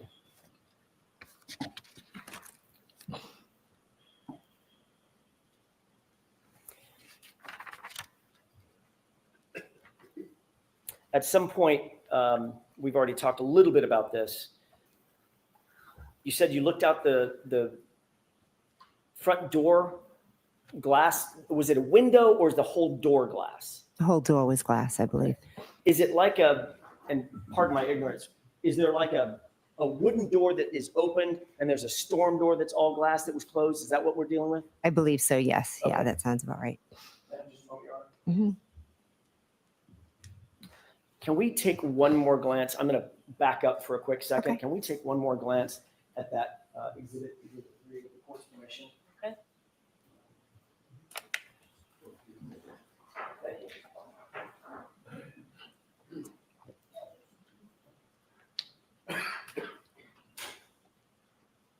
And can you enhance that just a little bit? Thank you so much. May I approach? Yes. Forgot to ask you, and I apologize, Ms. McKay. Thank One you. more point of reference. Mhm. Can you please show the jurors where Brian and Nicole Albert's bedroom window is in that photograph? Sure. It's right there. Uppermost left window, correct? Yes. Thank you. May I approach? Yes. Go.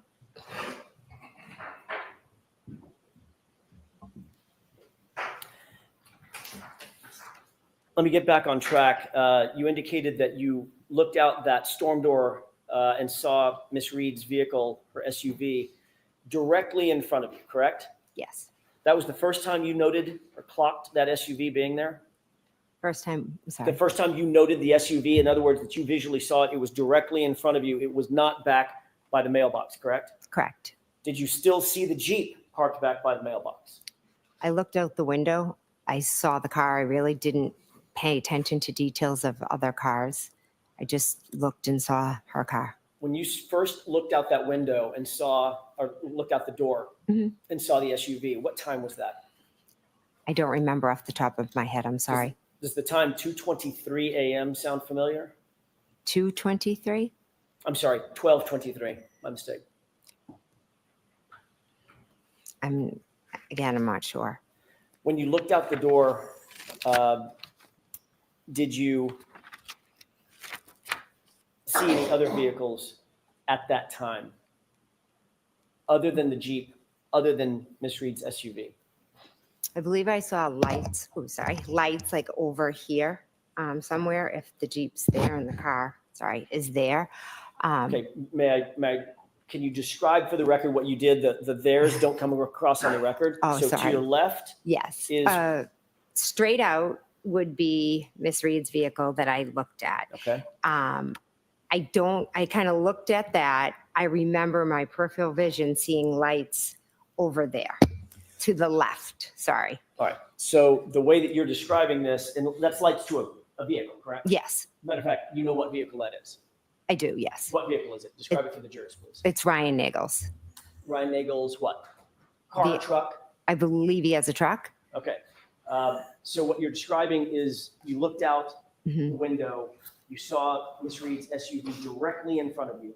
Right behind that, in line, was Brian Higgins' Jeep, and behind that was Ryan Nagel's truck. Is that right? I'm not sure where his truck lines up. I just remember seeing lights. I just quickly saw Miss Reed's car and went back into the room. I apologize, paying attention for like specific details about cars. At some point, you did become interested in exactly what time Ryan Nagel's truck arrived, correct? This is after the fact, well after the fact, months after the fact. Yes, I did. As a matter of fact, you took it upon yourself to ask Julie Nagel, Ryan's sister, to send you something, correct? Yes, I did. What did you ask her to send you? I ran into the two of them. I didn't ask you who you ran into, just what did you ask her to send you? Oh, okay. I'm sorry. A text message. A screenshot of a text message. Yes, a screenshot of a text message between Julie and Ryan Nagel. You knew at the time that Miss Nagel, very obviously, was a percipient witness in this case, correct? I believe so. It was very early on. Well, I mean, she was in the house. Yes. She was in the house when Miss Reed's vehicle appeared, correct? Correct. She was in the house when you were looking at the vehicle. Correct. She was in the house when everybody came home from the 34th Fairview from the Waterfall Bar and Grill, correct? Correct. She was interacting with those inside the house at the very time we're talking about, right? Yes. She went outside at some point to talk to her brother outside the house, right behind the SUV that you're describing as Miss Reed's SUV, correct? Yes. So you knew that she was, and you knew all this when you asked her for that screenshot. I was trying to piece together. You knew all this when you asked for the screenshot. You Yes. knew what her position was in this case, correct? She had no involvement. What happened outside I didn't ask is you if she had different. involvement. Objection. Let her finish her answer. Go ahead. Ms. McCabe, finish that answer. I didn't. What happened outside was separate from anything that happened inside. I'm going to ask you again. You knew all of that information, that Julie Nagel was a percipient witness in this case, as was everyone else inside 34 Fairview, when you asked for that screenshot, correct? Yes. That is another example of you coordinating information with other witnesses in this case, correct? No, that is not correct. Were you ever advised by Michael Proctor not to coordinate information with other witnesses in the case? Did he ever say, don't do that? I don't recall. So you don't recall, or he didn't? I don't recall if he did or not. Okay. If he did tell you not to coordinate with other witnesses, this would be a breach of that agreement, wouldn't it? Objection. Sustained.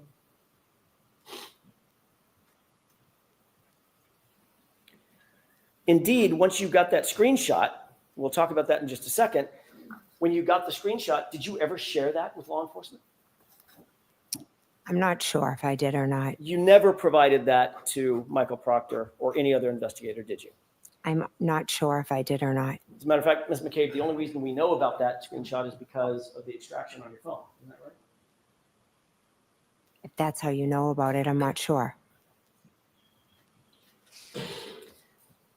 You asked for that screenshot for your own personal use, for your own personal information, for your own personal coordination, correct, of what happened that night. What are you asking? There's 3 questions there. Did you ask for that screenshot for your own personal use? Yes.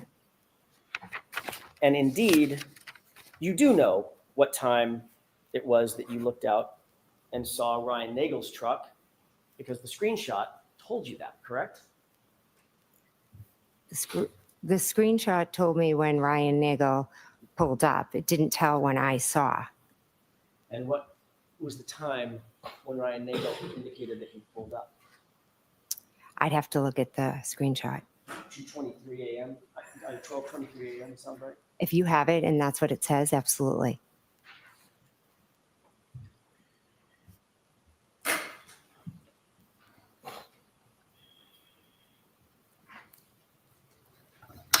May I approach? She's admitting that Karen was there before Ryan Nagel. And the data is saying that what Ian Whiffen testified to is that they didn't get there until 12:23 and 34 seconds. All right, why don't you come to council? Why don't you Fuck come to yeah. council? Okay, so why this would be important is if the screenshot that Ryan Nagel sent, and this is why they testify differently, 12:23, because he writes the word here, and then Ryan Nagel testifies in the previous proceeding, trial number 1, he said, I sent her that before I actually got there, a little bit before that, and I call bullshit on that, but whatever. So that's how, but in order for obviously Karen Reed to have been there before Ryan Nagel, right? If you go off of the screenshot of when he really would have said, I'm here, that means that Karen Reed would have got there before 12:23. Also, she claims that she went over and looked out the window to see that. She only took one step between 12:23 and 12:23 and 02 seconds. One step. So where do you think that she was when she took that step? Do you know how many steps it would take you to get from where that door is, okay, to where they were sitting at a table? Not one step. Even if it took you one step, but you'd have to come one step back. Like I've said, Jen McCabe was in an SUV at 12:23, and she took one step. Then she got back in. No steps then also is taken, another key point here, from 23 and 02 seconds until 12:25.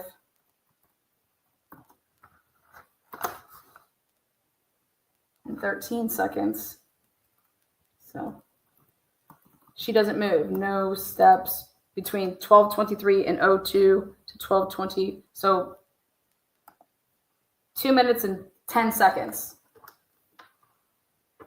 So it can't be that she's then, if she wants to say, oh, well, I actually saw Karen pull up and it was at when I moved and started walking at 12:25 and 13 seconds. Well, guess what she does in that one? Ready? 12:25 and 13 seconds. She takes 4 steps. That's it. From 12:25 and 13 seconds to 12:25 and 16 seconds.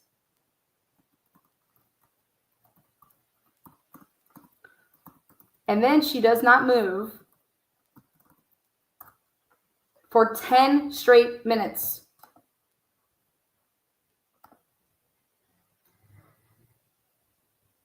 She does not move then from 12:25 and 16 seconds all the way to 12:35 and 39 seconds. Does not move. So when she's saying she's getting up, going back, then she sees it move up again, then she sees it move up again. None of that's happening unless she is in the SUV, her own SUV, witnessing all of that. And so I'm telling you, she was not in the house. She was in a car. So she went back out to her car where her phone was. Remember this pull up behind me? We're going to start getting into that. Yes, Thank you. May I approach? yes. Okay. Thank Take a look at the highlighted portion and tell me if that refreshes your recollection about anything we've been discussing.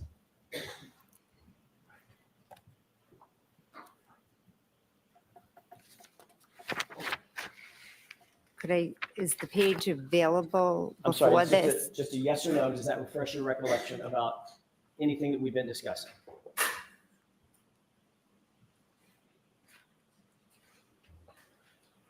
It's just what we've discussed. It doesn't Okay. really refresh. So it does not refresh her memory. Next question. I don't think that's what she said. That's what you? Yes, that's what I said. That was her answer. That does not refresh your recollection. Objection. has to That be- was her answer. Next question, Mr. Jackson.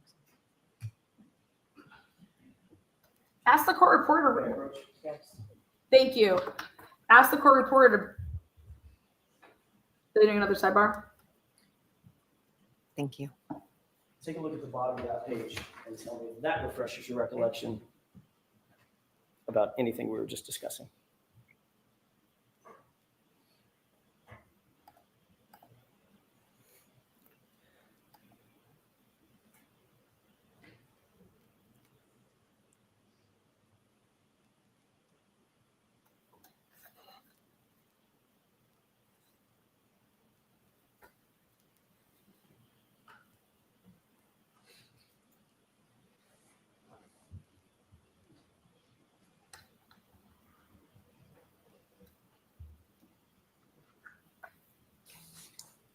May I? Yes. Thank you. Ms. McCabe, having seen these, does this refresh your recollection about what we were just discussing concerning that conversation? Regarding me asking Julie Nagel for the time? Correct. Yes, it does. Okay. And what time did that was attendant to a screenshot that you asked for, correct? Yes. And that time was what? Objection. Do you remember the time? Can I look at the paper? I was reading everything. I didn't So look at the the exact question is time. whether you remember the. Oh, do I remember it? I don't remember the exact time, but I can read it off the paper. That's different than a memory. That's different. Next question. So this does not reflect your recollection as to the time that was reflected on that screenshot. I can read the time, but That's in not my question. memory, That's not my question. I have to do it this way. Ms. McCabe. okay, So sorry.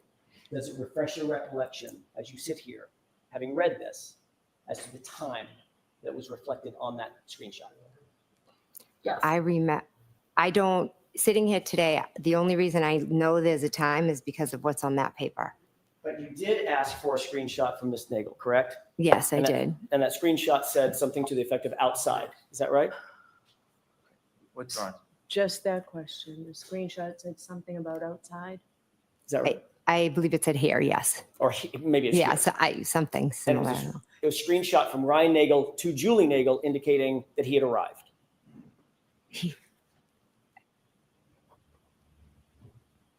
Can you repeat the question? Sure. It was Oh a my gosh. screenshot of a text message from Ryan Nagel to Julie Nagel saying, I've arrived. In other Yes. words, I've arrived at 34 Fairview. Yes, it was. Because he was intending to give her a ride home, which she had asked for. Is that right? Objection. Sustained. She has You personal. did see Julie Nagel go outside and approach the vehicle, correct? I never saw her go near the vehicle. I saw her go outside. Got it. Did she ultimately come back indoors? Yes. Did she come back in with anybody else? No. About what time would you estimate that to have been in the course of that evening? When she came back inside, When she walked out and then came back inside? soon after she went out, she talked to her brother. She came back inside. And about what time of day was that? If you know. I mean, this was all happening while we were at my sister's house. Right. Was it 12:15, 12:30, 12:45, 1 o'clock? Well, according to that paper, it would have had to That's been. not what I'm Not asking. not according to the. Do you have an independent recollection of about, if not down to the minute, about what time that was? I could say I'd have to be. I wasn't looking at my watch that night, so it's very hard for me to give a time just off of my memory. I know what I've seen, but Okay. it's hard. You did see both Ryan Nagel's truck and Miss Reed's SUV in front of the house at the same time, correct? I saw his lights in my peripheral vision on the Right. left. But the lights are attached to what? The car, but it wasn't out front. Miss Reed's vehicle was out front. Right. When I say in front of 34 Fairview, we're going Mm-hmm. to talk about the spacing in just a second. I just meant out in front of the house. Yes, over to the side, correct. Okay. Yeah. And you're indicating that, and I want to be clear about this, Mhm. as you're looking out that storm door window, Mhm. going from right to left, it was Miss Reed's vehicle, correct? Yes. Then Higgins's Jeep. Is that right? His Jeep was in front of the mailbox. Then behind that, was there a space? And then Mr. Nagel's truck, or was the truck right behind the Jeep? That's what I can't tell you. I just remember seeing lights. I didn't look over and pay much attention to it. I was just quickly looking at the Miss Reed's car, Do and you then I remember- went back and sat down. Do you recall testifying at a prior hearing that it was, your perception was Miss Reed's car, her SUV, the Jeep, Mhm. a space, and then Mr. Nagel's truck from right to left? I remember Mr. Nagel's truck over to the left in my peripheral vision. I can't give you an exact location. But there's no question in your mind as you sit here that Brian Higgins's Jeep was between Brian Nagel's truck and Miss Reed's SUV. You remember that very clear, correct? I know that this Miss Reed's vehicle was here, and there were lights in my peripheral vision over here. I wasn't, I just was looking quickly. So let me ask you the question again. Okay. Assuming that the lights are attached to something, Brian Nagel's truck, we've already established that. Mhm. What you're looking at, when you look out the storm door window, is Miss Reed's truck, Mhm. or SUV rather. So just behind that is to the left.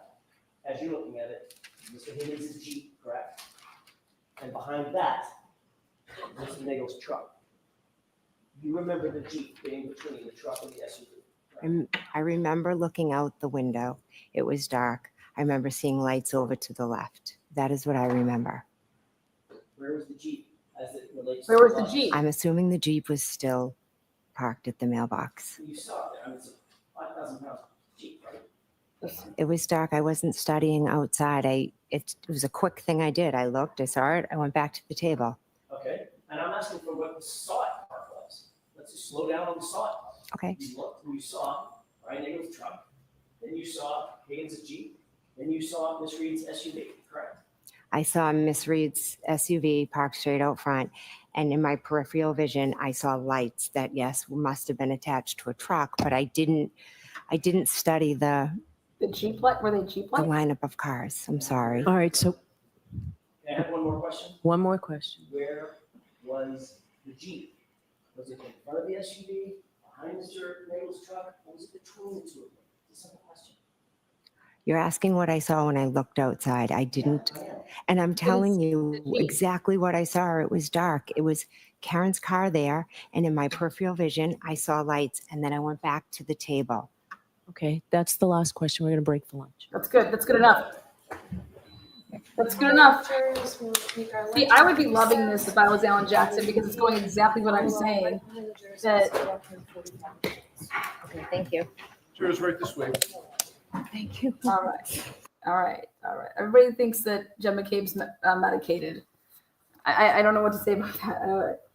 This is what's important. The first time that she says she walked over to the door was at basically 12:23-ish area. Well, at 12:23, she takes one step. Then does not make another step until 12:25 and 13 seconds, where she takes 4 steps. One step does not get you over to the door when she's in the other room. Sorry. And 4 steps does not get you over to the door and back.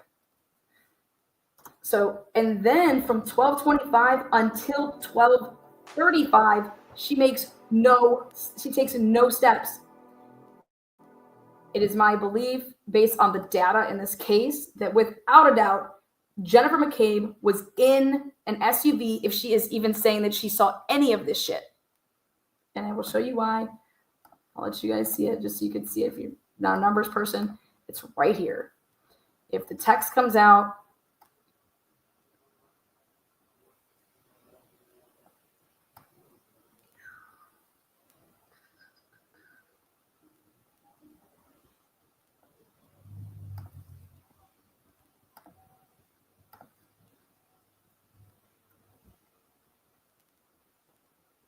This is arriving at 34 Fairview. Her first movements, see how she's in a vehicle from 12:12 and 28 seconds. She drives over to 34 Fairview. She starts taking her steps to get out of that vehicle at 12:18 and 50 seconds.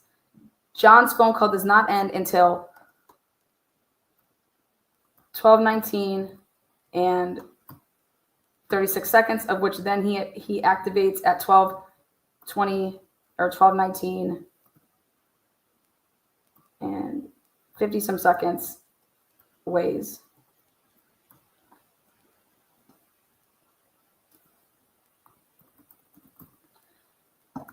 You guys, then I assume that she goes inside. She says hello to her nephew.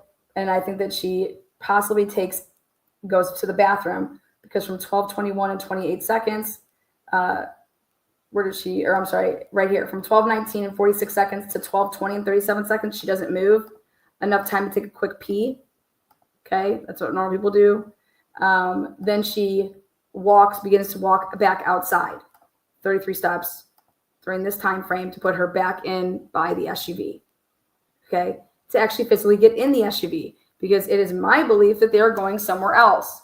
That's why when she takes her from the bar and says, "You're going to come with me," it's like the question that Alan Jackson should be asking is, how would you expect John to get to 34 Fairview?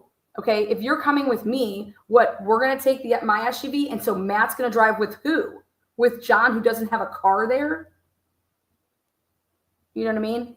That just doesn't make sense unless somebody else was going over there, aka Chris Albert. Okay, was Chris Albert going to drive? And hey, the boys Matt and Chris and John can all ride together. How you could take Karen Reed, who has the vehicle, and say you're gonna come with me and go with me, and then it's decided that no, Karen and John are gonna ride together because according to John McCabe, I don't know how long Matt and them are gonna be, so here you just ride with me. Well, then how are you expecting Matt to even? So you have to throw another car into the equation because John doesn't have a car there. So I think somebody should be asking Jen, how she thought she could take Karen with her, and then John was somehow going to make it to the party. Now we still have to get through. Ready? These I walked over again. She walked over 3 times to this window or this storm door. And when you look at the data doesn't lie. She's exhausted everything possible for that first trip right there, 12:25. She does not physically move. She has her watch on. She does not take it off or anything like that.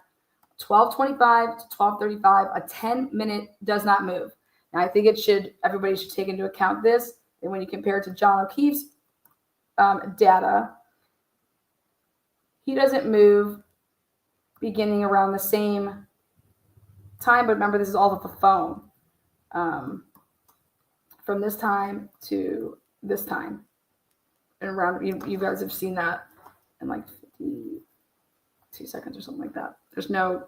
That's when. So he's not moving during the same time period that she's not moving. Okay, so I believe that Jen is in an SUV or some type of a vehicle, whatever vehicle, from 12:25 to 12:35. All right. Where can Jen possibly say that she walks over, ready, to look again and to see that the vehicle had then moved up by the flagpole? Well, the first time that could ever take place for Jen would be 12:35 and 39 seconds. Does everybody see that? Rendering that impossible if you're following this case. The first time that she could say that she walked back over the door to see anything is 12:35 and 39 seconds. Because she does not move from 12:25 to 12:35 and 39 seconds.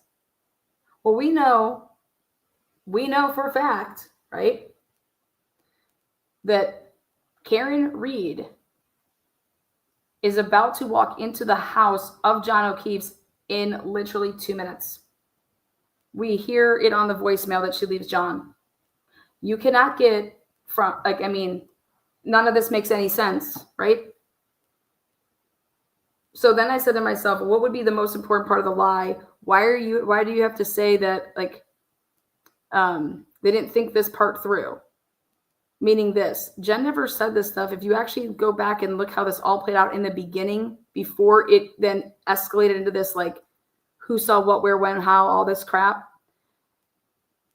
If you look at Matt McCabe's interview, I think it's a dead giveaway that he is witnessing what he's witnessing and he's outside. He says that he sees, tire tracks and a 3-point turn and blah, blah, blah. Like, what? You don't see that shit from the goddamn fucking house. Even if you did see, like, get out of here. No way. So it's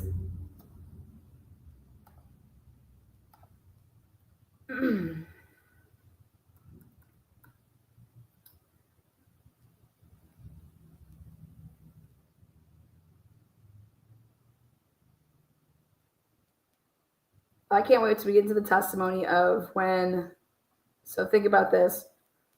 She texts John at 12:27 and says, here. Now before that, 12:20, Higgins' text. John does not get the Higgins text and doesn't swipe up or anything and see that until 12:25 and 2 seconds. He doesn't see that. He doesn't get to view that. Okay. Well, why doesn't he text Higgins back, in my opinion? Because he's with him. You don't text people back when you're physically with them. He made the text before he got there, and he actually only views it here. She, as in homegirl, she texts John 12:27 here. Here.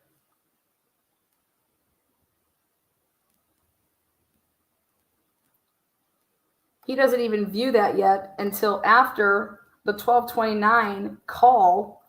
Okay, now check this out. Call to John. John answers that call. It is after he answers this call that he then views at 12:29 her 12:27 text. But her call to him is like 8-9 seconds. He answers it. You're going to sit here and tell me that we think that he answered a call when? With who? Well, this is what I think. I think that at 12:27, when she says the whole here, okay, it's because she thinks the 12:27 car is them, the SUV. But could that be actually, Nagel? I don't know what the fuck she's doing. She's still possibly inside. But when she calls at 12:29, I think she's either calling for one of two reasons, which is to say, hey, did you just drive away? Or are you leaving? Did you leave? Or to call and say, hey, Karen just drove off. And then John says, okay, whatever. Being like gossipy like that because she saw like Karen drives off. But that 12:29 call to me is in a way, because you have to, she calls it a butt dial. She's like, I must have butt dialed him. He answers it. He answers the call. And it lasts 9 seconds. And what makes sense to me is that I believe that Karen's SUV was driving away at 12:29. Because if you add how much time it would take then to get onto the Wi-Fi and over at John's house, you're looking at like a 6 to 7 minute drive. But we'll see how this all plays out. But I can tell you, she's not in the house walking back and forth, looking over and saying that John's or stalking down some car. That's just not happening.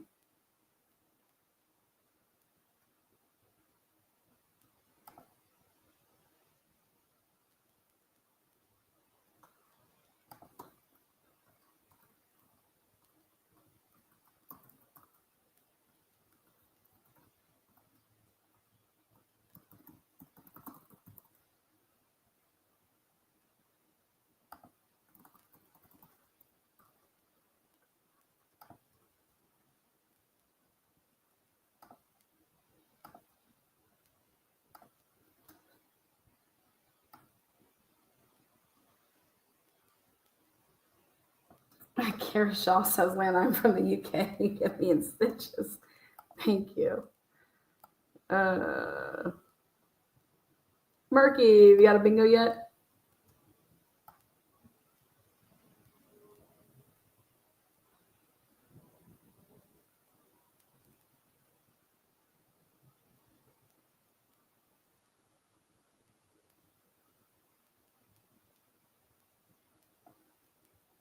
Okay.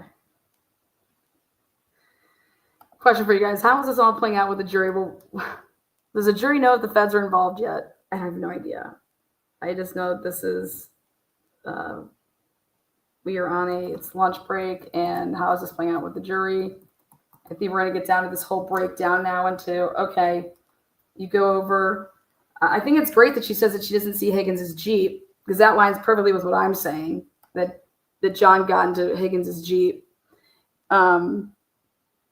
That Higgins's Jeep was not there because possibly Higgins went and, but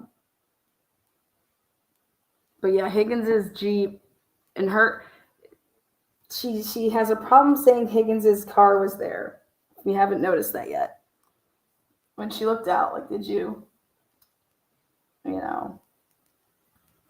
And we know what's coming when Ryan Nagel gets up there. They say that there was no Jeep there when they got there. Okay, so if there was no Jeep there when they got there, where's the Jeep? Then when you compare all of this to then when Ian Whitman said, which was from when Karen and them arrive, and John's phone from after he like snaps out of Waze at 12:23 and some change, his accuracy from that moment is not good with his phone. The circles spread you all the way out to past the freeway. And now we have the side door of the garage is actually door number 3. And in the first trial, they testified that nobody parks in the garage. That's not what it's used for. People use their garage as a workout room, guys. People use their garage for a lot of things. So John walking up and going and getting into the garage, that's definitely the more of the route that I see. And then depending on, people have, does that garage have horrible service? I don't know, but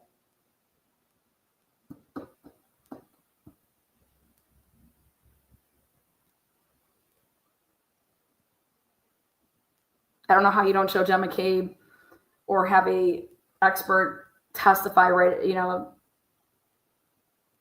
Hey, we showed you Jen McCabe's first trial testimony, okay? And then we asked you to compare her first trial testimony to her data. And what did you find? Well, I noticed that at these times that she's saying that she's getting up and walking around, her watch nor her phone is moving. Wouldn't you want to show that to the jury? Just like Ian Whiffen did, he showed what his findings was to the jury. And he was allowed to opine on his expert opinion because that's what he does. So I don't.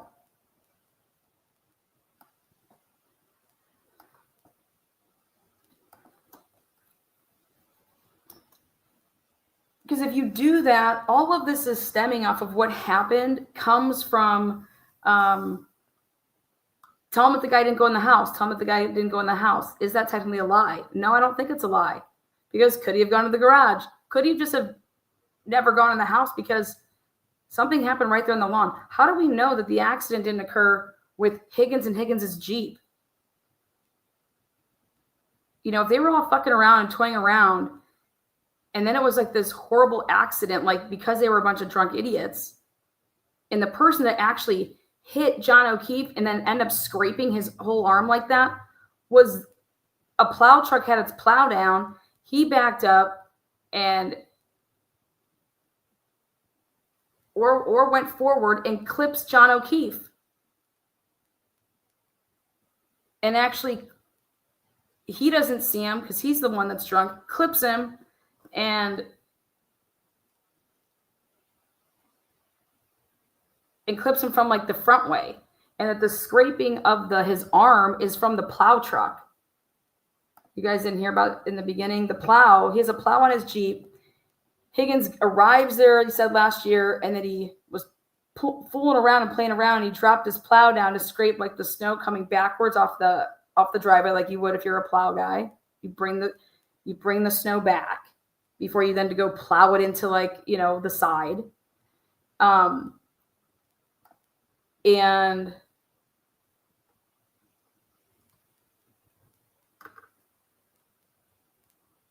so could the damage be from that plow, the front of the plow?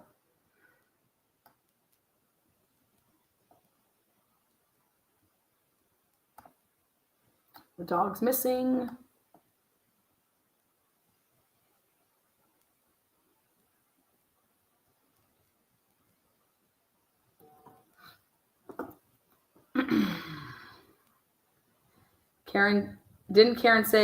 Didn't Karen see him go in? No, she never says the word I saw him go inside. She says I saw him walk up to the door.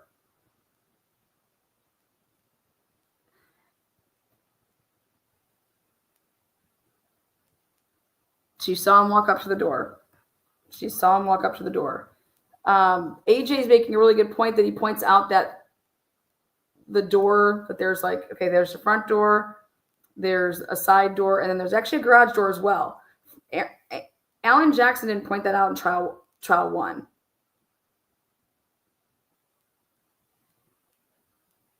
Remember, if they've had Karen Reed's had a whole year, and if they've made any relationship with the people in that home, hey, can we do some testing in your house to see if the garage doesn't have, like, you get horrible signal, like, and it would, like, if you were walking even around in the garage and hanging out in the garage, that there's just bad signal in there.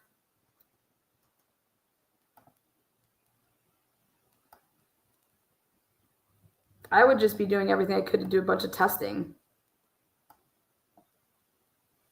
Because as the defense, you don't have to turn over anything. That's why this whole ARCA shit doesn't make any sense to me.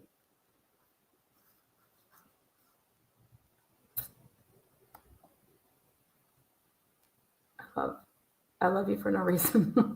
Thank you. Speaking of loving me for no reason, Michelle, thank you so much. Gifted 5 to the Transparency memberships. Robin, thank you so much. Super sticker, $5. How did the DOJ get involved? D Brown 83. I was told that the defense said something to the feds. I don't know if that's true. That's just rumored.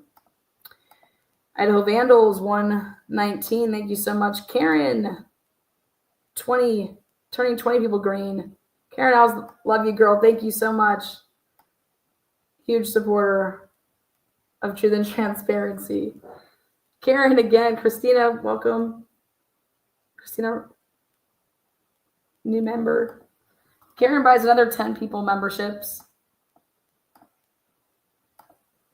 What's for lunch over there?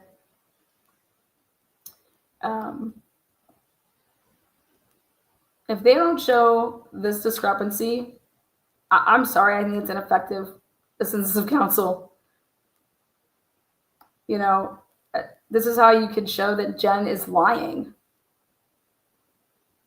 And what you want to show is, for me, I don't think that Jen McCabe killed anybody, but she's clearly covering for people. She's covering for people.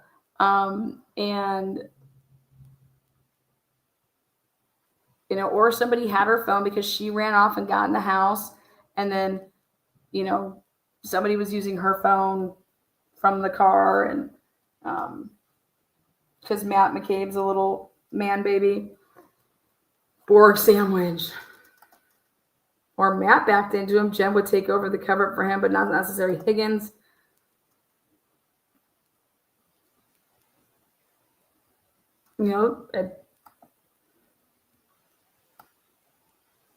I don't know if that garage had like a fighting area, like a workout room, and they did their,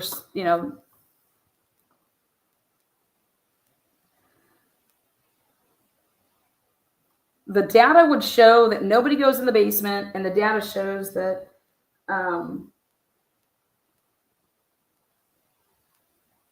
it looks like people could have been hanging out and showing people stuff in a garage. How about we find out today that Jen McCabe is visited by the feds. She lies to the feds and says that she's Nicole, her sister. Then she tells the feds, okay, you guys can come in. I just need 10 minutes or something. Then calls in a 10-minute period, rips off 5 phone calls. Her husband telling him to get the fuck home and get here and clean up your mess. Carrie Roberts, Peg O'Keefe, the district attorney's office, and Brian Albert. She makes 5 calls in a 10-minute period. The reason I have to bring up people that want to talk about a vehicle causing the damage to John O'Keefe and it's not from a dog, you just throw it to them that way then too. So, okay, if you think that it's from a vehicle, there was all these other vehicles that were all being moved around all simultaneously, right? People coming, people going, people playing around, dragging a plow on the ground. All this coming and goings all at the same time. That you would want to leave the impression with the jury that if you would believe that John was struck by a vehicle in any capacity, that you cannot rule. How are you ruling out all these other vehicles? Oh, it wasn't these other vehicles' headlights that were, that was shattered all over, the lawn. Well, her headlight was cracked, and then clearly you're going to show that that's where the frame job comes in. And think about it, for people to go the route is to try to frame Karen in a car accident that hit John. Okay. Maybe it's because these people knew that John was clipped by a vehicle. Also, John has this huge gash in the back of his head. Okay. So that when he was, clipped in some type of way, did it toss him back and have his head, land into that plow on the ridge of the top of the plow?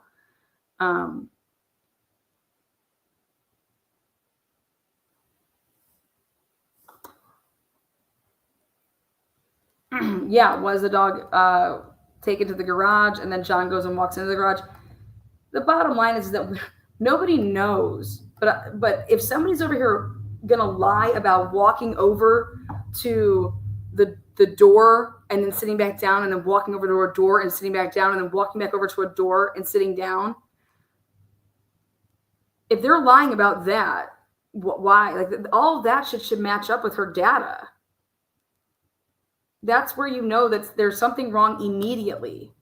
Does that make sense? Like, there was something wrong immediately in this storyline that you have to lie about it all the way up to here.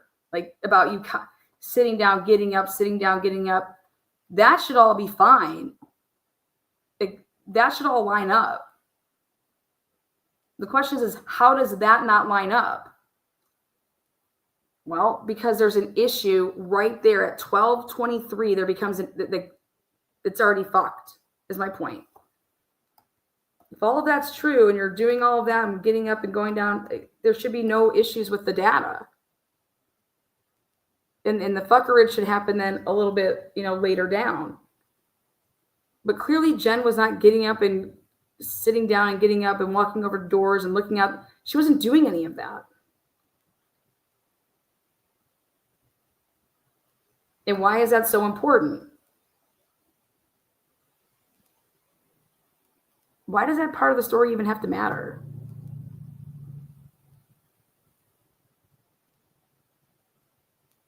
You want to know why that part of the story matters so much?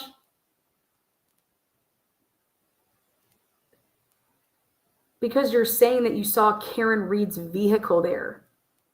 Karen Reed's vehicle there. That part of the story matters so much because you need to place Karen Reed's SUV there. And it matters so much because then you're going to not only just place Karen Reed's SUV vehicle present at 34, but now we need to move it all the way up to place her vehicle by where the body was found.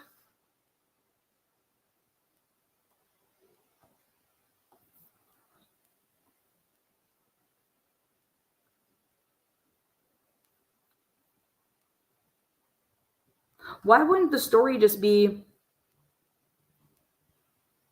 like, we never saw Karen's car? We never saw Karen. We never saw them arrive. You know, I kept texting saying, "Are you here? Pull up behind me." Is it that? Is it when they realized, well, I put that text, oh my God, I said, pull up behind me. Pull in behind me. So you thought that what's his name's truck was her, you know, pull in behind me, or you're just like saying that, like, hey, well, when you get there, but they just never showed, like, they never got there. No one ever saw them.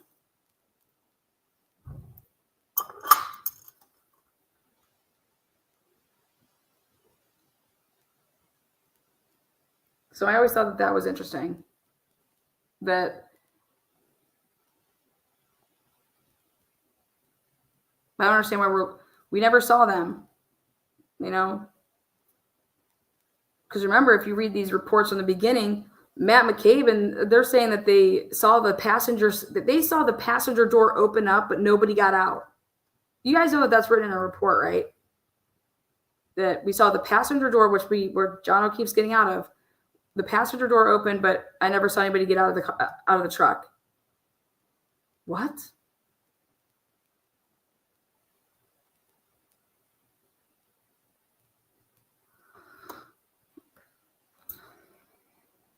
Weird shit.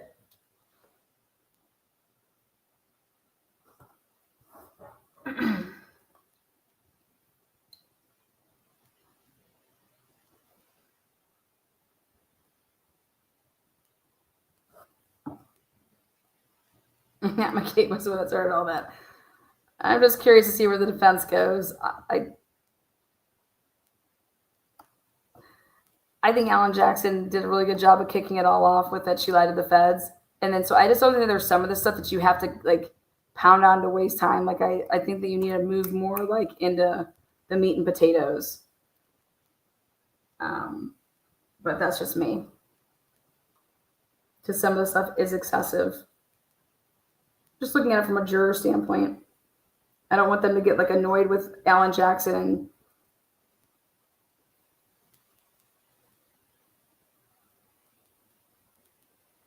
Thank you so much. Cash App. Pam, $10. Great job on Xana and Ethan. Appreciate that. Really kind.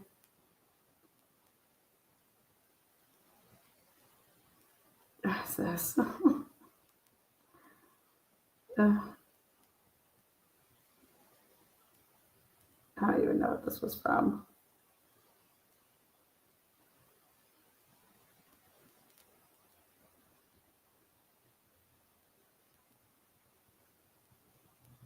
All right.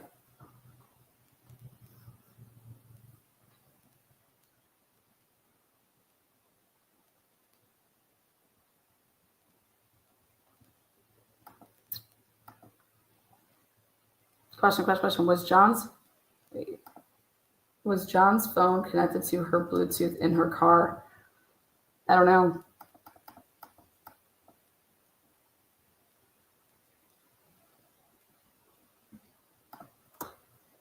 Did snowplow kill John or maybe Higgins? Because I remember him saying he was driving the snowplow that early morning hours. He was thrown out into the Elver's Lawn Web. Yeah.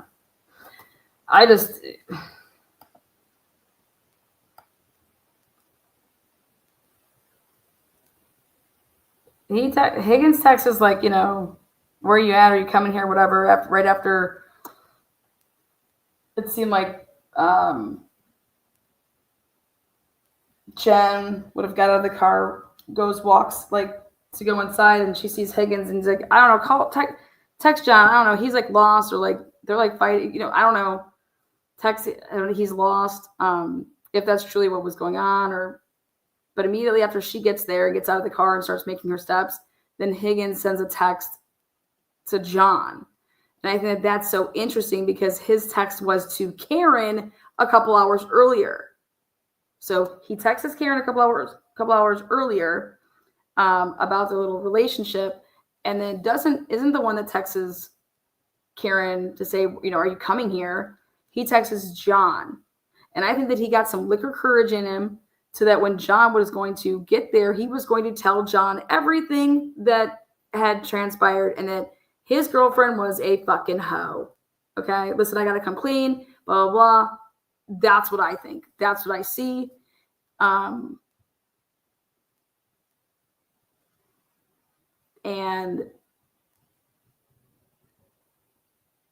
yeah, that's how I see that. Sorry, but would also there be a reason to get into like a possibly some type of a beef?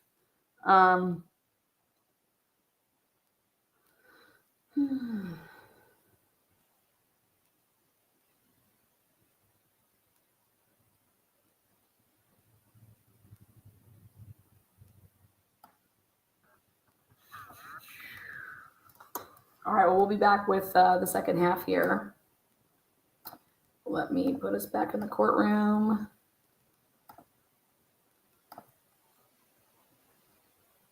I would just be going ham on her. The jury just is fresh in their mind about all this data, right? And I don't know how you do not keep the jury fresh with that and just show this broad's data. Or at least make sure, because she tries to say, like, I wasn't like looking at my watch, you know? No, but you called the police back and you did a timeline and you laid everything out by looking at your Life 360. You looked at your cell phone, right? And so you're getting all of your timeline from your data that you had, right?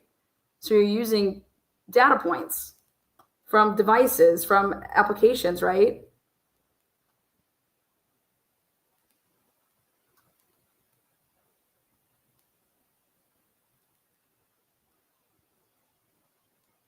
Did you go through John's phone, start making those data points before it was turned over?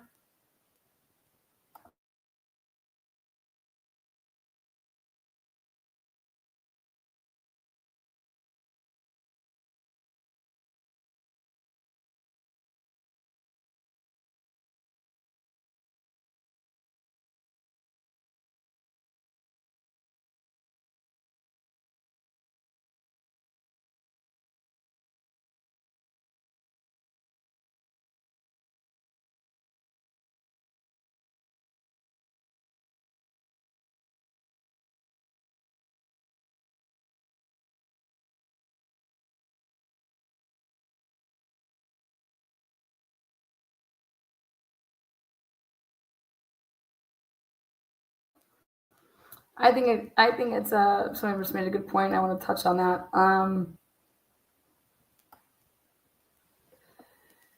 I find it odd that John, okay, if they in fact pull up to 34 Fairview, right, and they're there at 12:23 and like 34 seconds, okay? That means that John and Karen sat in the vehicle, okay, from 12:23 and 34 seconds all the way until 12:31 and some change, okay? All the while he decides to at 12:25, like a minute and 15 to a minute and 30 seconds after arriving, pulls out his phone, views the Higgins just so quickly, like it's 1 second, boom, boom. Then doesn't text anybody back, doesn't say, yeah, we're here, we're coming. There's no outgoing anything on his phone. But while in the vehicle, he answers her call, which would have been in front of Karen Reed, answers Jen's call at 12:29 in front of Karen Reed. So think about this. Answers her call in front of Karen Reed, then hangs up, and then is still just sitting there. So from 12:23 and 40 some seconds to 12:31 and 52 seconds, sitting just in that car, just those two people sitting in that car. Nobody comes up to them. He doesn't respond. He doesn't, at the 12:29 mark, did he say, yeah, I'm coming in, give me a second, or can one of you guys bring me a ride home? Karen's gonna leave. Okay.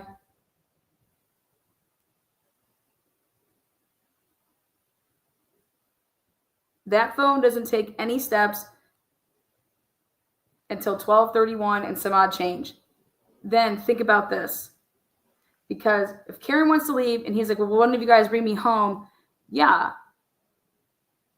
Or hey, he answers it. This is a 7 to 8 second call. What can you get in on that amount of time to say, yep, I'm coming in. I'll be right there. Okay. Like that's the type of call. Yep. Give me a second. I'm coming in. It's probably just going to be me, but I'll be right in. Okay. Because once he gets out of the vehicle at 12:31 and 52 seconds, if you want to see it the Commonwealth's way, and he starts walking towards the house, who would he have first met with? Because who has the Jeep and the plow right there? Who's the first person he would have met? Brian Higgins, right?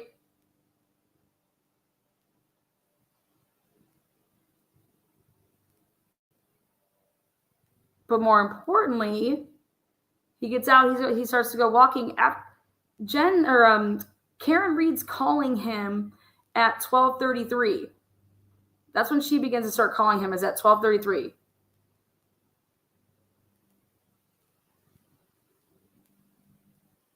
So it'd be like he just got out of my car and I just start calling him. When he just sat in my car from 12:25 until 12, almost 32. I just start calling him at 12:33 and 40 seconds.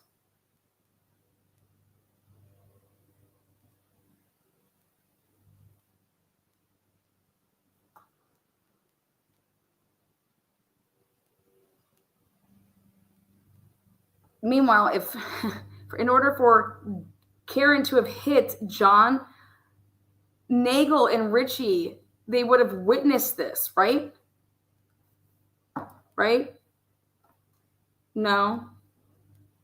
I mean, this is just this timeline is absolute. Like, what's the actual order of any of this shit? You can't have it both ways. You can't say that Karen blasted John at 12:31 and 30 seconds or 12:31 on the dot.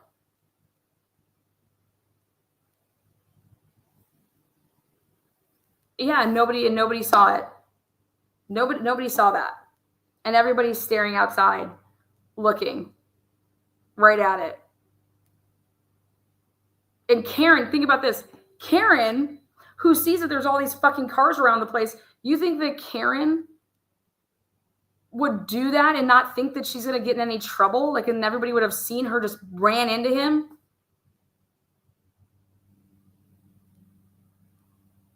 I mean, give me a break. That's crazy.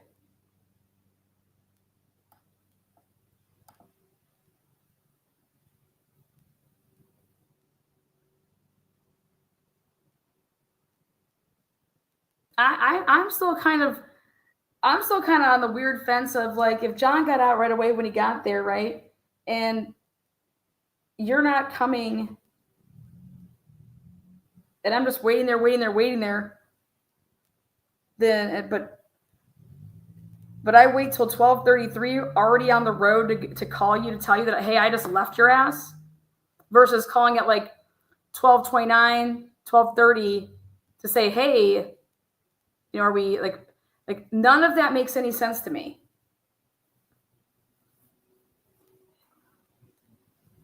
Karen doesn't seem shy and bashful. So why she didn't get out of the car to go?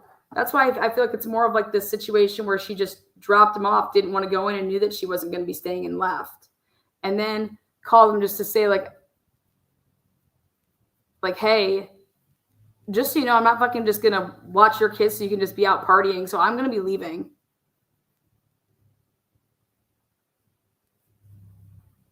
And she's thinking that he's doing the same thing that he was doing earlier in the day when he just wasn't answering her phone calls all day. And that's why she literally, look at these phone calls. She like hangs up the phone, calls him right back. Hangs up the phone, calls him right back.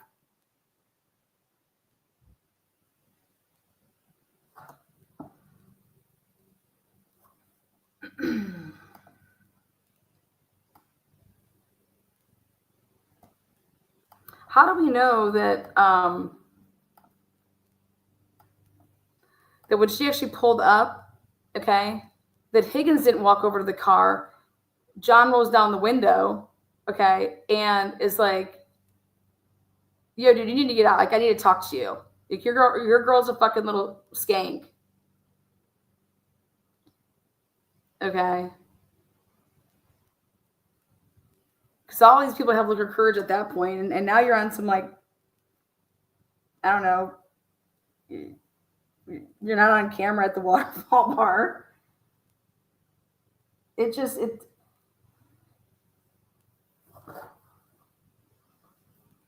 Also, I can't believe that Karen didn't get the fuck back in her vehicle and drive over there after he just ignored her for like 20 minutes straight. Why she didn't get in the car and drive over there at like 1 o'clock.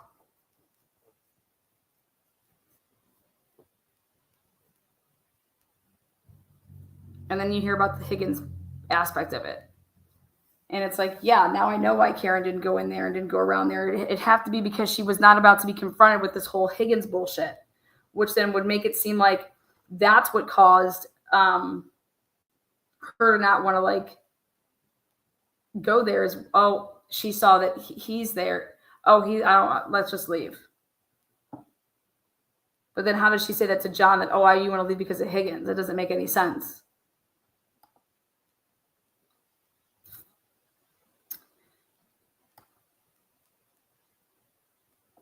I think it's insanity that this whole time that this case has been going on up until trial 1, that no way, shape, or form did anything ever leak from anybody that Higgins and Karen Reed had something. How did that never leak all the way up until trial 1? When I was sitting there and I heard that then in trial 1, I was like, oh my God, this changes everything. This changes everything.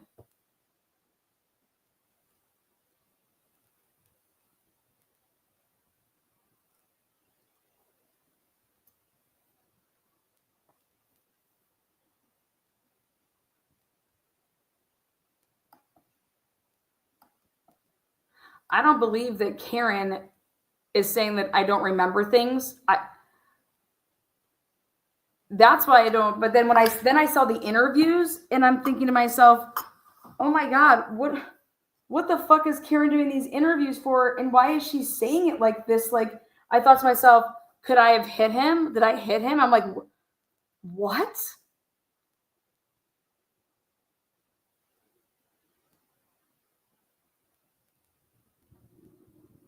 Like, that would not even ever enter my motherfucking mind ever. Never.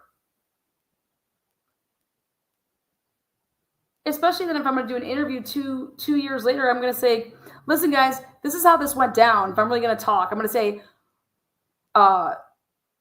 Jen was acting weird trying to get me to go with her. But I was like, no, John doesn't have a fucking car. I can't just, how are John and Matt going to get back if we go in your vehicle? What do you mean to do with my vehicle? Oh, to have John drive. No, I'm not. John's fucking, he's been drinking. He's drunk. Oh, well, Matt will drive him. Just have Matt take your car. Like, weird ass shit. It was like weird. I've never been in a car with Jen in my life. Now Jen wants me to get into the car. Okay. I say, no, we'll just meet you there. Where are we going?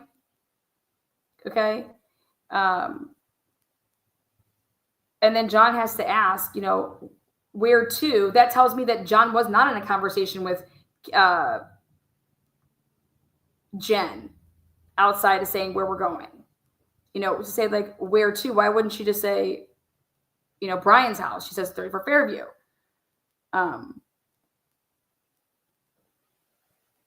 So then on our way over there, this is what we were talking about, or,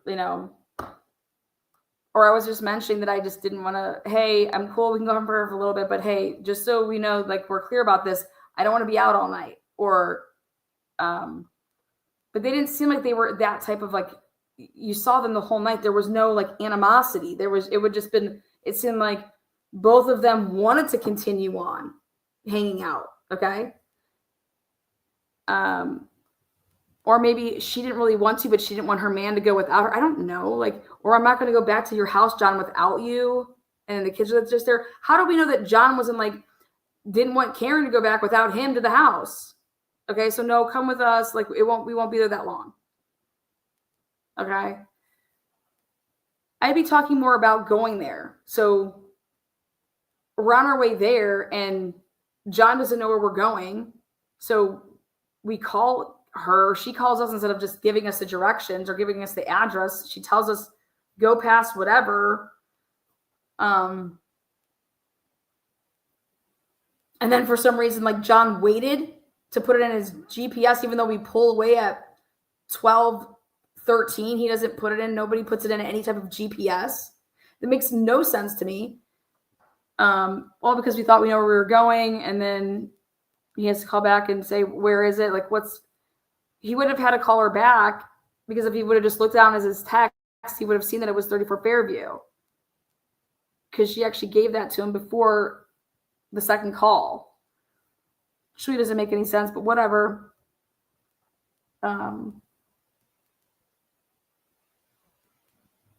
So then they supposedly arrive. Okay. Did John immediately get out of the car? According to Karen, John got out of the car and was walking up the driveway, And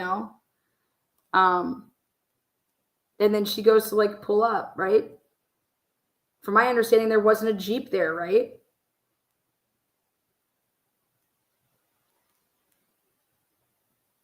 And what makes sense to me is that the reason she needed to pull up a little bit is if somebody was actually backing out of the driveway.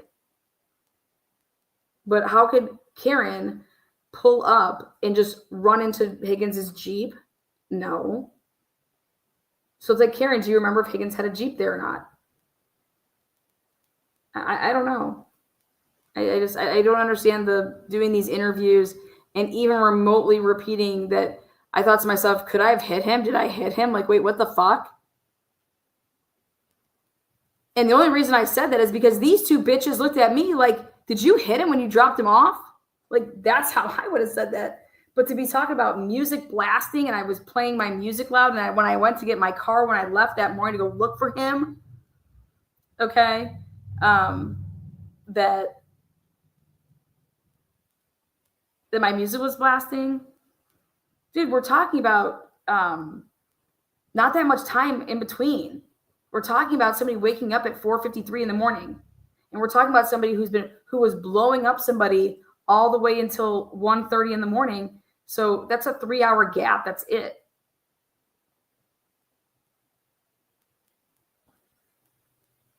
Somebody that's panicked but now think about it, is like, she just had an icky feeling about it. Like John never came home. And the first people that she's going to call is Jen McCabe and then Carrie Roberts. Why the fuck would Carrie Roberts be called?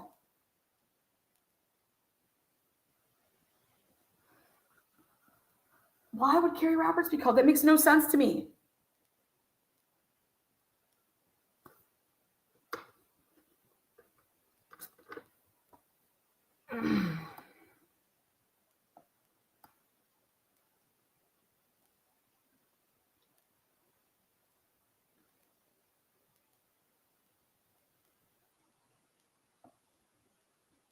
I would have never done any of those interviews. I would never trust mainstream media. How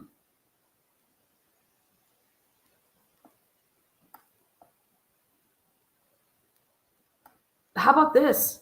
Why didn't Karen text or call Higgins and say, hey, John never came home, or John's not home yet. I just woke up. Like, where is he?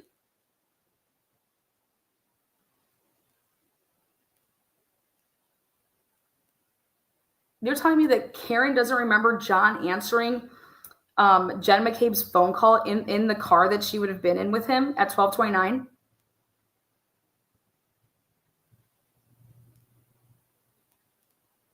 This is just bizarre to me. Bizarre.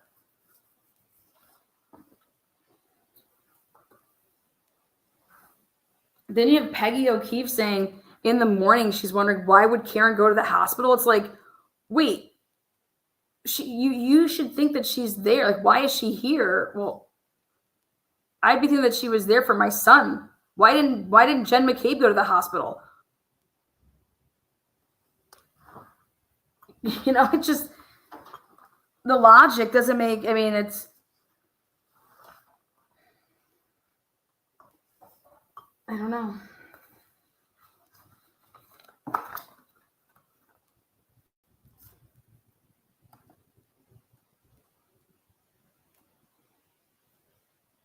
This all, what it looks like to me is it looks like a tragic accident.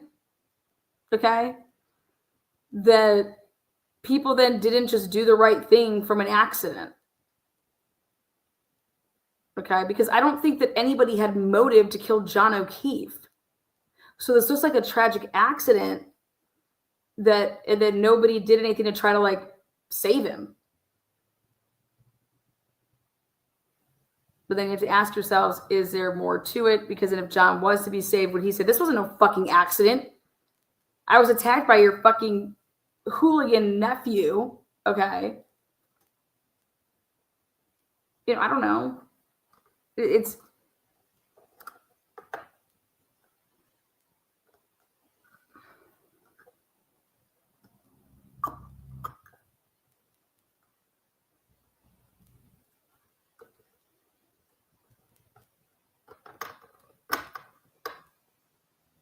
yeah.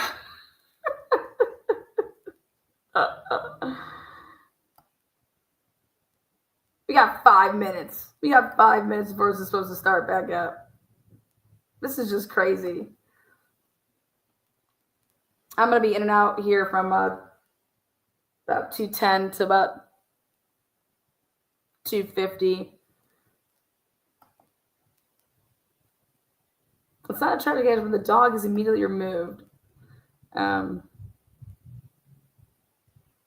Well, I have some questions about that. I have some questions about the dog.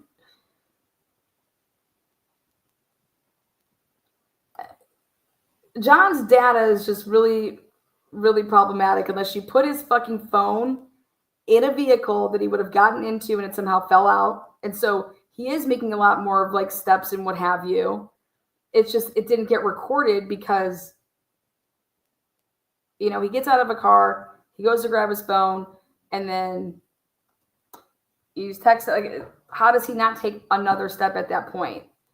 And I think that you need to somehow show the jury that that's not the case. And so my thought process would be if you put him in a vehicle, he was messing around on his phone and then it fell out when he was trying to put his phone back in his back pocket. And everybody can get down with that. We know what it's like when your fucking phone slips out of like a pocket and is in somebody's car. And then if it slips into the cracks of a car, especially like a Jeep, okay, it would then cover up both sides of that it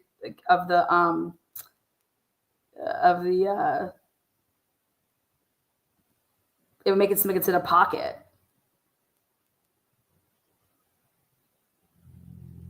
And that, so then John didn't have his phone on him when he was like in the garage and at the, you know, at the place, and then wherever something then happened. And then they were trying to look for John's phone and they're like, oh my God, maybe it fell out in the car. And then so they go out to the car and they realize, oh my God, here's his phone, you know, and they must have found it at 1:30-ish or there just before. And then Higgins is driving to Canton Police Department. And he's seen talking on the phone to somebody at that hour. And then, so you need to figure that part out. So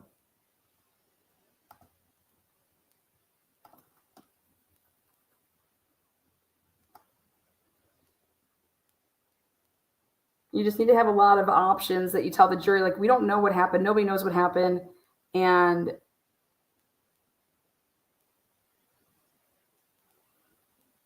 isn't it possible that John was walking out from being actually in that house? He was walking towards where Karen was, and because he was trying to go get help or something like that, and that's where he fell and collapsed. I mean,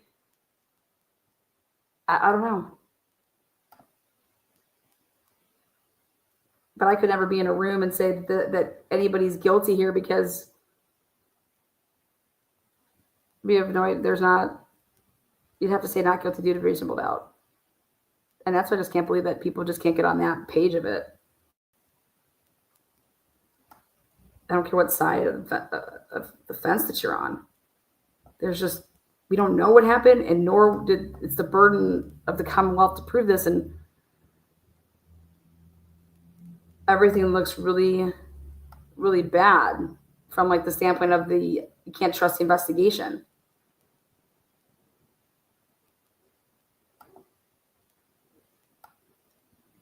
John O'Keefe's shoe just magically appears in a spot that was brushed off where there was no shoe, just hours earlier when Canton was still there,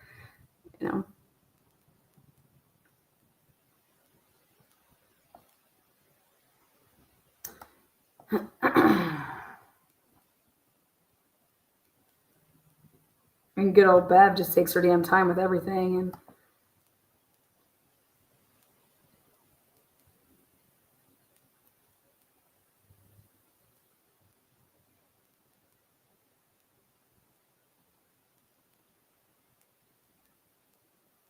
I just can't believe that Jen told the fucking feds that she wasn't herself. I'm not fucking Jen McCabe. I'm fucking Nicole. And then she fucking lies to the cops, to the feds, and says that she only talked to Matt and Carrie. Come to find out, she called the DA's office, she called her brother-in-law, and she calls Peg O'Keefe, all in 10 minutes. It's like, if that shouldn't tell you who's involved in this, I don't know what would. Why would you call those people? I'm surprised that she didn't call a fucking lawyer. Well, maybe she did. She called the DA's office. Hey, I need a name of an attorney. I mean, I can't believe that none of these people don't have fucking lawyers.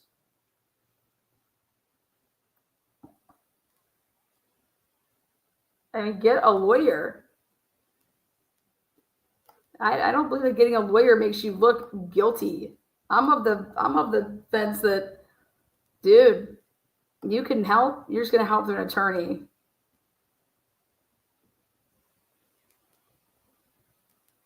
He calls Carrie, fucking Carrie. I just figured she'd be home, and then I hadn't brushed my teeth, and then you say that shit. Who? Well, and you still didn't brush your teeth because you fucking called 5 people. Like I just hadn't brushed my teeth yet. Well, and you still didn't. Because what, you're brushing your teeth while you were talking to, it's just so stupid. And you just don't want to come off as combative. Like, you don't need to come off as combative to Alan Jackson. Just answer his questions, man. It doesn't matter. Like, well, didn't you lie to them? Well, no. I mean, so what he's basically proven is that Carrie Roberts nor Jen, they're not going to say the word lie on the stand.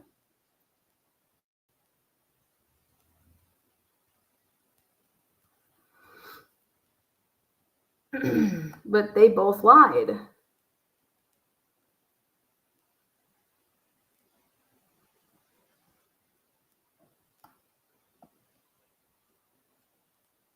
Dude, a guy lost his job over, like, he's like, I didn't fucking kill nobody. And you motherfuckers, I lose my job because I'm trying to just what? Listen, we don't want any problems. Like, we're not going to be any rats either. So just, think about it. It's one thing to do somebody a solid. It's another thing to frame somebody.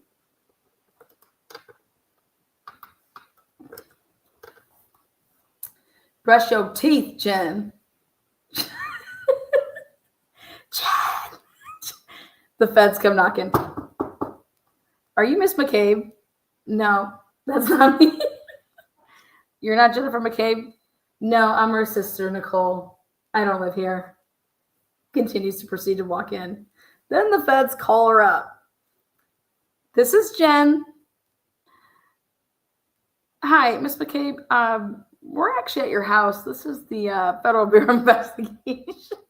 This is Special Agent fucking Chucky.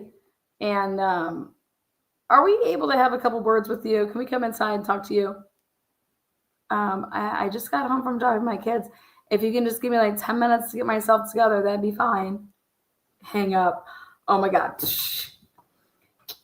Matt, get your fucking ass home, you goddamn son of a bitch. I've been covering for your ass with these Google searches. I fucking made that Google search at 6:23, and I fucking swear if this is what this is about, you fucker. Get home now. The feds are here. I gotta go. I gotta call Carrie. I gotta go. Carrie, I only have a couple minutes here. Did the feds come? The feds are at my house. The feds at your house. I gotta go. I gotta call Peg O'Keefe really quick. Hang up. Peg. It's Jen. I mean, it's Nicole. I mean, it's Jen. The feds are at my house. I don't know what's going on. They would have talked to me. I gotta go. I gotta call the DA's office. I gotta call my brother-in-law, Brian. Oh my God. So was this just like, hey, just giving you guys a heads up. The feds are at my house. Oh my God. What? Turtle Boy was right. This whole, can you imagine just the feds? Can we talk to you? Ah. Sure. Let's chat. What's up? What do you want to talk about?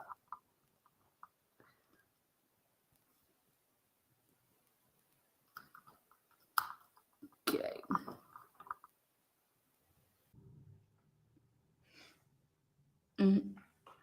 I'll go like this.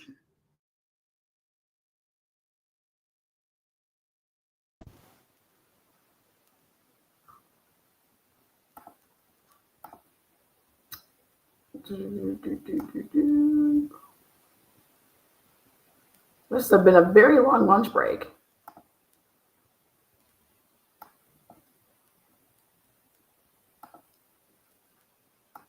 Blasting it. Blast.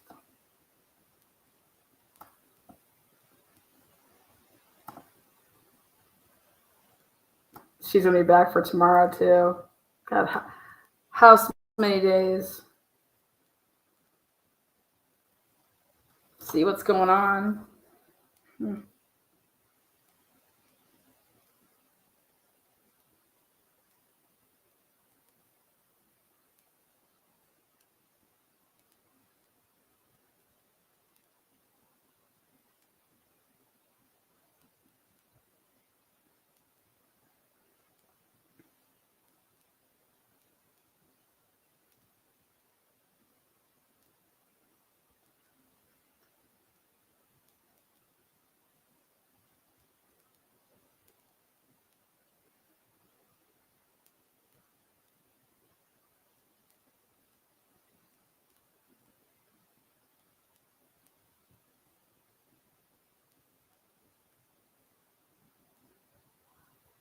Okay, 34 Fairview layout. Yep. Is that what he's having her look at? I already have that.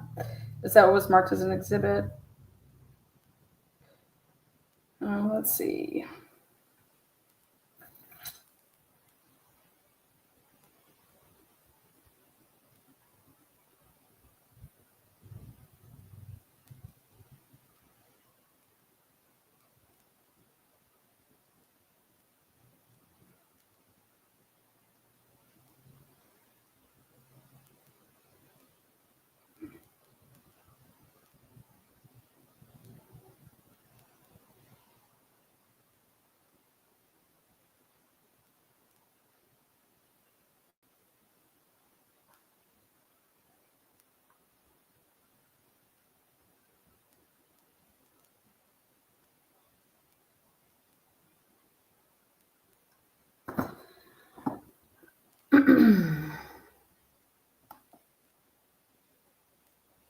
Bev's like, oh god, I don't even want to hear the rest of this cross. It's gonna get interesting.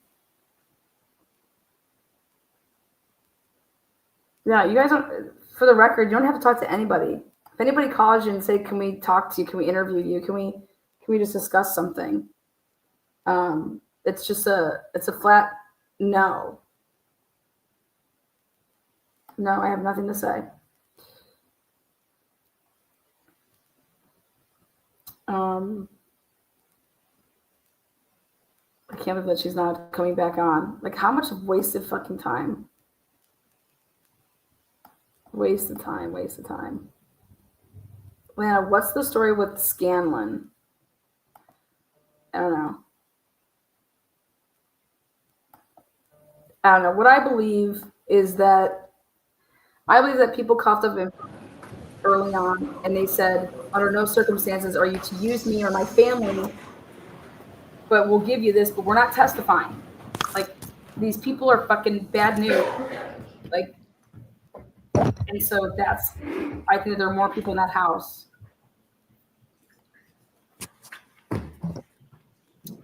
So, Sorry about that. This court is in session. Please be seated. all right. Hey, can we have Ms. McCabe back, please? While she's coming in, Okay, then another sidebar. Jesus. All right, so we're back on here, 543.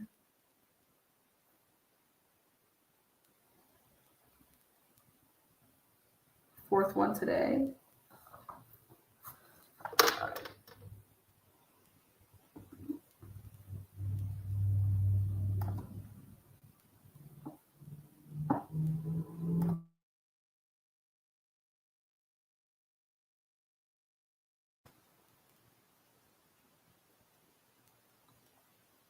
Okay. I'm going to pull a Jen McCabe and do pickup duty with the kids. Okay. With the kids. Like that.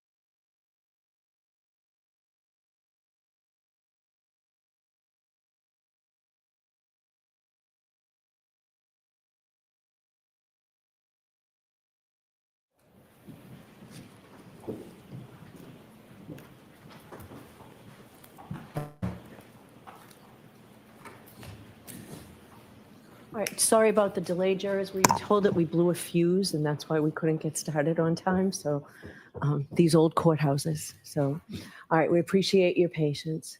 Go ahead, Mr. Jackson. Thank you, Your Honor. Ms. McCabe, when you first saw Ms. Reed's SUV pull up, very shortly thereafter, you sent a text to John O'Keefe, correct?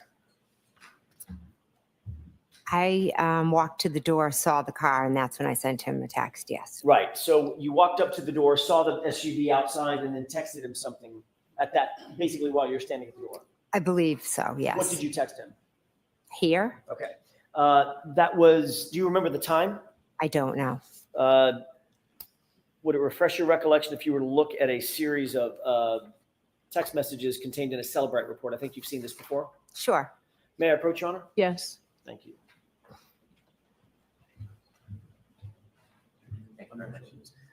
May I ask one foundational question before Okay. I give this to the witness? Ms. McCabe, I'm going to ask you about a series of text messages. It's not a memory contest in terms of the timing. I'm going to ask you about probably 5 or so. All of those purport to be contained in here. Do you remember the times of those 5 texts? I don't off the top of my head. Do you think it would refresh your recollection to look at all those in one felled swoop as you look at this document? So I don't Sure. have to go back and forth? Are these in evidence? This is not in evidence to my knowledge. Not yet. Would it help you to remember? Yeah. Okay, why don't you bring times. it to Ms. Thank you. McCabe? Thank you. Thank you. This is just my sake. This one is. Yeah, I think that, I just think so. I might turn to that. Ms. McCabe, if you wouldn't mind, take a look at the tabs, not that whole document, it's too dense. Take a look at the tabs and go in reverse chronological order and see if that refreshes your recollection about the time and content of text messages that you sent to Mr. O'Keefe those early that early morning of January 29th. Okay. Yes. May I approach? Yes. Thank you. I'm not going to have to remember the exact times of all 5, am I? I'll help. Okay, thank you. Ms. McCabe, did you see a text on here that was consistent with your memory that you texted here? Yes. And was that at 12:14, I'm sorry, at 12:27 a.m.? I don't know exactly. I'm assuming if it's on that paper. If I may have just a moment, Your Honor.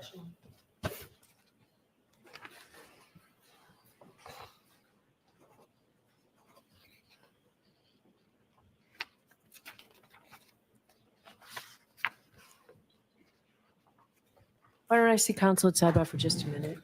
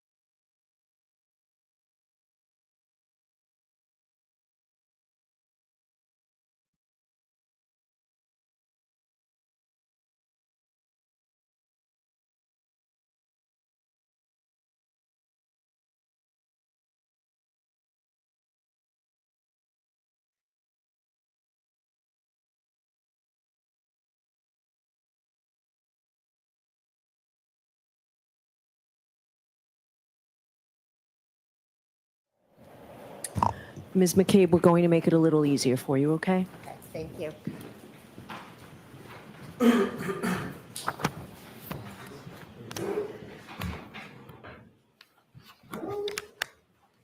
May I? Yes. Your Honor, I would offer the following stipulation at 12:14:27 on January 29th, 2022. Text message from Jen McCabe to, I'm sorry, text message from John O'Keefe's phone to Jen McCabe's phone, where to?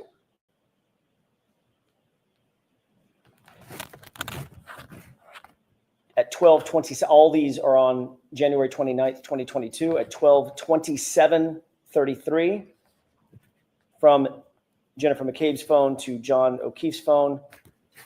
Here, exclamation point, question mark.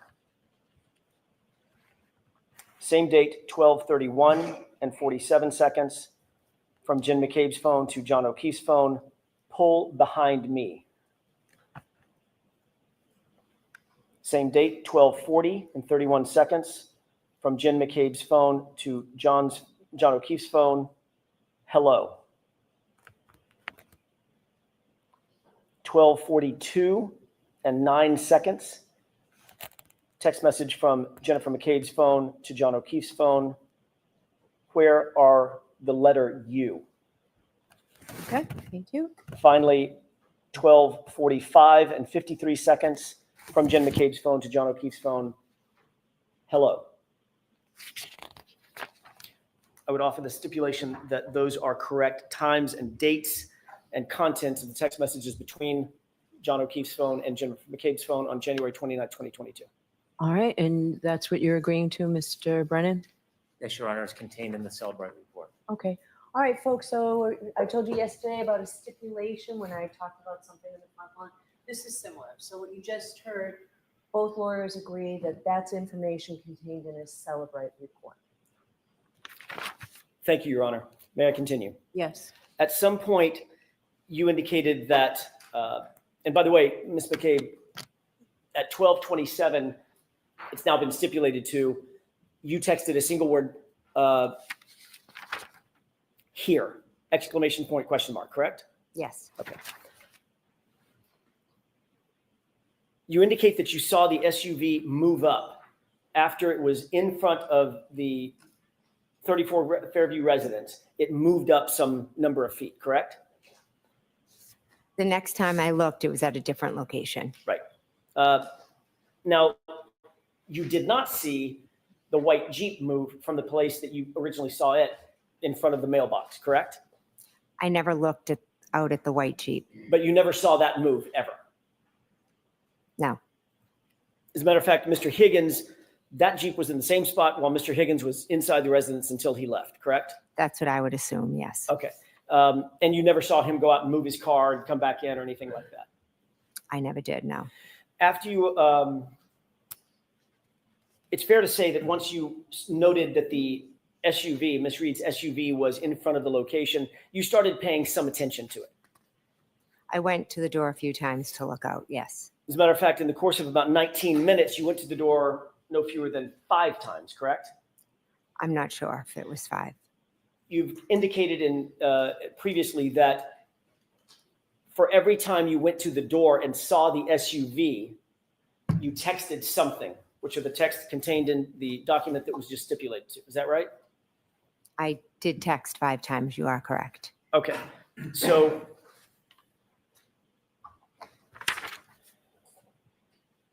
it's fair to say if you texted 5 times, then you went to the door 5 times, if those were associated with one another. You walk up, look at the door, see the SUV, and text something. Here, pull behind me, where are you? Those texts, correct? I remember going to the front door, seeing the car and texting here. When I went to the door the second time, the car had moved up towards the flagpole and I texted, pull behind me because I thought, did they not know where to park? Did they think they were at the wrong house? So my question is this. Every time you went to the door, you texted something. I'm not sure that I did, yes. Do you remember I'm not sure that I did, sorry. Do you remember a year ago testifying that every single time you texted, you indicated that you looked out at the SUV and saw something that prompted you to text something? Am I aware that I said that? Correct, that you Could you- testified to that. Could you show that to me, please? Sure. Thank you.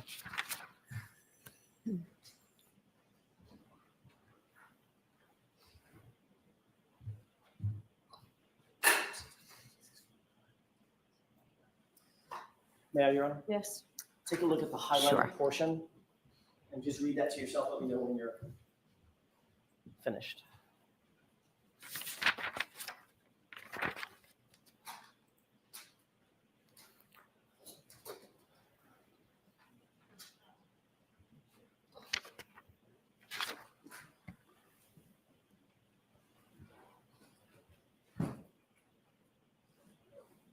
Okay. May I? Yes.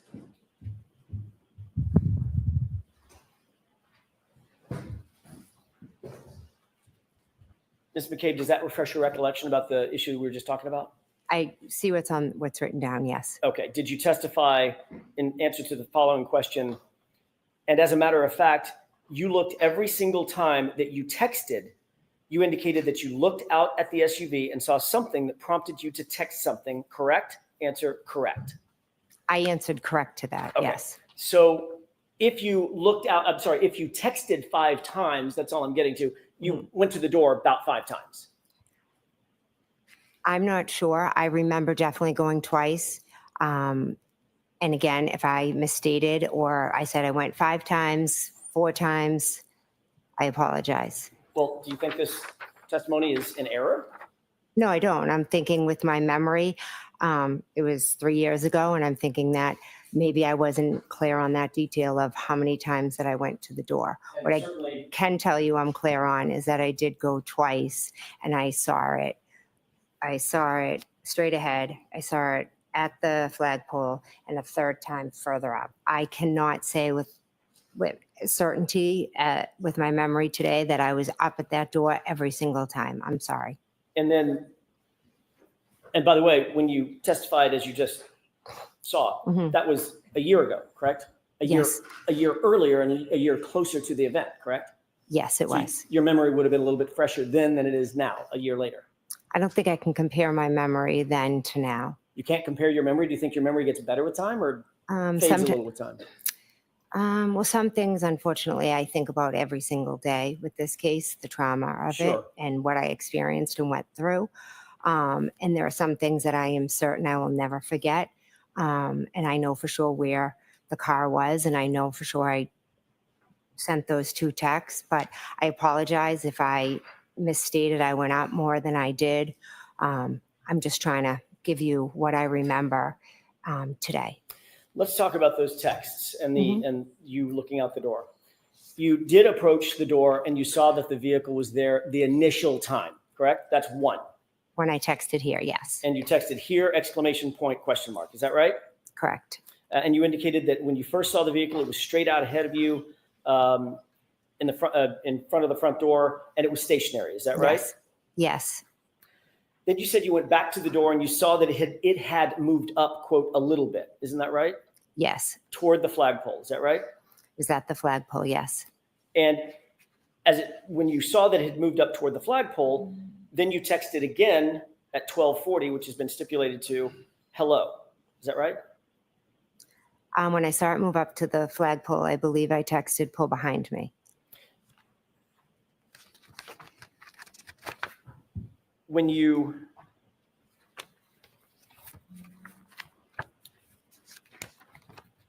went the second time,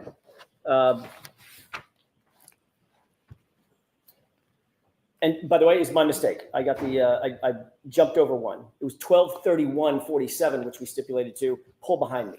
That's when the SUV was up closer to the flagpole, correct? I believe so, yes. Then you went yet again at 12:40 and saw the SUV yet again and texted hello. It was the second hello. I'm not sure if that was when I texted hello. But you did see that the SUV had moved again. Yes. Now, where was it? At first, it was straight ahead. Then it was at the flagpole. And then it was further up. Then at 12:42, 2 minutes later, you texted, where are you, correct? Yes. Okay. At that point, it was still up by the flagpole? No, I'm not saying that it was still outside. Where was it? I'm not sure where the vehicle was. At 12:45, you texted yet again, hello. Is that right? Yes, I did. You've indicated that was, you texted hello the last time you saw the vehicle. Is that right? I'm not saying that today, no. Well, did you say it previously? In my testimony, did I say that the last time I texted? Do you have that written that I could see? You just read it. Well, that was your question that you had read to me. I never came out and said that. Ms. McCabe, I asked you if you testified to that a year ago. That's my question. Did you testify to that a year ago, that when you went, every single time you went to the door, you texted something because seeing the vehicle prompted you to text something to John? That's a summary of maybe the, Did you testify to that a year ago? to what? That when I went to the door, Yeah, different times when I went to the door, I did text, All right. yes. And then you testified as well that you went to the door a final time and saw that the SUV was gone. It had left, correct? Yes, at one point I did. And that was just a couple of minutes after your last text at 12:45, is that right? I'm not sure of the time. Matter of fact, you've testified previously that it was around 12:50 that you last went to the door and noted that the car was completely gone. Is that right? I'm not sure of that. You're not sure of that? No, if you could show me, I'd appreciate it.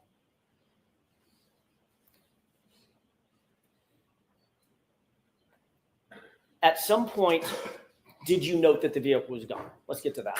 Yes, Around what time was that? I do not know. 12:45, a little before, a little after? I'm not sure. I can't give a time. Would it refresh your recollection to look at how you testified to that particular time last year? Sure. May I? Yes. Thank you. The highlighted portion, Thank you. Ms. McCabe?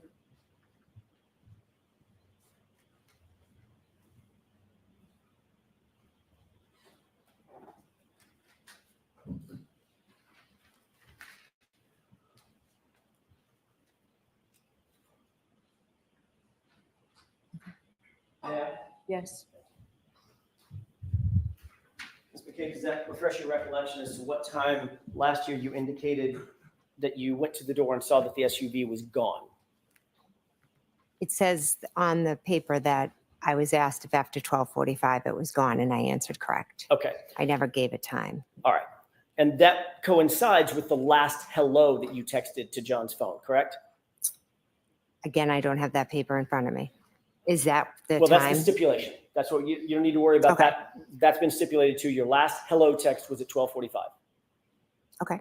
Okay, Yes. so that coincides, that testimony from last year coincides with your last text message saying hello. You noted that the SUV at that point had gone, had left, correct? Correct. So if I hear your testimony correctly, you saw the SUV in position 1. Yes. There was a text or something, or 2 maybe. Then you saw it in position 2. You went back to the door and noted that SUV had moved and it was now closer to the flagpole, correct? We've just asked 2 questions. It had moved closer to the The flagpole. first question is, you said I saw it and I sent a text or 2. I know I just said 1 here. Okay. Then you saw it a second time, Correct. and now it's closer to the flagpole. Yes, correct. And there's texting going on. I'm not getting down to the minute of the text, but there's texting going on. You're sending texts. I'm sending, yes. Okay. Then you went back to the door a third time and saw that it had moved beyond the flagpole, correct? Correct. Then, according to your testimony last year, you went back to the door at least a 4th time to see that it was gone, correct? I believe so, yes. Okay, so at bare minimum, based on your testimony today, you were at the door, looking out the window at that portion of either the yard directly in front of you, and in front of the house, or toward the flagpole, or beyond the flagpole 4 times, correct? From last year's testimony, but what I remember today No, with Ms. McCabe, that's certainty not my is question. twice. You need to let her answer the question. Answer your question, please. Go ahead. What I remember certainty is looking at it out front, at the flagpole, and beyond. I don't remember how many times I went up to the door. I was back and forth. Right, but according to you, you saw the car in 3 different positions, correct? Correct. So that's at least 3 times to the door, correct? Correct. And you saw the car gone, right? Correct. 3 plus 1 is 4, correct? Correct. So now you're telling us that you went to the door a minimum of 4 times and looked across that yard at the SUV, correct? Correct. Okay.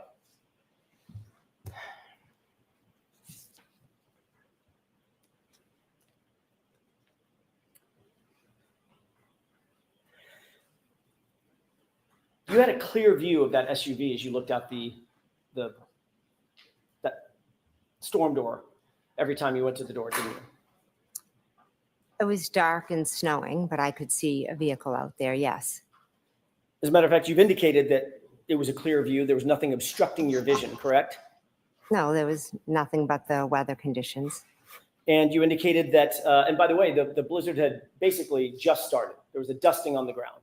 It was snowing. It was accumulating. Right, but it was early in the storm. Oh, yes, absolutely. Right. And when asked about whether or not you had a view, well, let me ask it a different way. In terms of your view of the SUV and the distance from the storm door to the SUV to that curb line, there was nothing obstructing your view. You had a clear view of that, a good view of the SUV, correct? When I looked out the window, I could see the SUV in front of me, yes. At no time during any of this interaction with the door, meaning going back and forth through the storm door, texting, looking outside, seeing the SUV in position 1, seeing the SUV in position 2, seeing the SUV in position 3, at no time did you hear any noise that was unusual, did you? No, I didn't. You didn't hear any screaming? No, You didn't hear any yelling? no, No loud voices? no, No foul language? no, You didn't hear a door slam? no, You didn't hear a verbal argument or a fight of any kind? no, You didn't hear a revving engine? no, You didn't hear the squealing of tires or the scraping of tires on the pavement? no, You didn't hear a collision take place no, or a crash no, or screams for help, no, moaning, groaning as if someone was in distress? no. As you looked at the SUV the first time, you've already indicated that you had a clear view straight out the door, right? It's right in front of the front door as a crow flies, right? It's not at an angle. Right there. Correct. Okay. You also previously indicated that you saw tire tracks in the roadway. Yes, In that very, very light dusting of snow, the accumulation that you talked about, you saw tire tracks of some sort. yes, So that's down on the ground, beyond the yard, somewhere in the roadway. in the street, correct.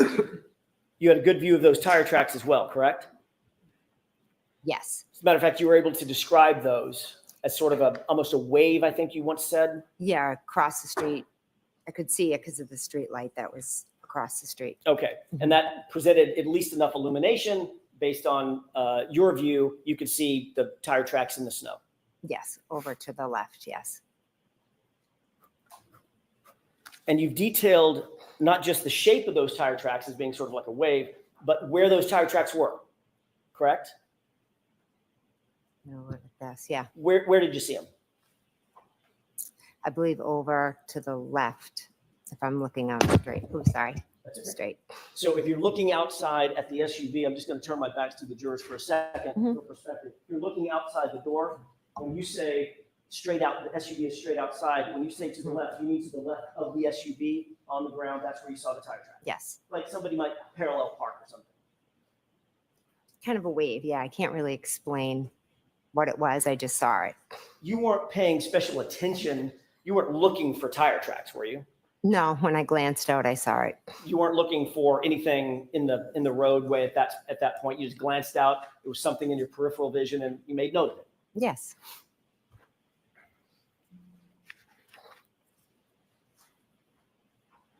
And the only thing between you and the SUV as you looked out was the lawn. correct.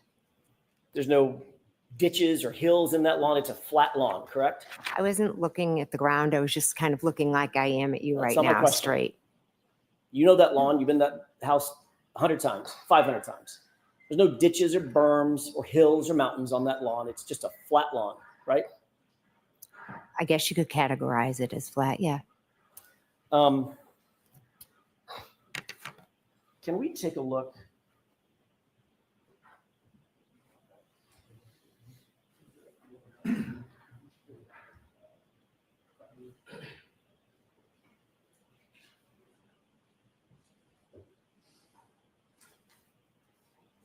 May I approach, Your Honor? Yes.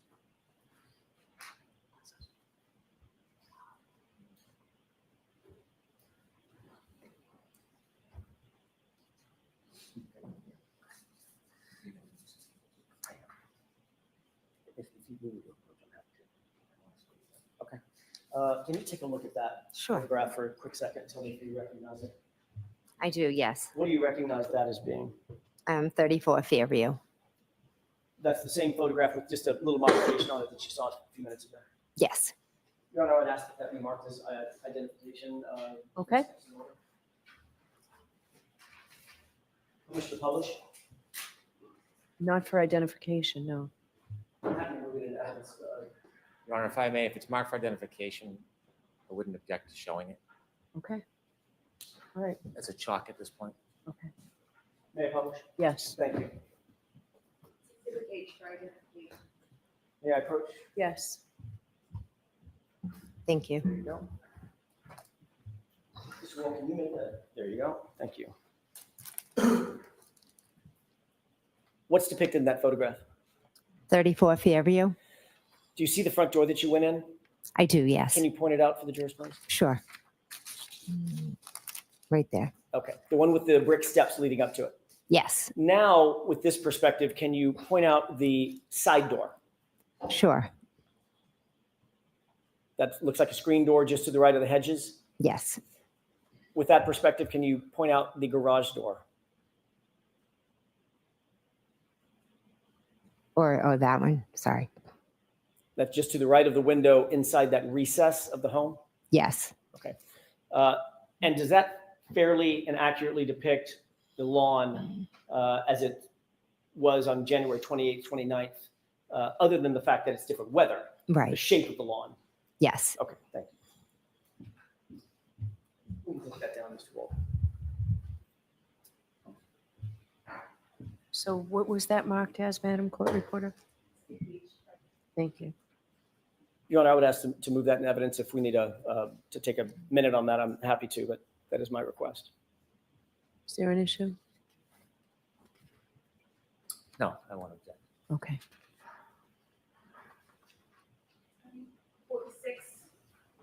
Thank you, Your Honor.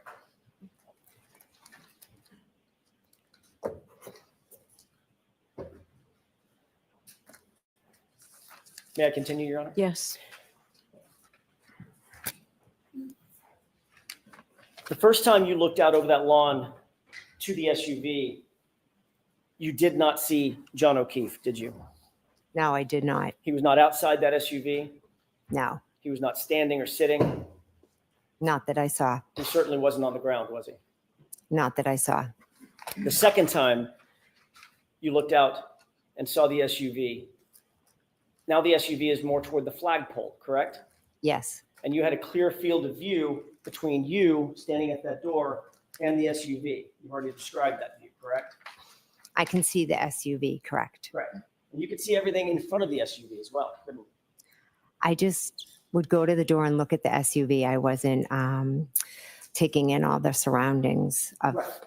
But just like you weren't taking in the surroundings, specifically looking for tire tracks, you saw the SUV standing or sitting right in front of you, you saw that through your peripheral vision, you know, the tire track. yes, and that's lighted where around the SUV was very dark. I haven't asked you about lighting yet. We'll get to that.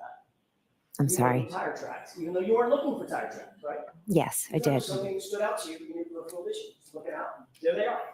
Yes, absolutely. Hmm. That second time you looked directly at the SUV with no obstruction between you and the SUV, you did not see John O'Keefe standing outside the SUV. No, He wasn't sitting down.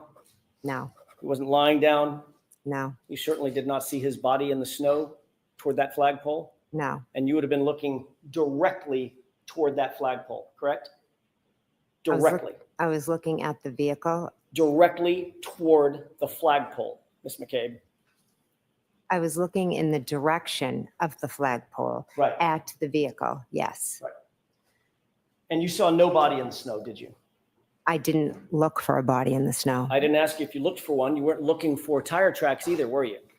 But you saw those. I did see those. Yes. And you did not see a body in the snow. No, I did not. John O'Keefe, 6'2", 216 pounds, brawny guy, big boy, right? I don't think I'd refer to him as a big boy, but he was tall. Yes. All right. You certainly didn't see him prostrate in the snow the way you found him the next morning, correct? Later that morning, I didn't see anything on the ground. No. correct? The third time you looked out toward that SUV. It's still in the direction of the flagpole, but a little further up, a little deeper to the right, correct? Yes.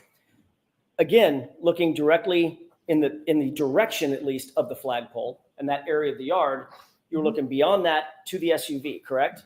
Yes. You did not see John O'Keefe standing outside the vehicle? I did not know. He was not sitting outside the vehicle, No, and he certainly wasn't lying on the ground, was he? I didn't see him. And the last time you looked out, Miss McCabe, this is now 12:45 or so. The last time you looked out, the SUV was gone. Is that right? Yes. But you were still looking in that direction because that's the last place you saw the SUV. Is that right?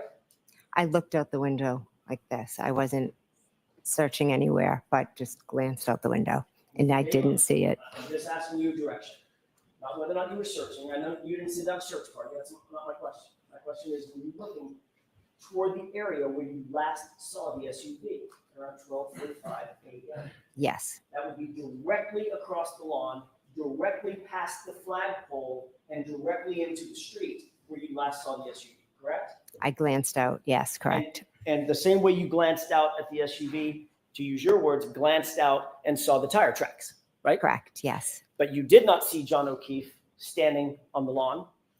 No. You did not see him sitting on the lawn.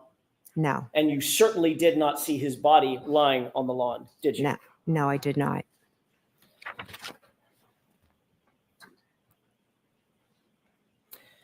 Ultimately, you left the location that night, the gathering at 34 Fairview. Is that right? You didn't spend the night there? No, I went home. About what time was it that you left the location? Approximately, it was after 1:30. Approximately 1:30, 1:45. So this is maybe an hour later, later than what we've just been discussing. Yes. Seeing the SUV. Who did you leave with?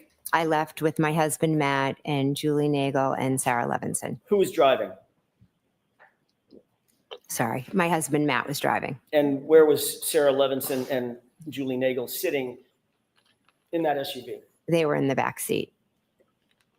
By the way, what kind of SUV were you in that night? A Yukon. Four-door, yeah, extended big, seating? Yes. When the SUV pulled out of the drive, it was in the driveway? Yes. When the SUV backed out of the driveway, doing a three-point turn, backed out of the driveway, did it go toward Chapman or did it go toward Cedar Crest? It went towards Chapman. So as you backed out of the driveway, you would have been heading toward the flagpole side of the property rather than back toward the driveway side of the property, correct? Correct. You would have driven directly adjacent to the area where John O'Keefe's body was later discovered at 6:04, 6:03 a.m., correct? Yes, correct. You were seated in the passenger seat of the vehicle, not the driver's seat. Correct. You were seated in the front of the vehicle, not the back seat. Correct. You would have been closest to the yard as y'all drove past, correct? Correct. That's a newer model Yukon. I'm assuming that the headlights automatically turn on at night. Yes. So the headlights were illuminated. Yes. Did your husband, Matt, did he turn on the brights or did he leave the beams on low? Or do you know? I don't know.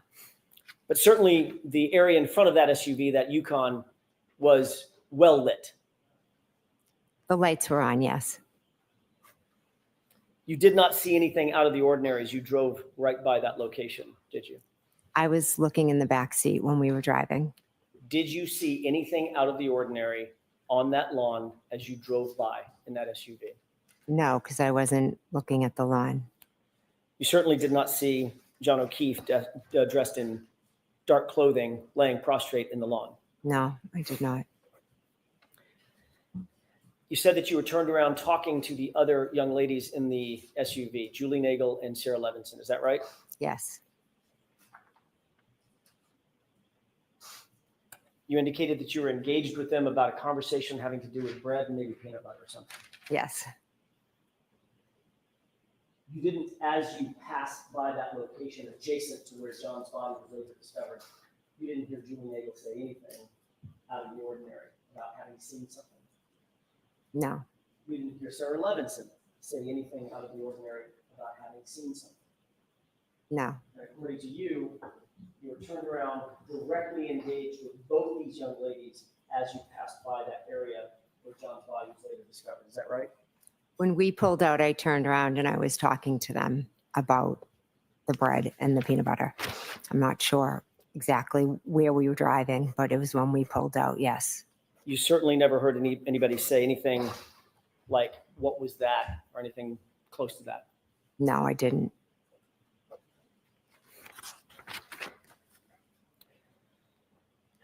I'd like to turn your attention to your arrival back at 34 Fairview just after 6 a.m. the next morning. You indicate that the visibility was relatively poor and that you could not see John O'Keefe on that lawn from your perspective, correct? The visibility was extremely poor, and no, I could not see him. You were in the front seat, passenger side. Yes, I was. It was Karen Reed who actually saw Mr. O'Keefe, jumped out of the car, and began attending to him immediately, correct? Karen got out of the car and ran to John O'Keefe. And you stayed by the car, and Miss Roberts ran over to assist Miss Reed in giving first aid to, at least initially, to Mr. O'Keefe. Is that right? No, that is not. Carrie got out and walked over, and then I got out and walked over.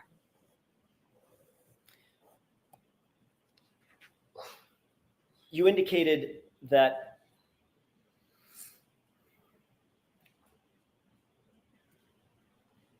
well, let me ask a different question. Yesterday, you testified in pretty significant detail that when you got out of the car, you could not see anything even close to the flagpole, correct? Visibility was very bad, yes. Matter of fact, you used the word whiteout conditions. Is that right? Yes, I did. Whiteout conditions, you basically can't see your hand in front of your face.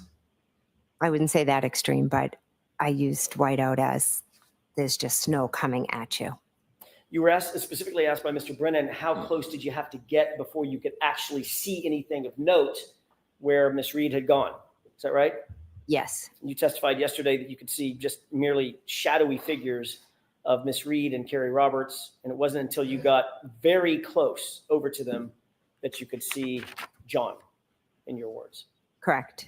As a matter of fact, you followed that up by saying that that was the first moment, once you got basically on top of them, that was the first moment that you realized that it was John, that there was a body on the ground, correct?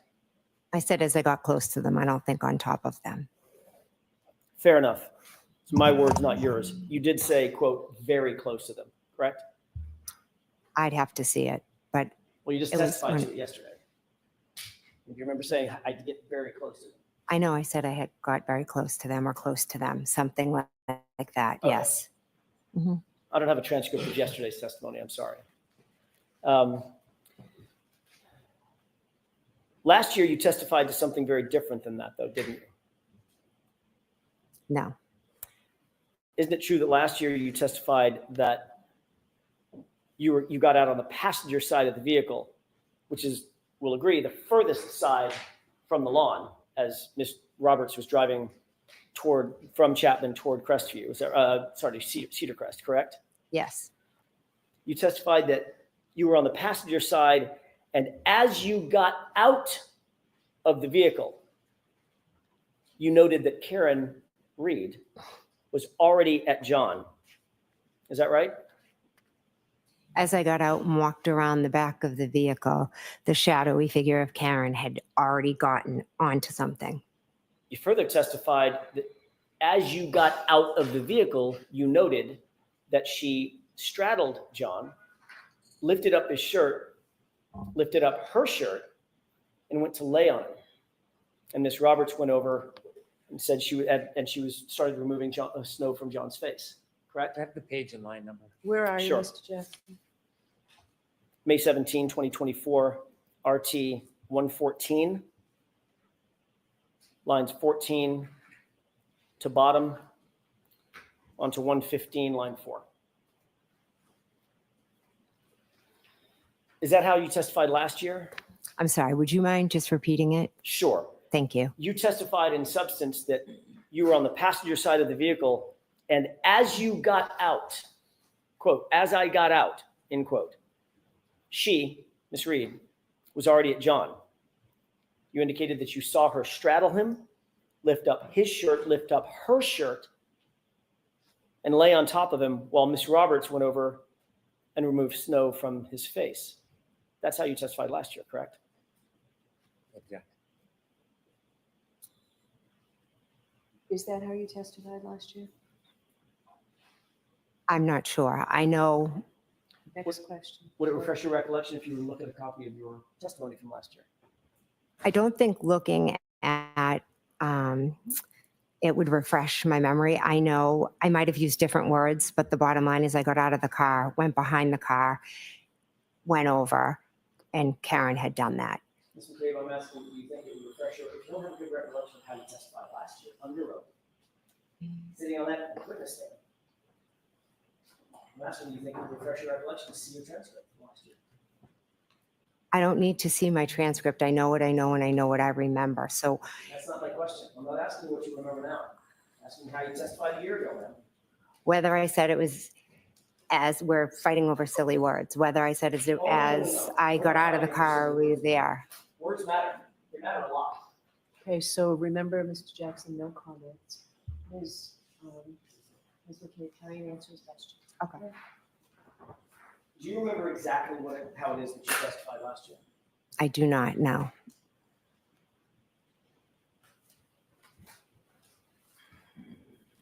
May I approach? Yes.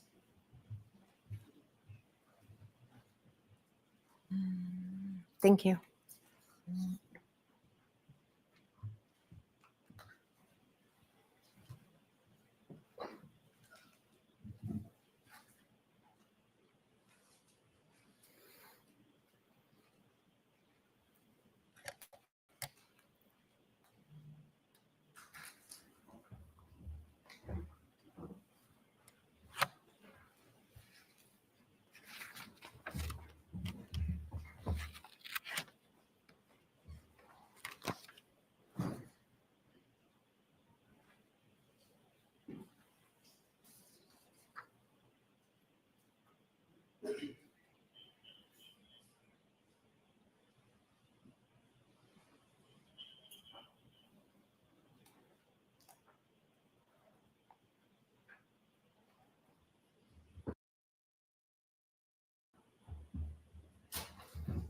May I, Your Honor? Yes. Thank you.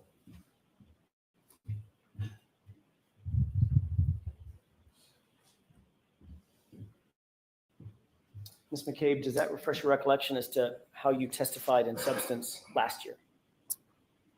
I see what it says I said, but it's a little bit different than what you stated. Okay, then let's walk through that. Did you indicate last year that as you got out of the vehicle, that's when you could see what Ms. Reed was doing with John O'Keefe, down to the detail of pulling her shirt up and pulling his shirt up to try to go skin to skin? I object. And Why don't I see it sidebar? Why don't you bring it into Mr. Jackson, please?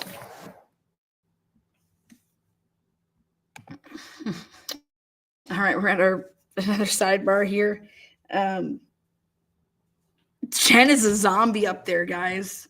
Jen is an absolute zombie. I mean, she's totally Xanaxed out, in my opinion. I don't know what to say.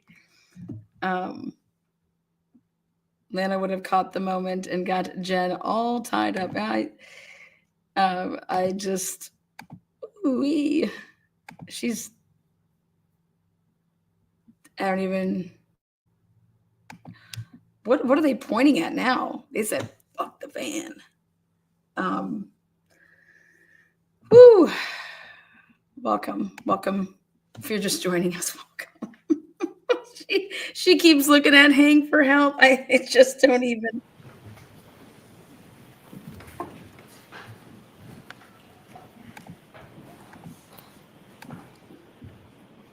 now you can go ahead. Thank you. Ms. McCabe, is it true that you had the following colloquy last year on this subject? Answer, I was on the passenger side, so as I got out, she was already at John. Question, so she gets out and essentially makes a beeline over to where John was. Answer, correct. Question, and you're getting out of the passenger side, and by the time you come around the car, she's already there. Answer, yes. Question, and when she gets over there, what, if anything, could you see at that point? Answer, she straddles John and lifts up his shirt. And then she lifted up her shirt and went to lay on him. And Ms. Roberts went over and she was removing the snow from his face. Is that how you testified last year? Yes, that's how I answered the questions. Okay. Clearly, you didn't indicate last year that it was whiteout conditions. You could see nothing of the kind, and you had to get, quote unquote, very close to him before you could see anything, correct? Objection. Sustained. It's the first word that's problematic, Mr. Johnson. Yesterday, you testified that it was whiteout conditions. You had to leave the car, walk all the way over and get, quote unquote, very close to John before you recognized that it was even a body. Is that right? Yes. But last year, you testified that you were still at the car when you noted the detail of Karen basically giving life-saving aid to John. You can see that clearly, all the way from the car, right? Objection. Is that what you said, Ms. McCabe? No.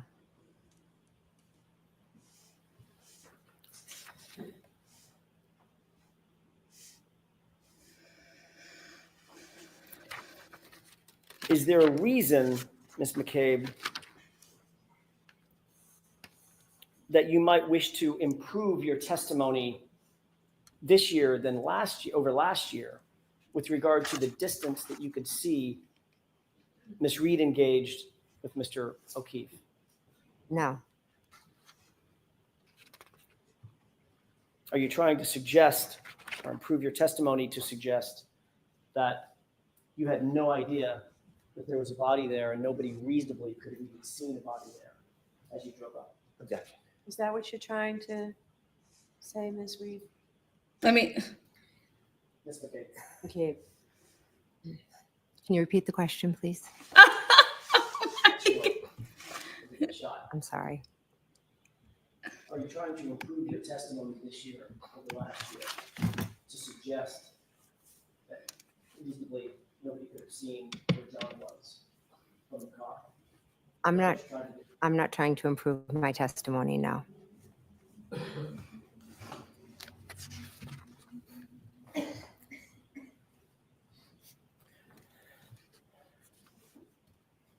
You claimed on direct examination today, as a matter of fact, that Ms. Reed looked at you at the scene and said the phrase, I hit him, I hit him, I hit him.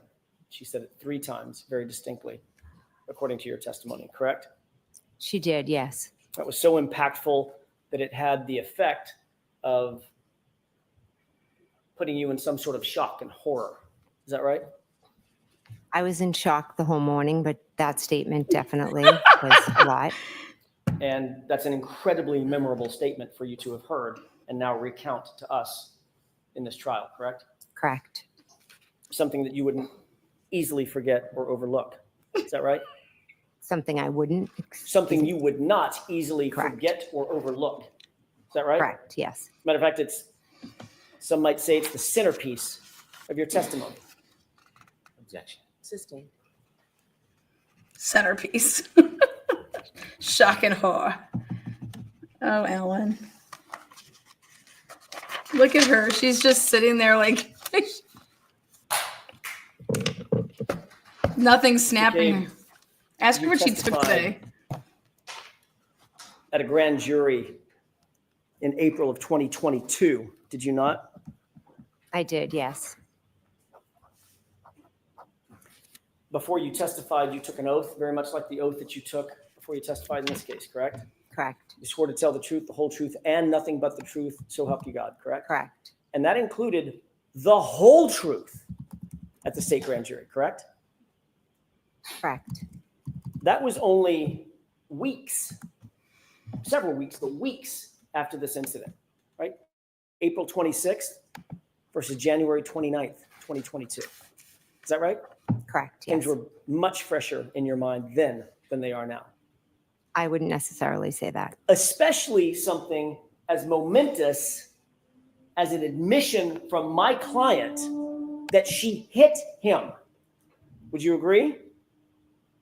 Would I agree that she said that? Would you agree that that would be fresh in your mind? Something as momentous as that. You wouldn't forget that.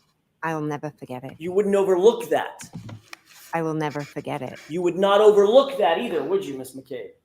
I answer the Would you overlook that? no. And the reason you wouldn't overlook it is because it was so impactful on you, having heard that. Not once, not twice, 3 times. I hit him, I hit him, I hit him. Is that right? Yes.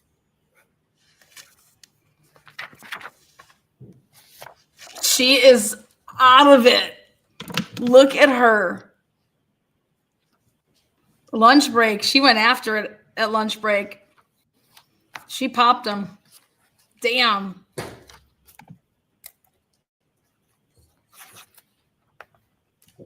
May I approach? Yes.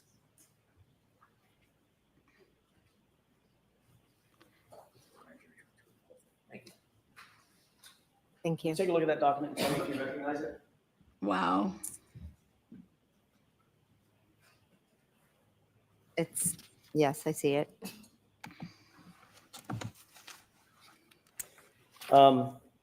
Is that a transcript of your entire testimony at the grand jury in April of 2022? I believe so, yes. You've reviewed it in the past? I have read it about a year ago, yes. You read it in anticipation of your testimony a year ago, correct? Yes, I reviewed it. Have you reviewed it in preparation for your testimony today? No, Or I haven't. Yesterday. Ms. McCabe, turn to the page or pages in that transcript where you recount to the grand jurors that my client said, I hit him, I hit him, I hit him. It's not in there. This is over 227 pages. Take your time. How long did you say it was, Ms. McCabe? 227? It's not in I'm there. going to let her read 227 pages. You reviewed it before, haven't you? I reviewed it a year ago, yes. You read the whole thing cover to cover, didn't you? I skimmed through it. One of the most important points in your testimony yesterday and today is recounting these jurors the phrase, I hit him, I hit him, I hit him. Is that right? Objection. To the form of that, I'm sustaining it. Was it important to you to tell these jurors that you heard my client say, I hit him 3 times? I answered the questions and I'm telling the jurors what I know. Was it important to you before testifying today that you recount to these jurors the phrase, I hit him, coming out of my client's mouth?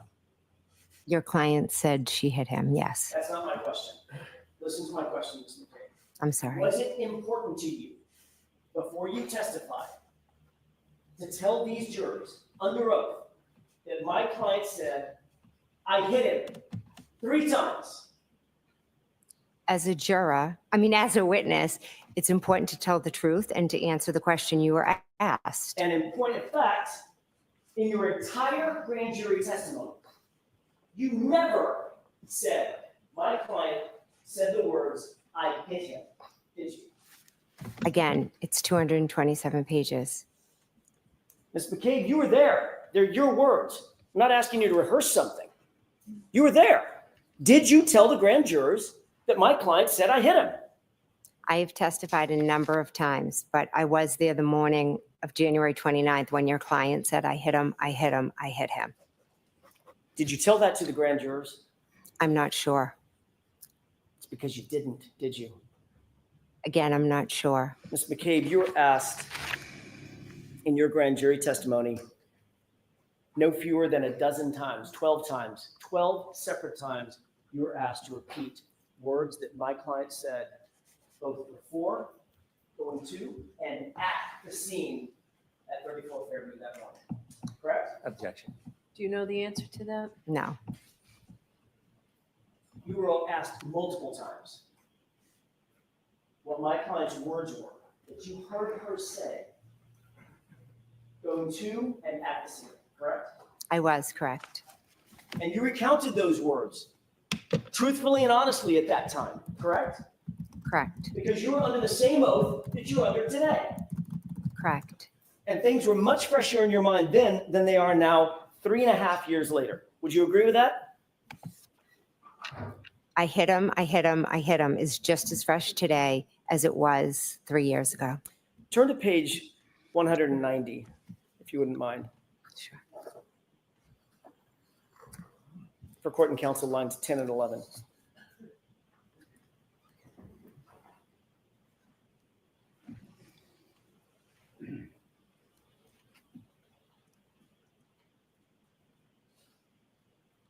Which lines? I'm sorry. 10 and 11. Oh, okay, I'm sorry.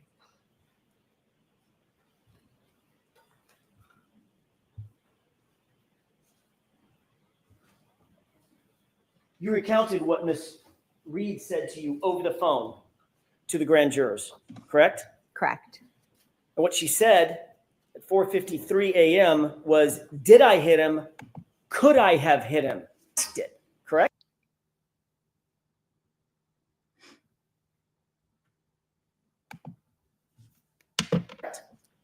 She didn't say that.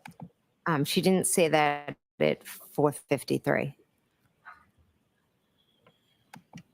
Did you testify that what Ms. Reed said to you that morning over the phone was, could I have hit him? Did I hit him? Yes, I did. May I approach? Yes. Oh, sure.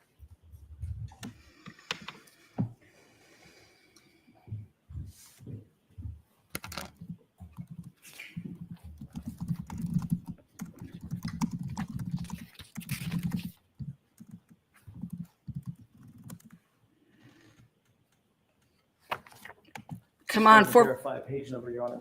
453. Here we go. Why don't you tell Mr. Brennan the page number? I will, with each one.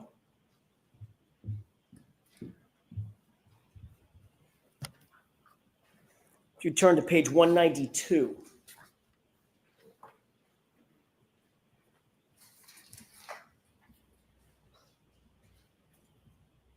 Line 4. What did you tell the grand jurors my client said in that answer? Foundation. What Did are we you- talking about? I'll ask it a different way. Did you answer a question on page 192, line 4, concerning my client's statement? Did I answer a question? You were answering a question, correct? Oh, yes, yes. All right. I'm sorry. And the answer that you gave to the grand jurors was, she said, could I have hit him? Correct? Yes, that's part of the answer I gave. Turn to page 193. I'd object. So I don't want to have to see it sidebar. We need context in order for this to be admissible, Mr. Jackson. I have no idea what that said. Your Honor, everyone, The answer is- I can make an offer of proof at sidebar if you Okay, wish. why don't you come to sidebar? Sure. And bring them.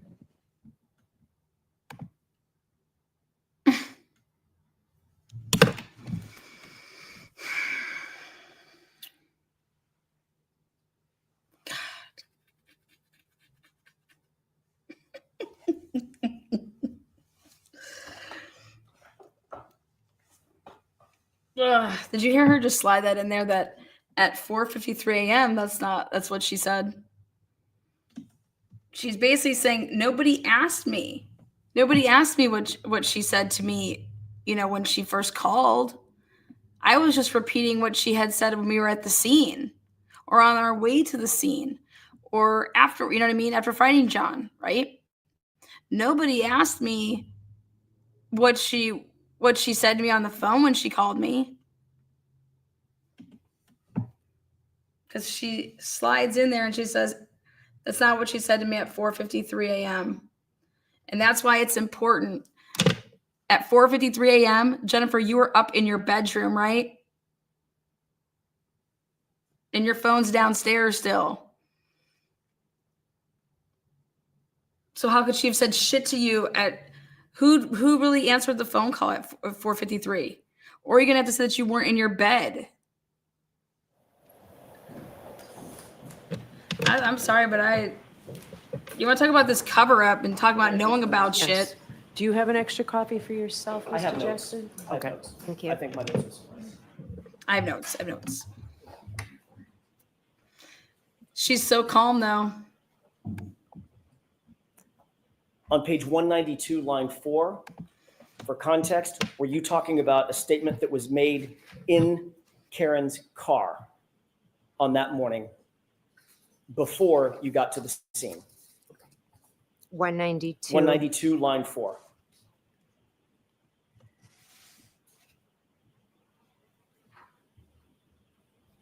Yes, that was a comment she made in the car. And she said the phrase, you recounted that she said the phrase, could I have hit him?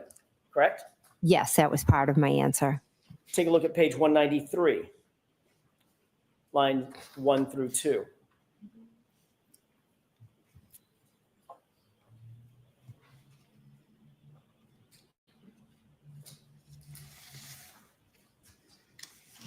This was also in the context of a conversation that was in Karen's car, correct?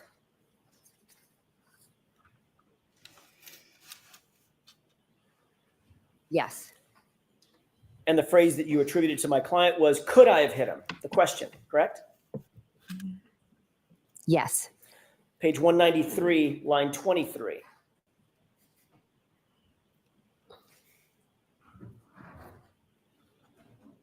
In the context of being in John's driveway at One Meadows, Yes. and you attributed the statement, and she's asking if she could have hit him, correct? Yes, when she showed me her taillight. Page 201, lines 23 and 24.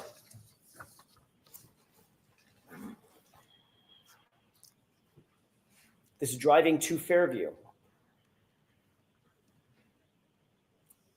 She asked, what if I hit him? Could I have hit him? Correct? Can you tell me the lines? I'm sorry, lines 23 and 24. Page 201. Okay, sorry.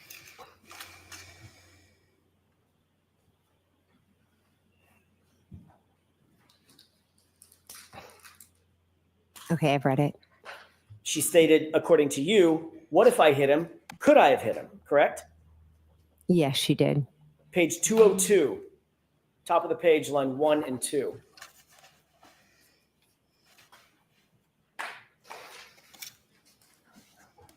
Again, in context, this is driving to Fairview before you arrived at Fairview. And she again asked, quote, according to you and your testimony in front of the grand jury, could I have hit him? Correct? Yes, I see that here as part of my answer. Then turn to page 208, lines 24 and 25.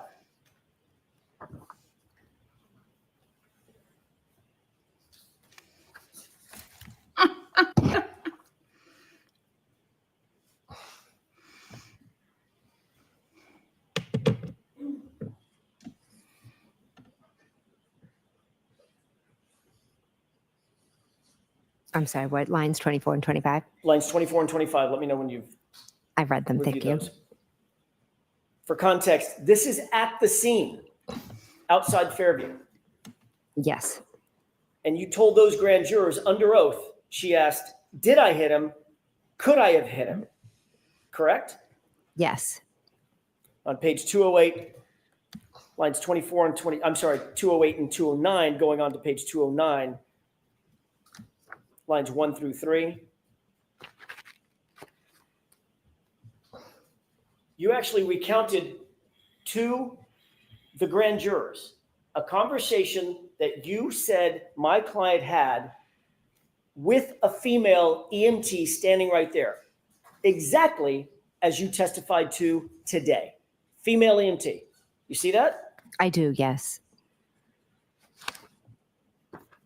And what did you say my client's statements were in front of that female EMT? In this, I say that she said, could I have hit him? Is he dead? It's actually, did I hit him? Oh, sorry, I missed that part. I apologize. Did I hit him? Could I have hit him? Is he dead? Is he dead? Is he dead? And that was at the scene in front of the female EMT, exactly the scene that you're describing. You attributed the 3 statements to my client to death, right? There was many different times when we were talking to different EMTs, the female EMT, the men, the police officers. May I approach? Yes. God, she's an idiot. She just needs to just stop. Yeah, just a moment, Your Honor. Sure. Okay, go to the call. Come on, Alan. Go to in the morning.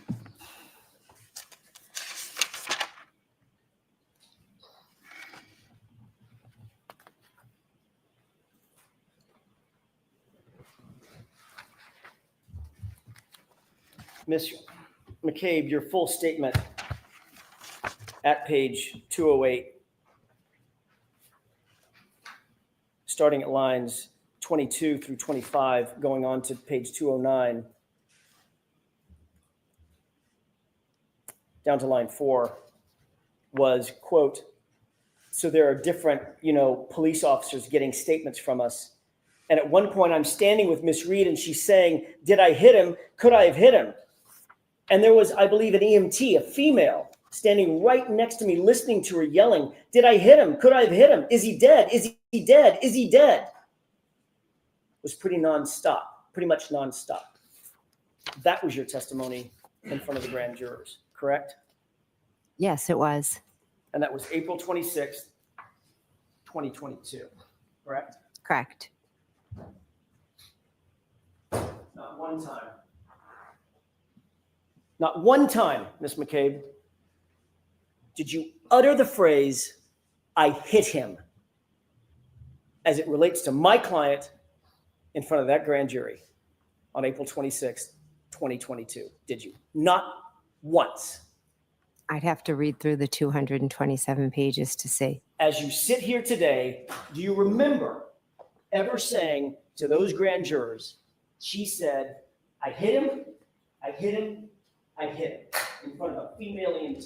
I've spoken to in a few grand juries, what I said specifically at different ones, I don't recall at this moment, but I do know that morning your client said, I hit him, I hit him, I hit him 3 times, and there was a female EMT there.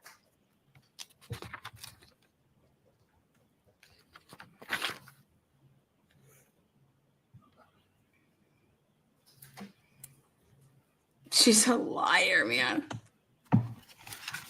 You Just spoke with like Trooper Proctor just the same day, right? January 29th. Yes. Trooper Proctor was taking notes Yes. about your conversation? Yes, he was. You reviewed those notes, as a matter of fact, at some point. I didn't review his notes. I think I've seen a report at one point or another. On that very day, January 29th, 2022, when you were asked to recount what happened at the scene, who was doing what and who said what, you never told Trooper Proctor that my client said, I hit him either, did you? Oh, I told him. Yes, I did. He just leave that out of his report? I'm not responsible for his report. No, you're not. But you have read his report. So again, no comments, Mr. Jackson. she's been coached. I have seen it before, yes.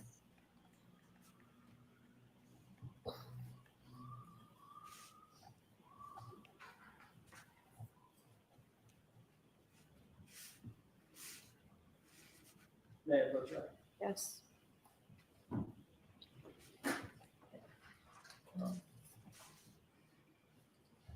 Thank you. You looked at that report for another particular this morning. You still recognize it? Yes, I do.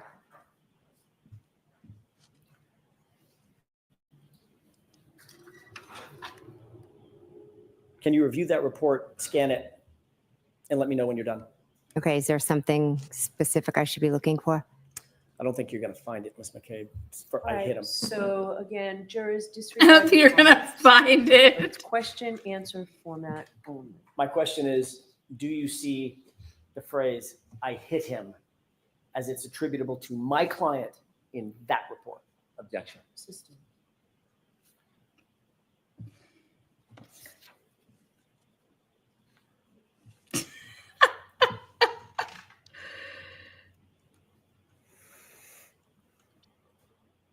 Do you recall telling Trooper Proctor that my client said, "I hit him, I hit him, I hit him"? Objection. Do you recall that? Why is he objecting to that? Yes, I told him. He was taking notes at the time. He was taking notes, correct? Oh my God. Those notes ended up being memorialized in a formal report. I'm assuming he, The report that you're holding. I object. Sustained. Does that appear to be a report of the January 29th, 11:35 or so a.m.? She's blaming him. She's blaming yes, it fucking. does. You said you reviewed that report in the past, Yes, in the past. and you're aware in no place in that report does the phrase "I hit him" show up anywhere, correct? Objection. Sustained. Can I approach? Yes.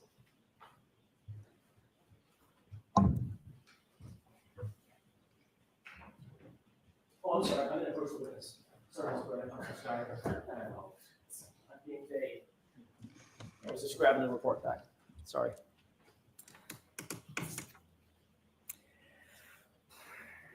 Wow, she's a nutbag, man. She's like, we're going down a blaze of glory.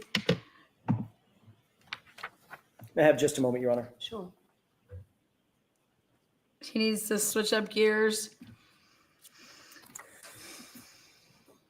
I want to draw your attention to the very early morning hours of January 29th, around 4:53 a.m. when you indicated you received that phone call from Kaylee's phone. Come Do you have on. that time and date in mind? Yes, I do. Oh God, here we go.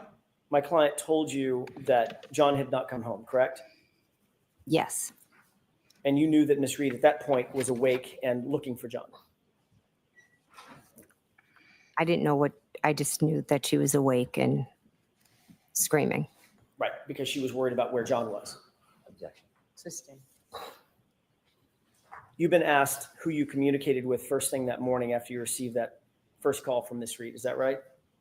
Yes. You were asked by Trooper Prince in her formal interview. Trooper Prince interviewed you on February 1st, about 3 days after the incident, correct? I've met with a lot. I don't really remember specific days. Do you remember a female trooper Yes, I do, actually. in your house? Yes. Or I should say at your house? Yes. That was around 3 days after the incident? Was it Tuesday, maybe? Yeah. I don't know. I wasn't there. I think so, yes, if Okay. it's the one I'm thinking. You were also asked at the same grand jury who you communicated with on the morning of January 29th. Okay. Remember that? Not specifically. Would it refresh your recollection if we were to take a look at that, a specific page of that grand jury transcript? Sure.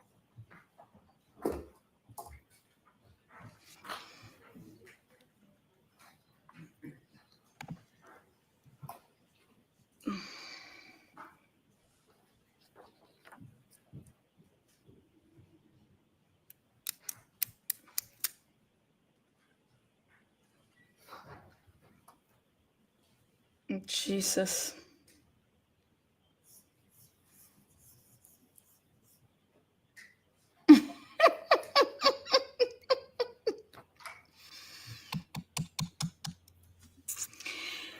Do you need a couple of minutes, Mr. Jackson? I do, Your Honor. So jurors, why don't you stand up and stretch, okay? Jurors, just walk around, stretch. Thanks. Yeah, Miss McCabe, just start twirling it.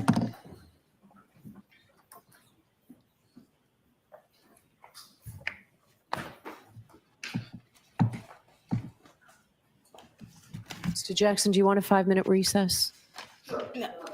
We're still going to stop at 4, so really 5 minutes, folks. We'll have you go back. Do you want a 5-minute recess? Sure, let's just give recess here. We're going to be stopping at 4. Like, why would you stop at 4? We're stopping at 4, though. So he's pulling out the grand jury testimony again for her to be remembering this interview with Prince. And I have this interview with Prince here. I have the report. Okay.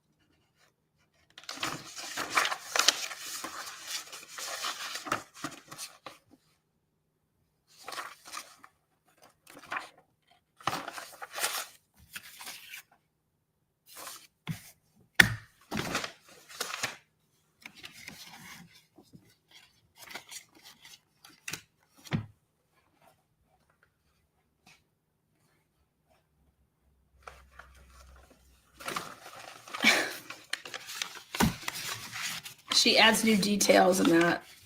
With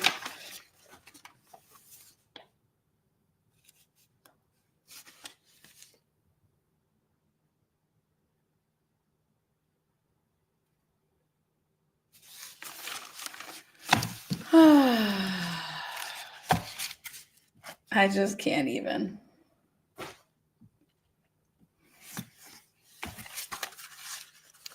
I can't even. Just these idiots. Oh, wait, maybe it's down here.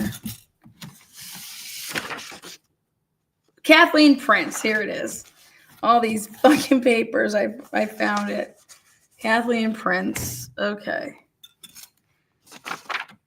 She tells Kathleen Prince that at the end of the evening, Jen said that she and her husband were planning to go to her sister's house because it was her nephew's birthday. Jen said that she asked Karen and John if they wanted to come along, and they said that they would. The Alberts lived at 34 Fairview Road. Jen said that John had texted her at 12:14 a.m. to get the address. Jen said that she spoke with John on the phone to explain where the house is. She said that she remembers providing him with directions, specifically telling him to drive past Bella's house on the right. Jen said that John would know where Bella lives, as she is a friend of Kaylee's.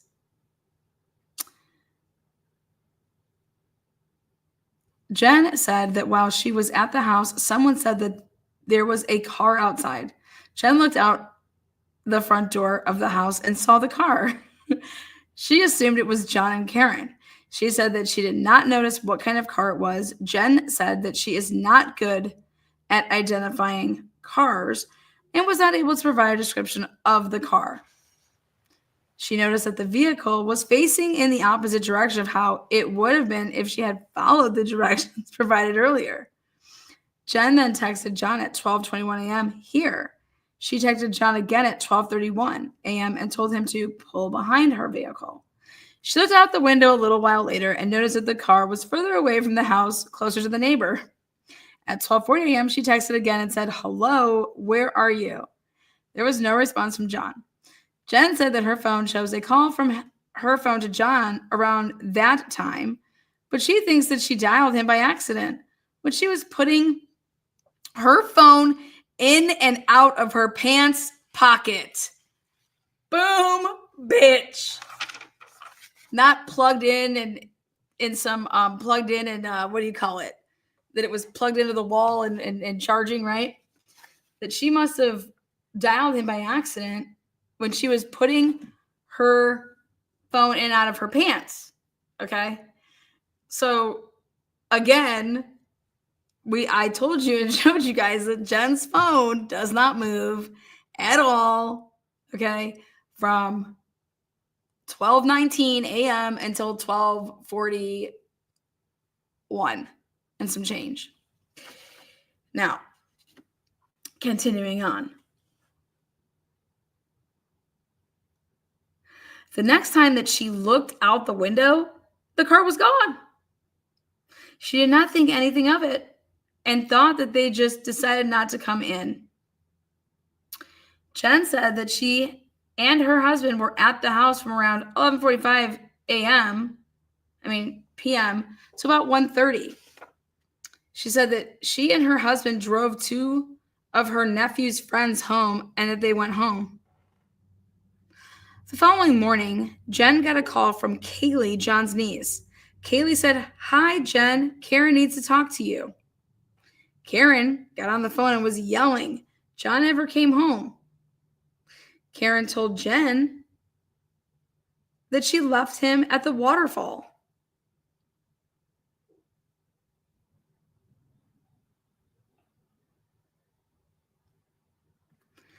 Jen thought that perhaps he was with a friend. Jen said that she checked with Julie Albert to see if he had gone to their house. Why the fuck would he know?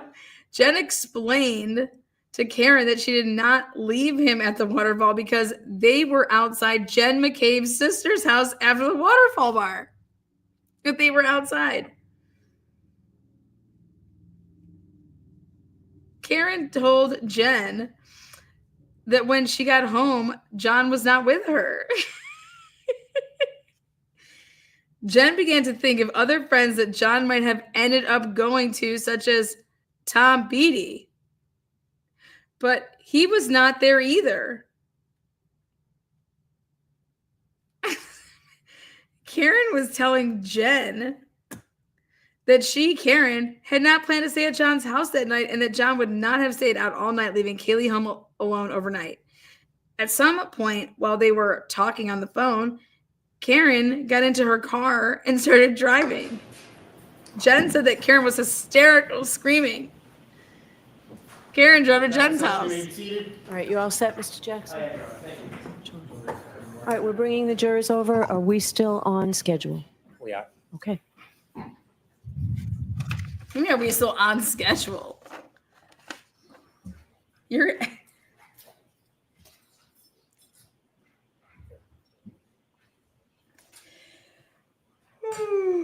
What a snooze fest. Alan, you better pop something good here. Leave the jury with something.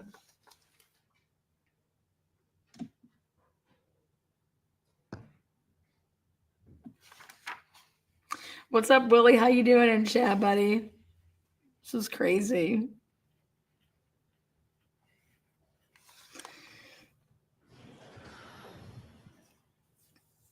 She said, Jen said that Karen showed up at her house around 5:30 in the morning.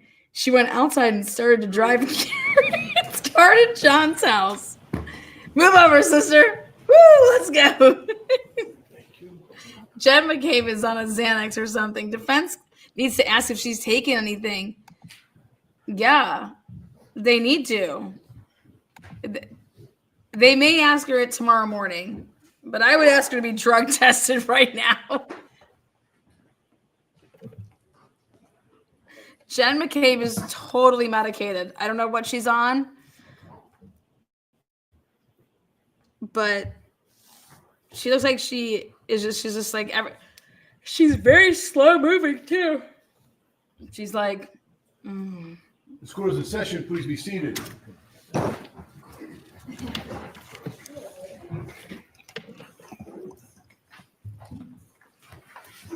Karen All just right, shows whenever up. you're ready, Mr. Jackson. Thank you, Your Honor.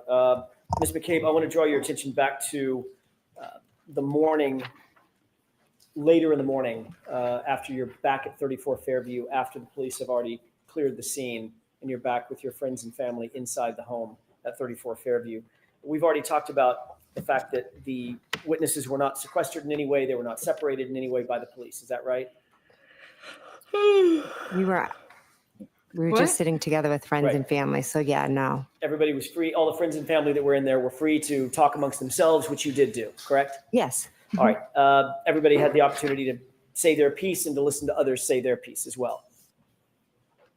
We had conversations. It was really nothing more than that. At some point, you did, I think you mentioned this on direct examination, you did reach out to Mike Lank. Is that right? Yes. Remind us who Mike Lank is in your world, in addition to being a Canton police officer, police sergeant, I think he was at the time. Who is he in your world? Who's in your He was world? just a local guy that I, knew was friendly with. And had gone to high school with? No. Was he ahead of you in high school? We weren't in high school at the same time. Got it. He was about 5 years ahead of you, is that right? Yes. Okay. But you had known him or known of him from basically childhood or young adulthood. Yeah, just knew him from around town. At some point, you decided that you were going to call Sergeant Lank back to the scene because there was a piece of information that you wanted to provide him again. Provide him so he needed to come back again. Yes, Ultimately, you called him on his cell phone, right? I did. Yes. So you were close enough that you had his cell phone number. He had your cell phone number. No, I didn't have his cell phone number. Where'd you get that number? I asked Julie Albert for that number. So Julie had his cell phone number. Yes, she did. And Julie is Chris's wife. Yes. She was at the location. Yes. When I say the location, 34 Fairview that morning, Yes. as was Chris. He came at some point. I don't know if he was there when I called Officer Lank or not. As was Brian Higgins, correct? Yes, he was. He came back over to the location as well. Yes, he did. As a matter of fact, it was Brian Higgins who suggested that you reach out to Officer Lank. I'm not sure if it was him who suggested it.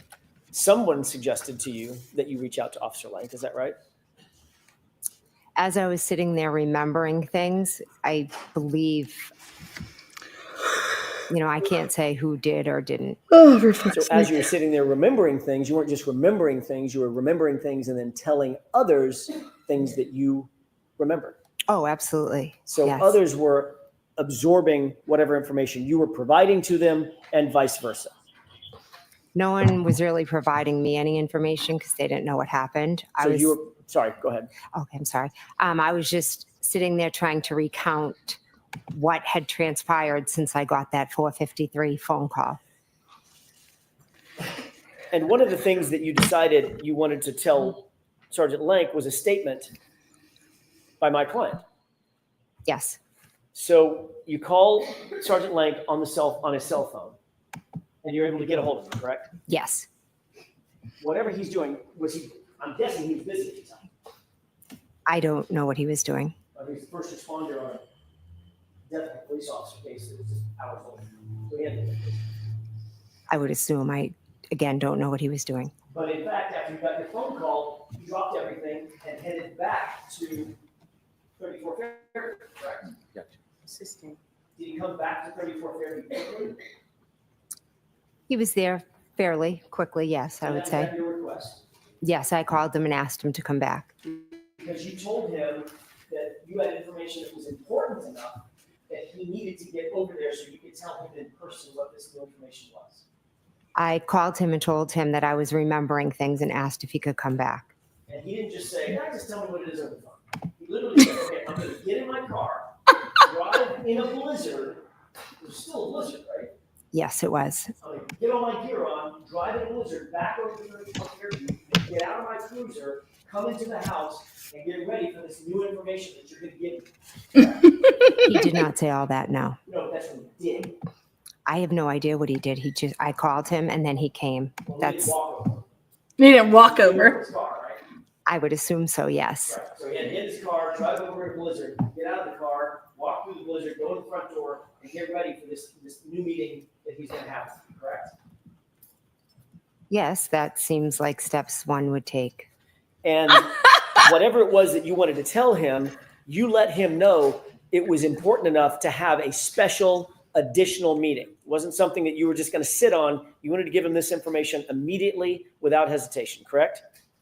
He said if I remembered anything to give him a call, so I did. So when he came back over, he obviously had a notepad and a pen in his hand, correct?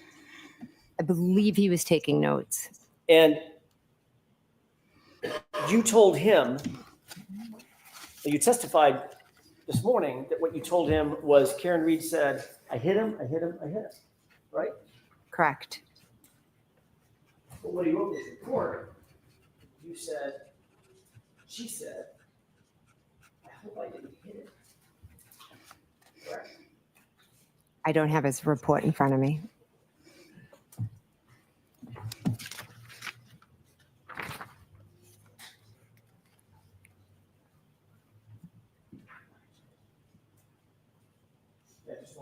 Yes. The fuck is Alan doing?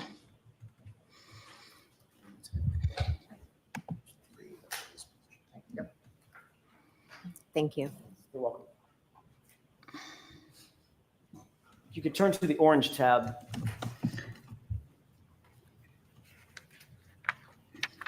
Orange tab. Sign here. Do you see that?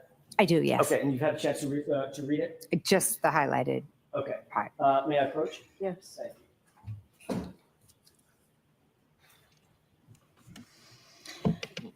you. In fact, what Normally you you told don't. Officer Lank was something to the effect of, I hope I didn't hit him. Correct? Incorrect. I told him that she said I hit him. He wrote in his report, that you just read, something to the effect of, Sustained. I hope I didn't hit him. Sustained. Is this another example of an officer getting a report wrong? Objection. Is that report right? Your Honor. Objection. Sustained. Move on, Mr. Jackson.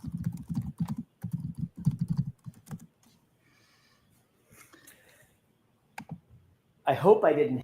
This is why Hank Brennan has gone in this order. We haven't heard from one cop. They haven't testified to anything yet, okay? This is why Hank Brennan went in this order. Hit him, or something to the effect of, I hope I didn't hit him. Sounds an awful lot like, could I hit him? Did I hit him? Did you agree with that?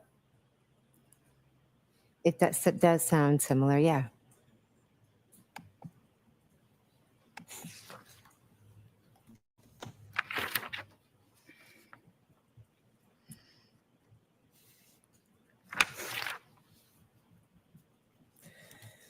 You testified yesterday that during that first phone call, that first phone conversation with Ms. Reed at 4:53 a.m., she told you, according to your testimony, that in that phone call, in that very first phone call, Ms. Reed said she had gotten into a fight,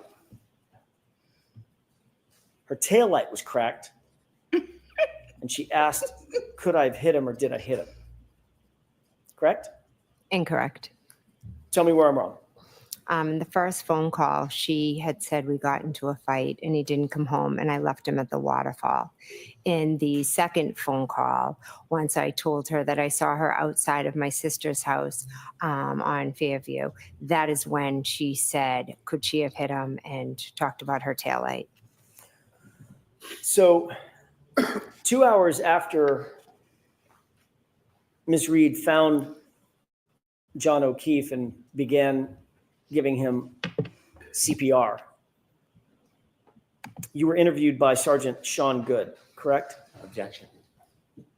Ask the question differently, Mr. Jackson.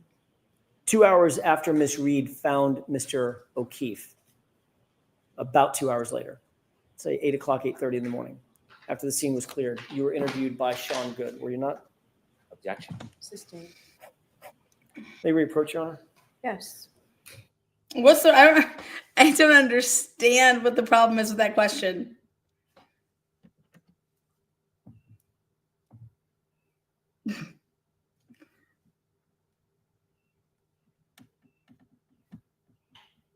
So Jen McCabe is basically discrediting all of these police officers, saying that's not what I said. They got it wrong.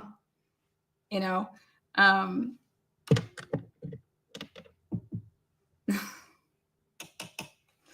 Sidebar.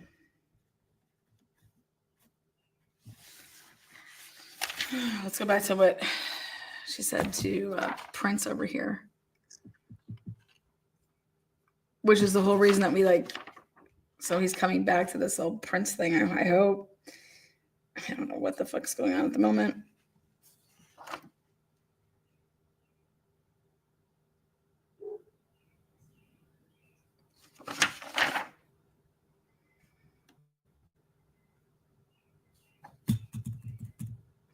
Jen said that when Karen showed up at her house around 5:30 a.m., she went outside and started to drive Karen's car to John's house.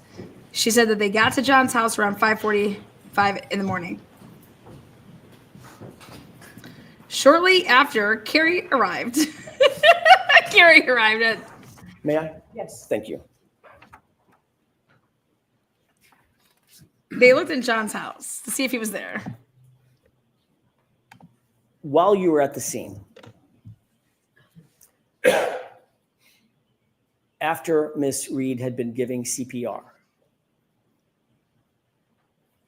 Sean Good interviewed you, correct? I don't remember a formal interview with Sean Good. Do you remember talking to him? When he arrived at the scene, I do remember briefly talking to him after all three of us gave John CPR. And he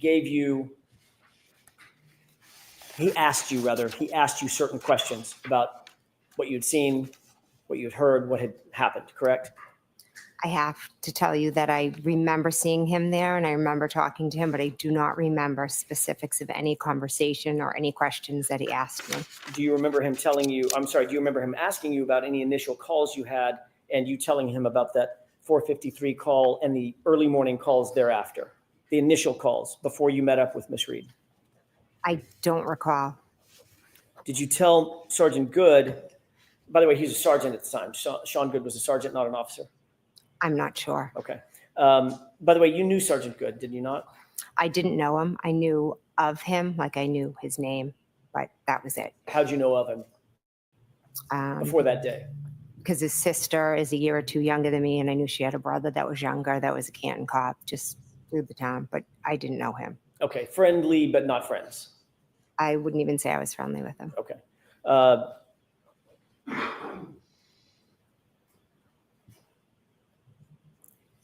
You actually told Sergeant Good at the time when he asked about those first phone calls that when Miss Reed called you, she was inquiring about John's whereabouts, correct? Again, I don't recall my conversations with Sean Good. You certainly never mentioned to Sergeant Good the incessant screaming and hysteria that you've described here in court. Objection. Did you ever mention anything about an argument or a fight to Sean Good? Objection. Sustained, Mr. Jackson. She said she didn't remember. Next question. I have to go through the series of machinations. I don't know what she remembers and doesn't remember. Next question, Mr. Jackson. Did you mention anything about a cracked taillight to Sergeant Good? Objection. Sustained. Do you have no memory at all about what you talked to Sergeant Good about? There were many officers there, Right. and like I said, I know I talked to Sergeant Good, but I do not remember the specifics of my conversation during that chaotic scene. Okay. I'm Well, sorry. Let me ask you. You're gonna have to use her There are many testimony from officers last there, and Many time. officers were asking you questions, correct? Correct. Did you did you tell any officer while at the scene that during those first few phone calls, first couple of phone calls with Miss Reed, that there was incessant screaming and hysteria? Again, there were many officers asking me questions. Most of them were regarding who John was, if he had medical issues or concerns, things like that. Right. It was a chaotic scene. I didn't don't remember ask- any that's not the- specific that's not the questions question. about phone calls. I apologize. But you did tell at least one officer about the initial phone call that you received indicating that John may be missing, correct? I possibly said, I got a phone call and that's why I'm here. We all came out to look for him. I apologize for not remembering specifics. Did you tell any officer at the scene anything about an argument or fighting that Miss Reed said occurred on that first couple of phone calls? Again, the conversations were very brief and they were with a lot of different officers. There wasn't yes or no? in-depth It's conversations. yes or no? Let Mr. her, McCabe? let her answer the question. Do you recall? That is a yes or no question. Do you recall telling any officer about a conversation in the initial couple of phone calls that you had with Ms. Reed about fighting or being in an argument? Do you recall that? I cannot answer yes or no. Well, you either do or you don't. If you I don't, said just say there you was don't. many different conversations. I am not sure. So you don't recall. I'm not sure on specific conversations about that. I apologize. Is there a reason why you're not telling us that you simply don't recall making that statement? Sustained. Do you recall telling any officer about a cracked taillight that came up in one of those first two phone calls? At the scene, At the scene. again, I think all the conversations were about what was happening in the present time. And literally, this was a couple of hours after this incident, correct? When everything was freshest in your mind. These conversations were at the scene when Miss Reed was running around screaming. Were you also interviewed by Officer Mullaney? Again, there were many officers there that I spoke to. Ms. McCabe, do you understand my question? Ask her to be. Ask her if she's taken I spoke to an anything. officer, Mullaney. Correct. Again, I could have. I am not sure. I don't remember every officer. It was a chaotic scene. I had just found my friend on the ground. It's where. I don't remember speaking to him. No, sorry. I don't remember.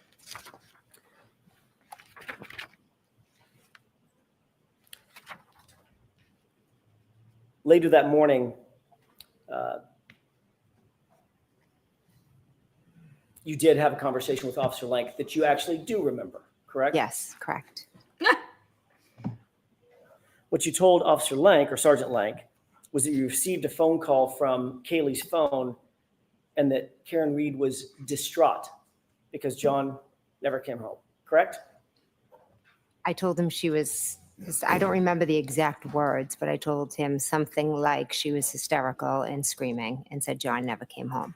You never mentioned that she said anything about a fight during that initial phone call, correct? Again, I'm not sure what exactly was said during that initial phone call. You never mentioned that she said something about a cracked taillight in that initial phone call or those two phone calls, correct? These phone calls with who? Who are these phone calls? Who am I speaking The to at this initial point? phone calls that Mhm. you had with Miss Reed, Yes.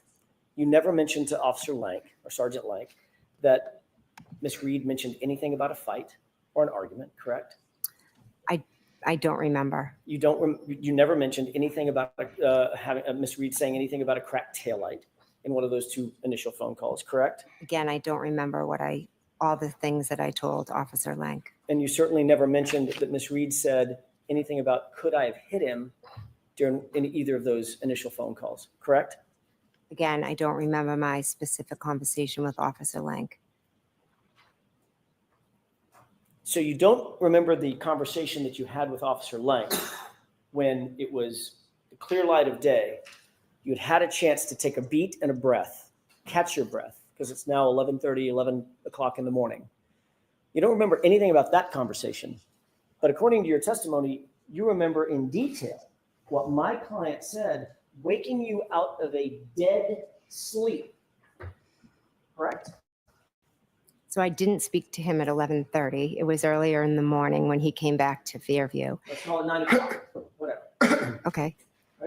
Whatever. It wasn't the same chaos as my client. screaming into the Alessi phone, should have done this cross. waking you out of a dead sleep, correct? Correct. But when you recounted that conversation or those conversations to Sergeant Lank, you didn't see a thing about Miss Reed saying that there had been an argument, did you? I'm saying I don't remember the specifics of my conversation with Officer Lank. I'm also saying that I was woken up out of a dead sleep. Karen showed up at my house screaming. I went out to help her look for John. And then we found one of my closest friends on the front lawn And she was saying crazy things and acting crazy and Ms. McCabe, acting that's not my erratic. question. And so every Ms. McCabe, police that is officer not that my I question. spoke Let her to, finish. every police officer that I spoke to, I tried to answer their questions the best I could. It took me hours and in some cases days to remember all the things that Miss Reed had said. My mind, I was in a state of shock. But the minute I remembered, she said, I hit him, I hit him, I hit him. I called Officer Lank. And your memory's getting better even as we sit here today, correct? There are certain things I will never forget, Mr. Jackson. Including the fact that you never, ever, ever said, she said the words I hit him to a grand jury when you were asked about it 3 months after the incident, correct? She said, I hit him, I hit him, I hit him. You never told that to the grand jury, did you? I don't remember specifically that every grand jury and everything I said, but I can tell you with 100% accuracy, she screamed, I hit him, I hit him, I hit him. You never said that to the grand jury. I don't recall if I You were did. there to get the truth, correct? The truth is, she said, I hit him, I hit him, I hit him. You were asked that specific question at the grand jury. What did she say at the scene in front of the female EMT? And you know what your answer was? You do, because you just read it. I wasn't asked what she was said at What the was the scene. answer to that question? I'm objecting. The objection sustained. Ask one more clear question, Mr. Jackson. What was the answer you gave in answer to the question about what was said by Miss Reed to the EMT, the female EMT at the scene? What did you say she said? I don't know if I was asked specifically what she said to a female EMT. Yeah, yes, you We're gonna were. end this now. Your Honor, may I have one more question? Go ahead. Yes. I can't end it like this. You said, Okay, she jurors, said, ignore the comments of What? counsel. Ask one question, Mr. Jackson. You said that she said, could I have hit him? Did I hit him in the presence of the female EMT? That's what you testified to under oath at the grand jury, isn't it? Yes, because she also said that. All right. So folks, we are done for today. You remember tomorrow is the day that we're not in session. So we will see you Friday. Friday is a full day. And I have to give you those questions. You can stay and file out after the jurors. Please do not discuss this case with anyone. Don't do any independent research or investigation into the case. If you happen to see, hear, or read about the case, please disregard it and let us know, and be very careful with your social media. Have a great night, a good day off tomorrow. We'll see you on Friday. Thank you. Goodbye. Okay. Thank God Alan Jackson came out swinging with the whole federal shit, and that she, like, you lied. Like, I would have thrown a dig in like that. Just like he's gonna have to. She needs a drug test first of all. Jen McKay. Wait. What are they doing? These idiots. There's more. She didn't. What are they doing? Oh my God, they cut the camera? They didn't cut the camera. Or hold on, I want to go to long crime really quick. Hold on. There's no way it's over. She always lets them go first and then she does her thing. God bless it.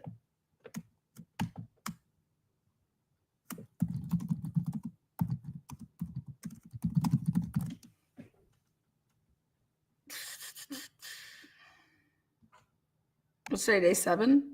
Yeah, they're still live, dumb bitch. What's going on here? What's going on over here? She usually comes back on.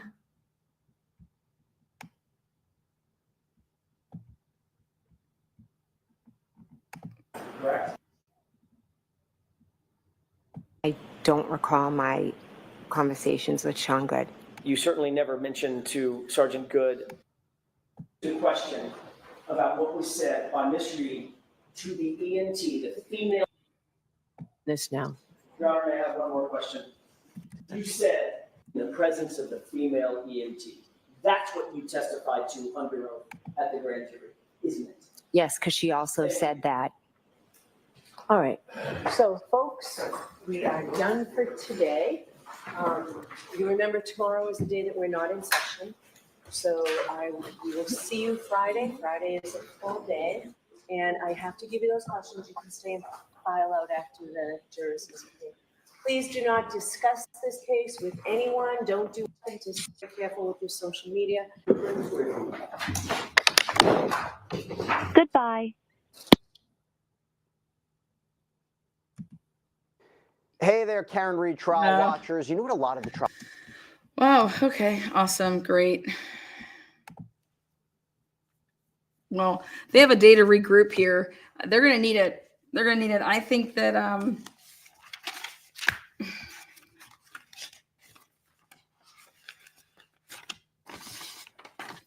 I'm really confused. He went to go get the Prince report. He was going to talk about 4:53 a.m. because she says nothing about that during the Prince interview. Alan Jackson's going to need to take tomorrow and really hone in on this shit because remember, the jurors that are sitting in that chair didn't hear any of the past stuff. I mean, we are dealing with a chronic, pathological, lying bitch whore. Okay? So hopefully Alan Jackson it's like a double-edged sword. You want to act like Jen McCabe saw those things walking over the door and there was no body on the lawn, whatever. I don't know. My take is I would have went about it a different way and that she was lying about walking on over the door. You have other people that are going to say that it's nuts. This is nuts. She's nuts. She's on a bunch of drugs and I would ask for her to be drug tested. Okay, see you on the flip side. That's all I have to say.